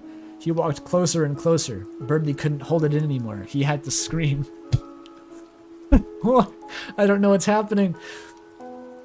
Birdley opened his beak and out came a spray of freezing cold liquefied ice water straight into Chris's eyes. This is literally a JoJo fight. This would happen in JoJo, not even part 1 JoJo. This is like part 4 JoJo or something. Like you didn't anticipate me vomiting ice water into your eyes. Your one weakness. Is that a Snowgrave reference? I don't know. Chris bent down, dropping the knife. Birdley's long bird leg snatched out to grab it. He has prehensile feet? That's disgusting. But Noelle lunged first. Birdley was too weak now to beat even a snobby rich girl in a strength competition, though it wasn't like he could beforehand. You damned venison vixen! That's the line of the fic for sure, yeah. Susie's reptilian hands grabbed Noelle by her antlers, dragging her away from the kitchen counter. It's just like Tirzu said, they're useless in combat. After a brief Butterfingers panic, Birdley had grabbed Chris's knife. Birdley looking over at Chris's face in shock and awe, witnessing a growing smile under his bangs. Well done, Birdley. I always took you for what you once were, a weak, spineless, self-righteous libertarian. But I see now. Susie has gifted you with a new spirit, a new strength. If I'm going to be truthful, I have envied you and hated you my whole life. As I saw your emotional bond to Susie grow deeper in every encounter, I knew I could never have what you have. You think being superhuman, success-obsessed, rub out as victory. But there's nothing here for no one. What you have with Susie is the most you can bring out of life. Those few warm moments of pure, unadulterated joy. You think those are stepping stones, but it really is the end goal. I inspire you? Nonsense. The connection between me and Noelle's nothing. Nothing. Tears were slipping down his cheeks. That's all it took was the ice water.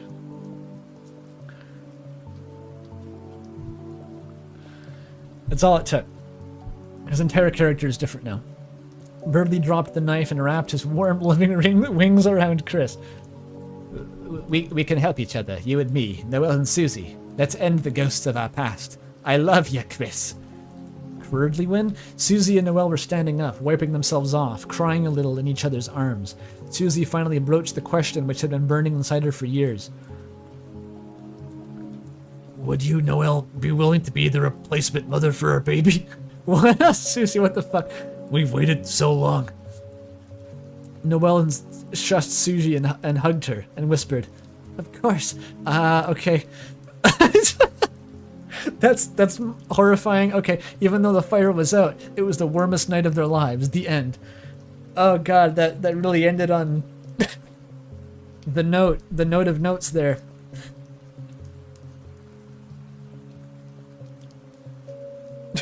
You feel like context might not help as much as I hope it would.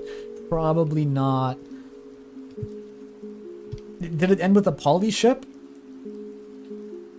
Noel bears Birdley's twisted offspring, and I guess Chris and Birdley fuck a bit later. I don't know. It's a polycule. All right, we did it. That's the ending of Umriss for sure. That's it. That's the ending of. Okay. Let's open that one up for rating.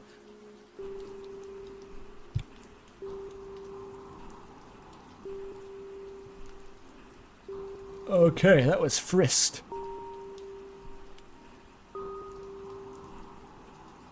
And it's open for voting.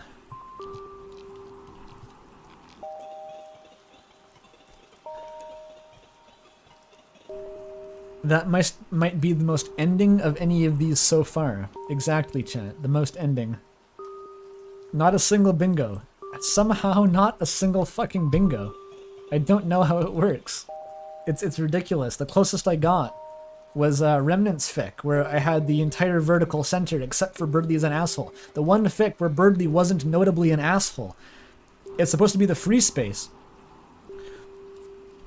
Yes, this one. So clearly a comedic shitpost. It's kind of nice to end off on that, actually. We haven't had a good shitpost in a while.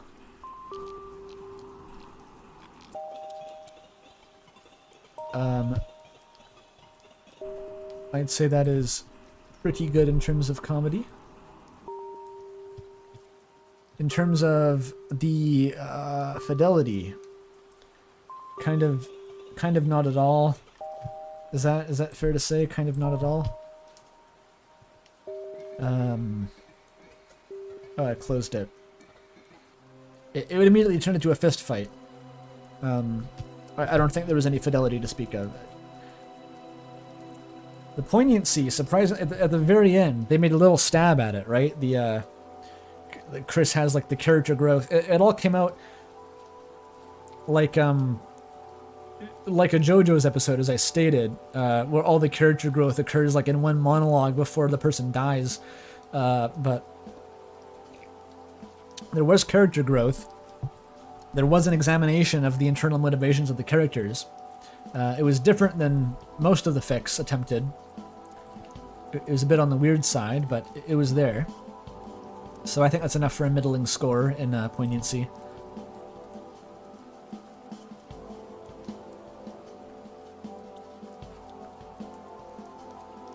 I'd say that's probably the highest Poignancy score I've given anything that was clearly a shitpost so far. Alright. We got almost 30 responses. Let's go. I'm going to close it in 5, 4, 3, 2, 1, closed.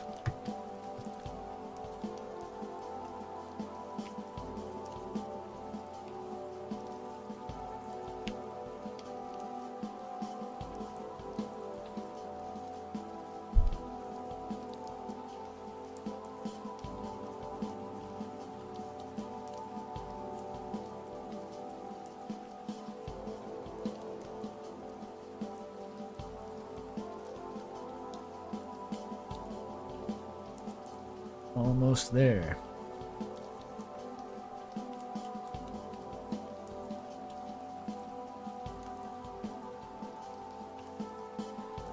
Okay.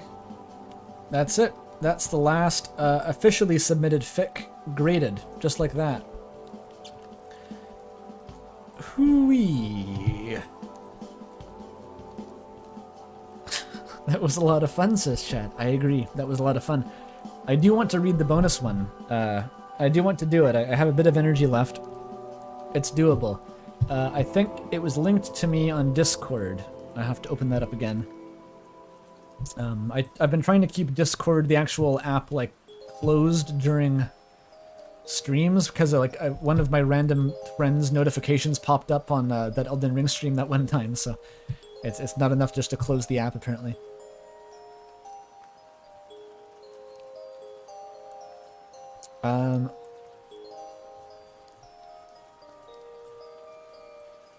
There it is. It's just called I'd Like to Forget About This. That's the title of the fic. Also, we're in Firefox now, for some reason.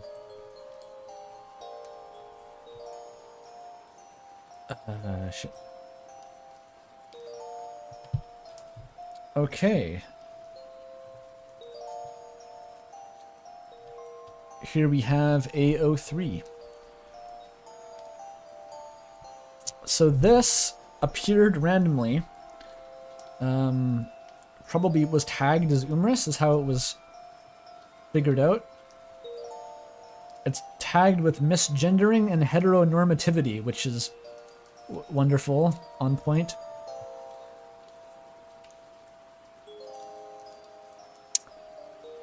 And we'll never know who wrote it. Alright, let's go.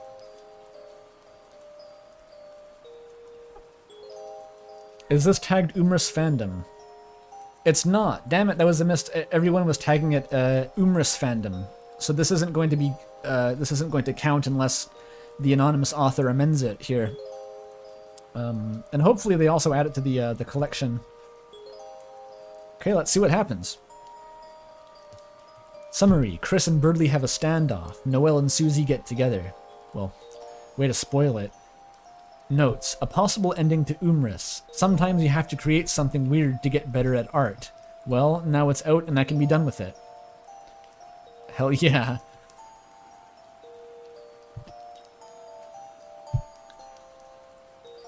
Can I zoom in on this? Yeah.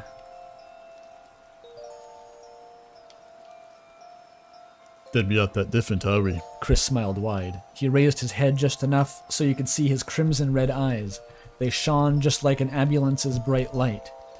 We're both two pathetic people, living two unfulfilling lives with wives who are unfulfilled in their marriage. Birdley opened his mouth, but nothing came out. Chris reached for a knife. The biggest difference between the two of us is that you still cling to the hope that you're good enough for Susie, when all you're really doing is holding her back, he said. When there was a pause and he looked at Noelle. Honey, why don't you get Clara? She could learn a valuable lesson from this. Noelle obeyed and stood up. She walked in robotic movements, as if someone else was tugging on her strings. And then she was gone. I guess that's a Snow Grey reference. This is our one last chance for the bingo. 500 words. It'll have to be a speed run.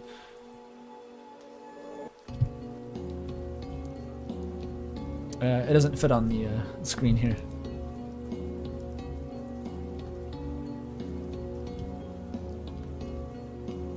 When Clara walked down the stairs, Noelle wasn't at her side. She was nowhere to be seen. Birdley gulped and made an attempt to get up from his chair. Susie held him back, which resulted in him falling to the ground. Oh shit, emergency. $20 from Remnant in chat. Very cool. I don't donate this much since I'm a mod and stuff, but I wanted to donate as a holiday gift. Thank for the year of wonderful content. Happy to help as well. Merry Christmas. Fingers crossed. That chapter 3 to 5, fingers crossed that chapters 3 to 5 come out next year. Thank you so much, Remnant. Yeah, you really didn't need to do that, but you help out a lot regardless, but I appreciate that very much. That's very generous. Happy holidays to you too. Chapter 3 to 5 at the end of next year would be very exciting, actually. Anytime next year would be a huge boon to anyone in, well, obviously my line of work, but just, I'm pretty sure most people watching this also have a highly vested interest in getting some more Deltarune. Oh. So thank you again, Regan.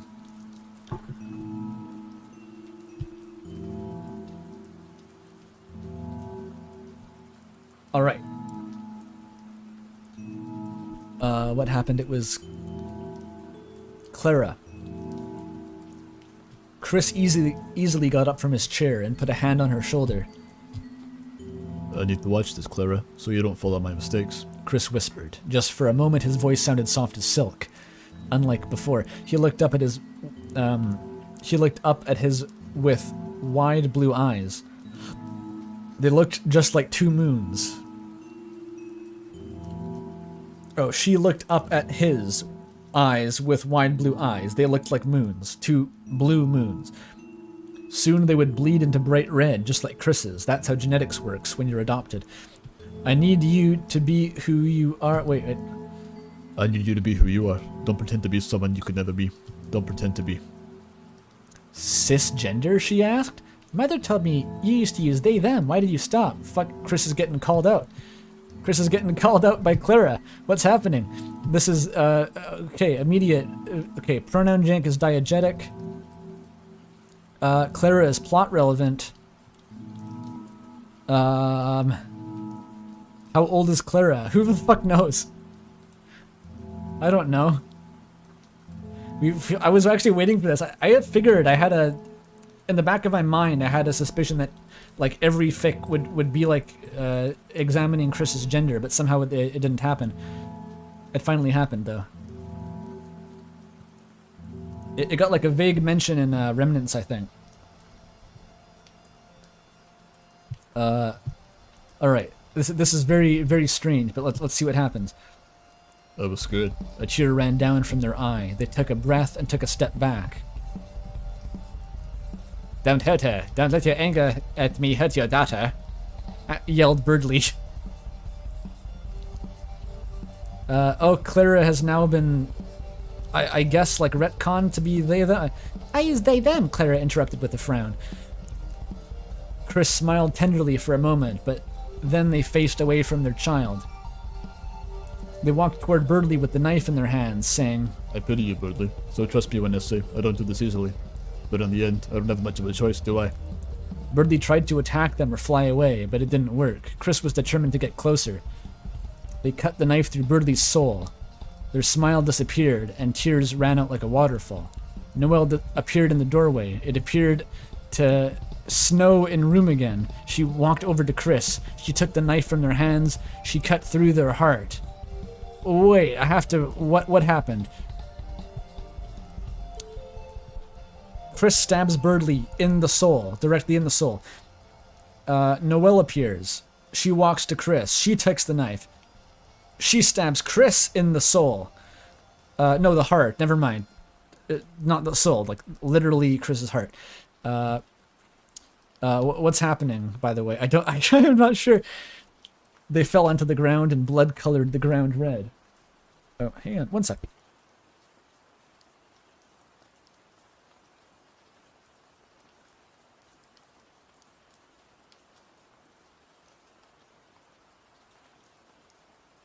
And we're back.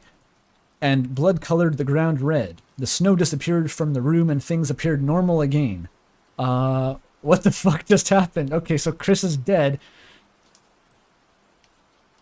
Does that count as a bury your gaze trope? I don't know. We already had a Snow Gray reference apparently.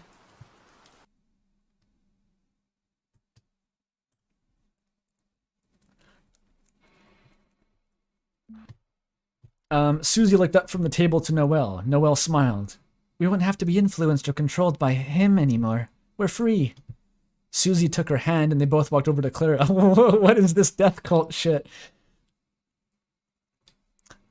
We'll take care of you, said Susie. Her eyes had grown red in the edges. That's it. That's the ending. And that was the tale of the Christmas Critin. That was the tale of how Susie and Noelle became parents to Clara and began their domestic life where nothing bad ever happened to them. Noelle was no longer crazy over Susie, but still with time they gained feelings for each other and much later married each other. Their only guests were Noelle's parents and Des. The end? What the fuck was that? What the fuck? Imagine the OG Umriss author came back just for this. I hope so. That was somehow like a subversion of Umriss and then a parody of the author's own subversion of the direction the ending was going. That was one of the most confusing things I've ever read. I'm not going to rate that officially because I don't know whose it was, and so if it won, there would be no one to attribute it to. I guess you can vote for it if you. I'll let you vote, but I won't count it in the running because it's anonymous.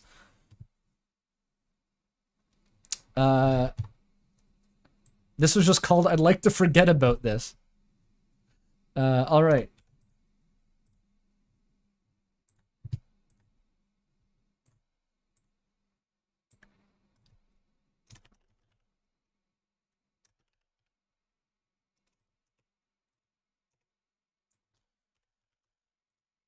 All right. Rating is open.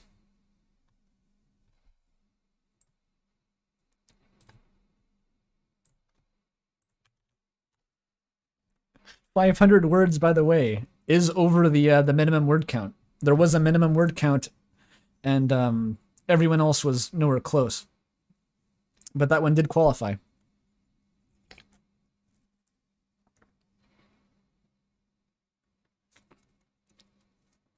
What is chat saying? Backwards lesbian jump? The BLJ? The music stopped. Stopping. Here we go. Holy shit. The most based ending. Alright, I'm gonna cut off that voting in 5, 4, 3, 2, 1. It did. People literally just voted all 10s for the meme. Jeez. I'm afraid that this one might have actually won if I didn't disqualify it. That's fucking funny. I'll record the points anyway.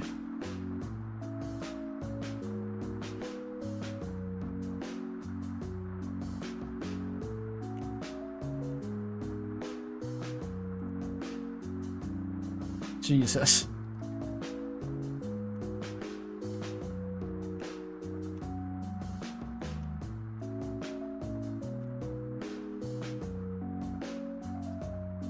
And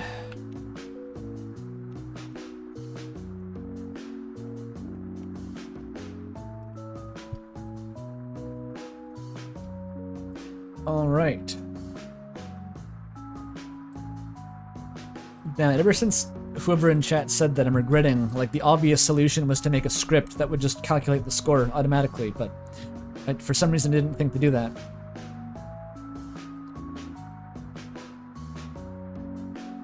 Alright, well that was the end of Umriss. Apparently. That's the end, that's it.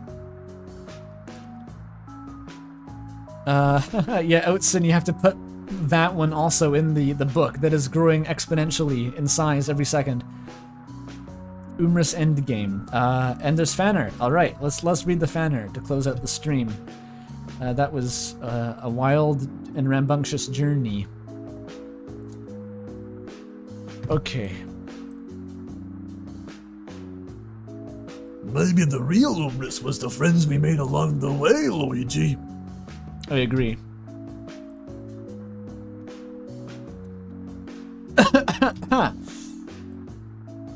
Jesus. Alright, let's look in arts and crafts. What we got? Oh shit, Cold made a Ludum Dare submission. Or was it Ludum Dare?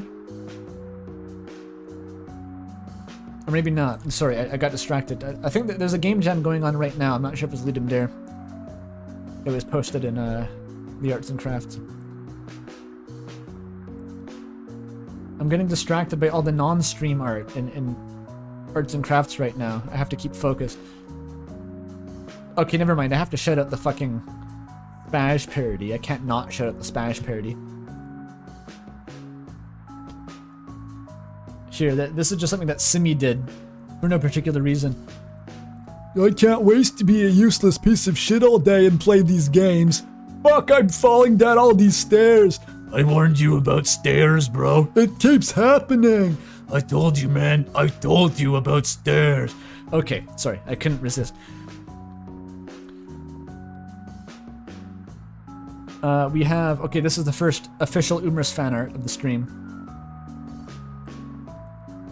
We have depressed wine mom Susie sitting on the ground drinking wine.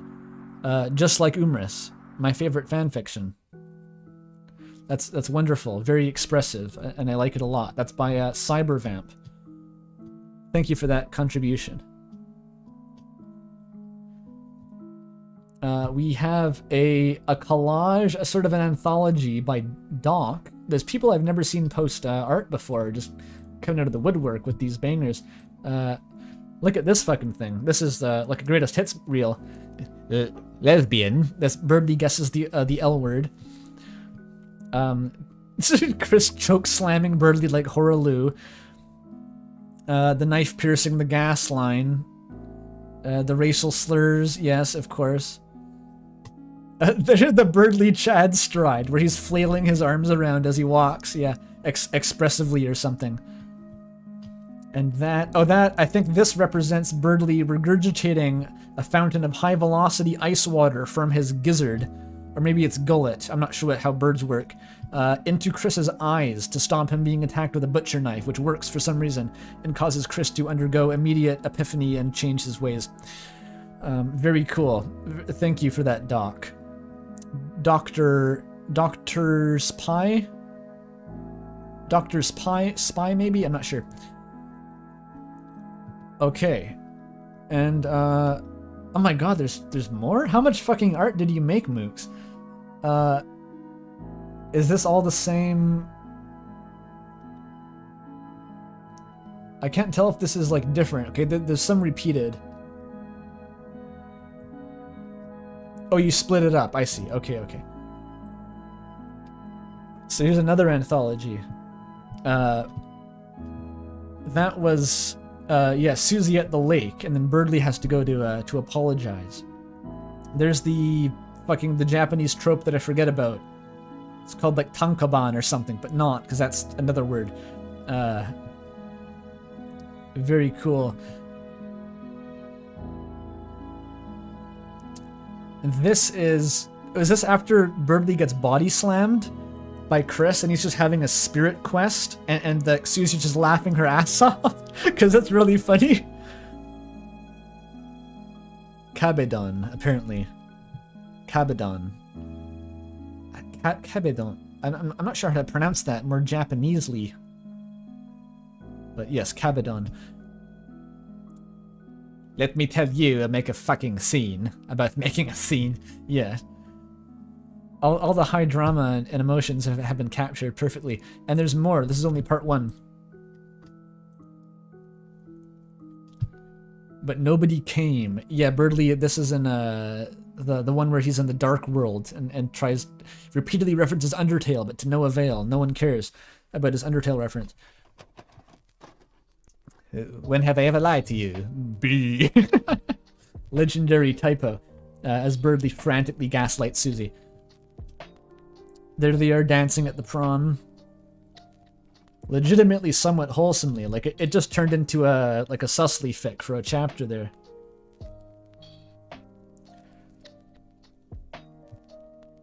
Oh, Noelle throwing knives from across the room as she does. She's been known to do.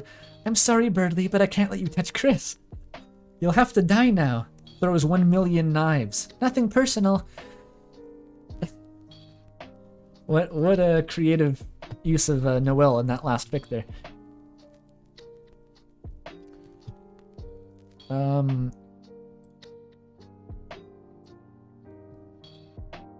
Oh, and there's an earlier piece of art from X Noodle Plays.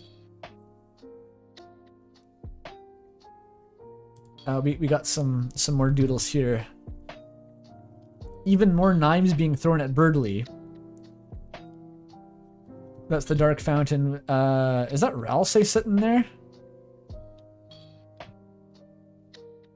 And that's like Ralsei dying horribly to save them or something like that. I wasn't clear exactly how that worked, but like Ralsei just like got snowgraved somehow and fucking died. Tragic. Funniest shit I've ever seen in my life. Birdly is a magnet for knives. Not quite as impressive as Chris just being magnetic, as one fic stated. Alright, I think that's all the art. That's some good shit. And I guess if you want to know the results to this, because I didn't plan this well enough, you'll have to be on the Discord server in like a few minutes when I've tallied everything up. And I'll release the full spreadsheet. And also the winner. Alright, so thank you for all attending the end of Umriss. These were by far the most elaborate live streams I've ever attempted, and they went stunningly well, disturbingly well, shockingly well. Yes, we're ending off on the perfect song, I Want Child.mp3. Yes, Susly Forever, thank you all for coming. Don't forget to add your fics to the AO3 collection and the Umriss fandom tag. Spread the mind virus as far as possible. Inflict it on people outside of UTG on 4chan. And I'll see you next week, and I'll be in touch very soon with the results.